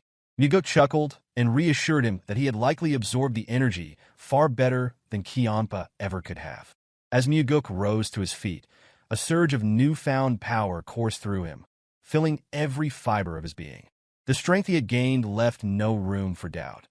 If he were to face the Blood Heaven Sword Demon now, the battle would no longer be determined by a lack of inner energy.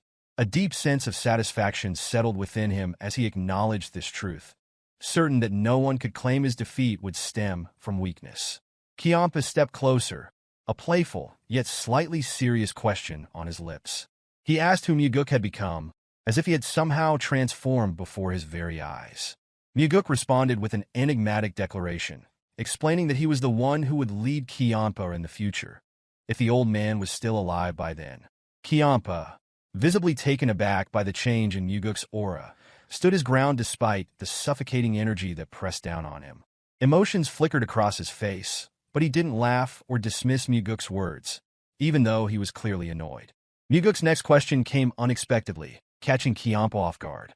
With a steady and inquisitive tone, he pressed forward, wanting to know what Kiampa ultimately sought. Kiampa's response was grave. His gaze turned to the night sky as he reflected on his life. He confessed that he was too old to have any grand desires, living only by habit as he moved forward. Mugeuk, however, couldn't help but notice that Kiampa seemed far too passionate to be so indifferent. When Mugeuk pointed this out, Kiampa seemed surprised, asking if he truly appeared that way to the younger man. Mugeuk affirmed, saying that when Kiampa pushed him, he seemed to embody the fire of youth, the same burning spirit that could only come from someone who had much left to prove. Kiampa, still processing Mugeuk's words, admitted that he had begun to feel as though he had cooled down lately. Mugeuk could understand that feeling. He had long realized that no matter how many ambitions and desires one carried, time would inevitably take some of them away. It was a harsh truth, but it was a part of life. Mugeuk's attention was drawn to the cup and jar sitting nearby. He picked up the glass and, with a smirk, asked for some alcohol. Kiampa was puzzled at first, wondering why Mugeuk was asking for a drink after everything that had just transpired. Mugeuk, however, explained that the moment Kiampa had given away the heavenly divine pill without hesitation, he had already won the bet between them. As a result, Mugeuk felt it was only right to accept the drink from the old man. As Kiampa began to pour, Mugeuk's thoughts turned inward. He wondered if it was even possible to fully bring the Blood Heaven Sword Demon into his fold as an ally. With the heavenly divine pill helped his inner strength bolstered, Mugeuk felt that the foundations of his power had been laid, but the true test of his alliances lay ahead. Kiampa told him to drink, and Mugeuk took it without hesitation, savoring the warmth as it slid down his throat. Kiampa, offering a knowing smile, hoped they would do well moving forward. Mugeuk responded with a playful challenge, asking that Kiampa keep his tricks within his limits. Kiampa's voice rose in amusement at the mention of tricks, a hint of mock offense in his tone, before laughter burst from him, hearty and unrestrained. Mugeuk, unable to hold back his own grin, lifted his cup and casually requested another drink. Although Kiampa laughed, Mugeuk understood that the Blood Heaven Sword Demon hadn't yet fully opened his heart to him. There were layers to that man, layers that couldn't be understood by simply peering through a slightly open door. Mugeuk knew that the true nature of their relationship would only be revealed the day that door was fully opened. Whether they would become eternal allies or mortal enemies, whether he would burn to death in Kiampa's flames or he will be pierced by Mugeuk's sword, everything would be decided when that door was finally pushed wide. Later, Mugeuk continued practicing martial arts at the training ground, pushing himself well into the night. The weight of his new responsibilities, his new power, and the looming threats ahead made every moment of training essential. He could not afford to lose to Wamugi. If he did, everything he had worked for would be wasted, no matter how valuable it seemed now. When the training became especially difficult, Mugeuk often found himself imagining the worst, dying by fire simply because he wasn't prepared. Though he knew such things were unlikely, these grim thoughts helped fuel his determination to overcome any laziness or hesitation. His strength had grown to the point where he could now compete in a life-or-death battle with the Demon Supremes. The progress he had made at his age was unbelievable to most. Even with continued training, Mugeuk knew there would come a time when he would hit a wall, but for now, he was still in the early stages, feeling the improvement with each strike of his blade. The more he wielded it, the more a burning desire to fight began to rise within him. The blade seemed to awaken a spirit of investment and ambition that urged him forward. Chanhua's voice interrupted Mugeuk's concentration. He was startled and turned to find his father standing nearby. With a smug grin, Mugeuk proudly announced that he had obtained the heavenly divine pill from the cursed old man. Noticing his father's calm reaction, Mugeuk couldn't help but ask, a hint of frustration in his voice, why Chanhua seemed so unfazed. He emphasized again, as if trying to provoke a reaction, that he had indeed obtained the heavenly divine pill. Unfazed, Chanhua revealed that he already knew about it. In fact, he had been aware that the Blood Heaven Sword Demon had the pill for quite some time. When Mugeuk asked how his father had known, Chanhua casually answered that he had given the pill to the Sword Demon long ago. Mugeuk's mind reeled as he processed the information. So, the line that the Blood Heaven Sword Demon had drawn all those nights ago hadn't been entirely wrong. Chanhua then asked what Mugeuk had wagered in his bet with Kiampa. Mugeuk answered simply. He had bet himself. Chanhua chuckled lightly, pointing out that Kiampa had clearly lost in that deal. Now that the game had truly begun, Mugeuk explained his plans to properly challenge the 8 Demon Supremes. But when he looked to his father for acknowledgement, Chanhua remained silent, which struck Mugeuk as odd. He thought his father would dismiss the idea as nonsense, but now, Chanhua was simply listening. Mugeuk asked why his father wasn't saying anything, and Chanhua, after a long pause, finally spoke. He said he thought Mugeuk might actually be able to pull it off. A satisfied smirk spread across Mugeuk's face as he felt a sense of validation. He could sense that his father was beginning to recognize his true worth. Chanhua, however, offered only a brief response, telling him to keep training before turning and walking away. Mugeuk, never one to let an opportunity slip, thanked his father for placing Jang Ho as the Demon Supreme. Chanhua, without turning back, said that it wasn't because of Mugeuk.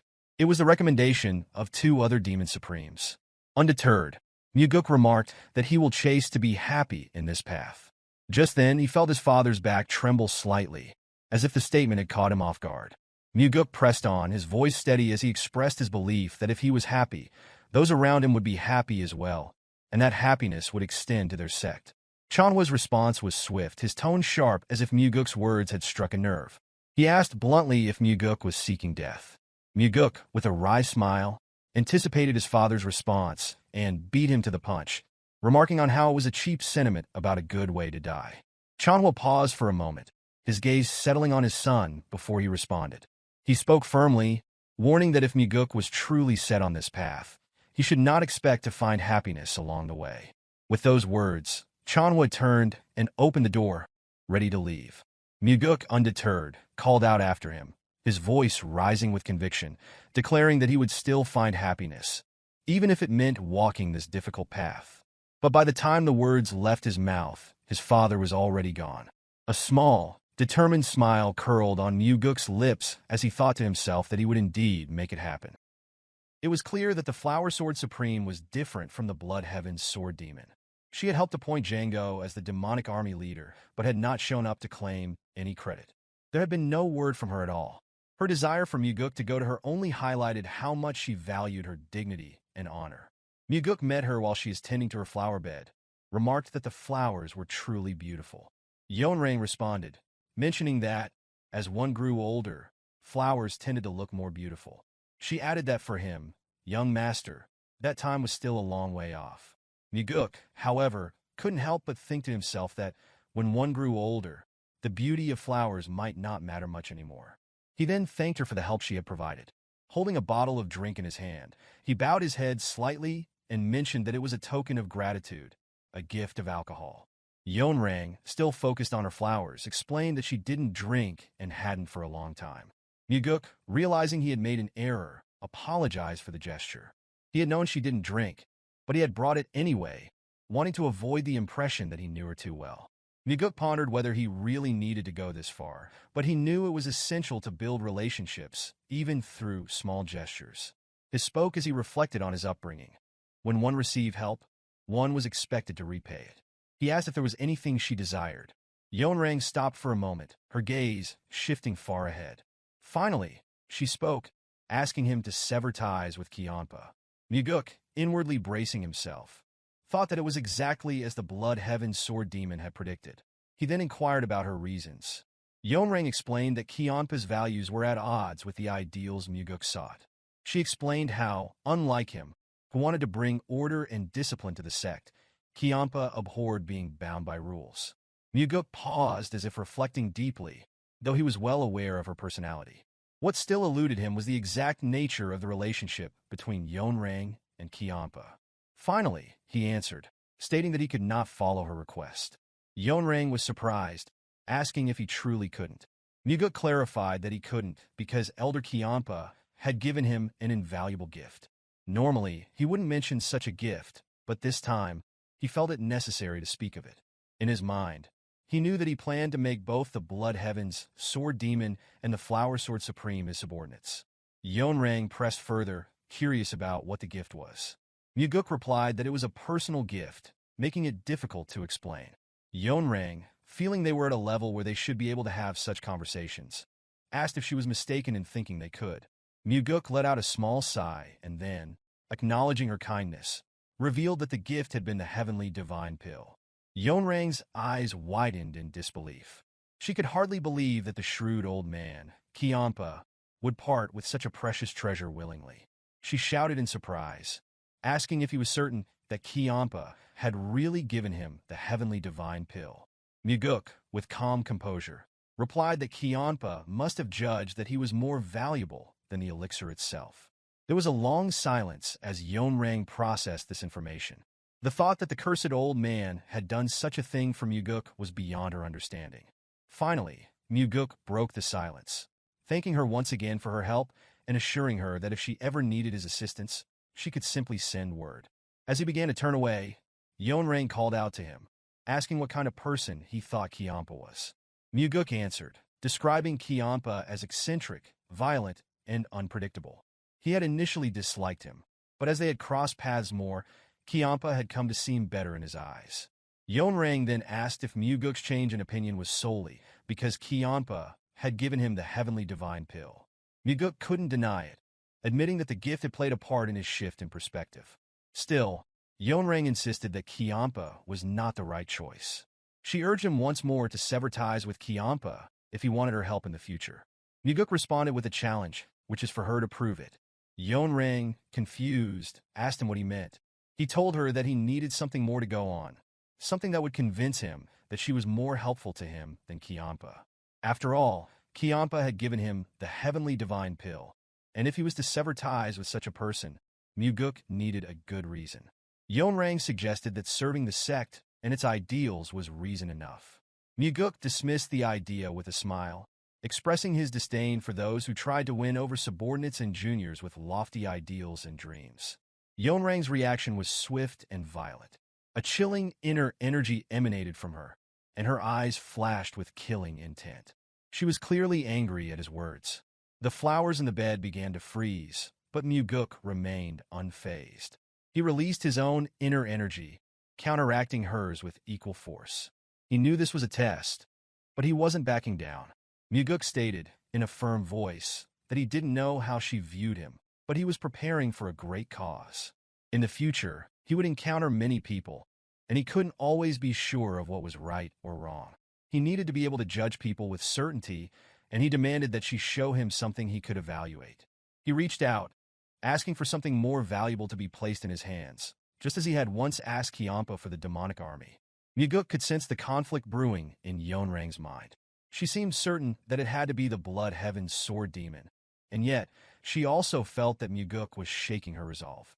It was as if she was trying to convince herself, though her thoughts remained hidden from him. However, she eventually dismissed the notion, deciding that there was nothing she needed at the moment. When she asked what Mugeuk wanted, he responded, stating that there was nothing he desired at the moment. Yeonrang, interpreting his response, assumed that he already had the Blood Heaven sword demon, and that was why he refused. Mugeuk bowed his head slightly as he prepared to leave, telling her that he wouldn't forget the help she had offered. As he walked away, a thought crossed his mind. Since he had said that he wanted nothing, the Flower Sword Supreme would likely grow more impatient. He smiled to himself, aware that his refusal would only escalate her desire to find a way to sway him. Upon returning from the meeting with the Flower Sword Supreme, Mugeuk found Kiampa waiting in his usual spot. Kiampa wasted no time, asking what the fox had said. Mugeuk answered that she had told him to cut ties with the elder. Kiampa grinned knowingly, exclaiming that he had been right all along and asking if she had provided a reason. Mugeuk explained that she had said their ideals were too different, with Kiampa being too free-spirited. Kiampa growled in response, dismissing her words as nonsense. Then Kiampa asked, with some curiosity, what Mugeuk intended to do. Mugeuk nonchalantly replied that he would side with the one who offered better terms, which caught Kiampa off guard. Mugeuk elaborated further, stating that he had to weigh his options while he still could, and questioned if Kiampa wouldn't do the same in his position. For now, Mugeuk continued. Kiampa still had the upper hand, but he was curious if Yeonrang could offer something better than the heavenly divine pill. Kiampa, somewhat irritated, admitted that she might be a shrewd woman who would go to any lengths to ruin him. Mugeuk then asked, genuinely curious, why Kiampa had fallen out with the Flower Sword Supreme. Kiampa hesitated, as if ready to reveal something, but then stopped short, leaving Mugeuk with no new insight. Mugeuk, however, mused to himself that he already knew the reason. Kiampa responded to Mugeuk's question with a rhetorical inquiry, wondering if a reason was truly necessary to dislike someone. Mugeuk, sensing the tension, quickly sought to shift the topic. He offered to get a drink, suggesting that if Kiampa left in his current state, he would only feel frustrated and bitter. Kiampa, snapping back, questioned what Mugeuk took him for, a drunkard. Mugeuk, unfazed, countered that cold rationality wasn't always a virtue. Mugeuk believed that when one was upset, they should embrace it, let the bad mood out. He insisted that they go out for a drink, offering once more to cover the cost. Kiampa hesitated for a moment before suddenly leaping into the air. He declared that he would be waiting in Mega Village and disappeared in an instant.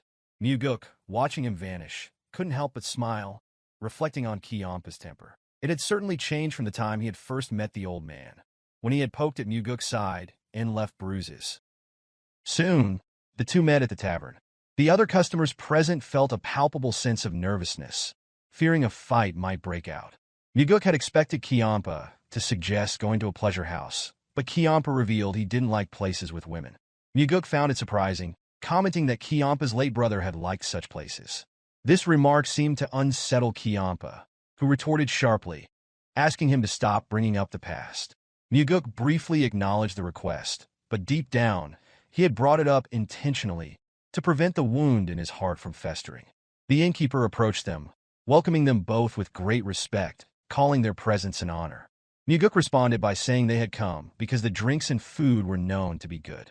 The innkeeper thanked them before leaving to prepare the requested drinks and food. Kiampa expressed his opinion that Mugeuk was being unnecessarily kind. Mugeuk asked with a smug smile if there was anything wrong with being kind. Kiampa sighed and responded, cautioning that letting emotions dictate actions could lead to mistakes. He further noted that the first young master, who chose intimidation over kindness, had an advantage over Mugeuk. Mugeuk, however, stared intently at Kiampa, saying that while being ruthless certainly made life easier, he would not ride that ruthless carriage. When Kiampa asked for clarification, Mugeuk explained that he believed food made with joy and whistling lips always tasted better than food made with fear. To Kiampa, this reasoning sounded like nonsense. Kiampa warned that one day, Mugeuk's kindness would be exploited by someone who would ask for something greater. If he refused, they would criticize and curse him. Staring Mugeuk dead in the eye, Kiampa added that this was simply human nature. Mugeuk responded in kind, stating that one day, the kindness he had shown would return to him in the form of something greater, perhaps even saving his life. He locked eyes with Kiampa again, adding that this, too, was human nature. Kiampa crossed his arms, frustration evident in his expression as he responded, suggesting they should wait and see. Mugeuk observed that Kiampa appeared to be the more emotional one. Kiampa, annoyed, asked how Mugeuk had blocked his strike earlier, accusing him of underestimating him. Mugeuk thought to himself that he had judged Kiampa accurately. Mugeuk reflected on the conversation, realizing how much emotion he had expended, which was unlike his usual self.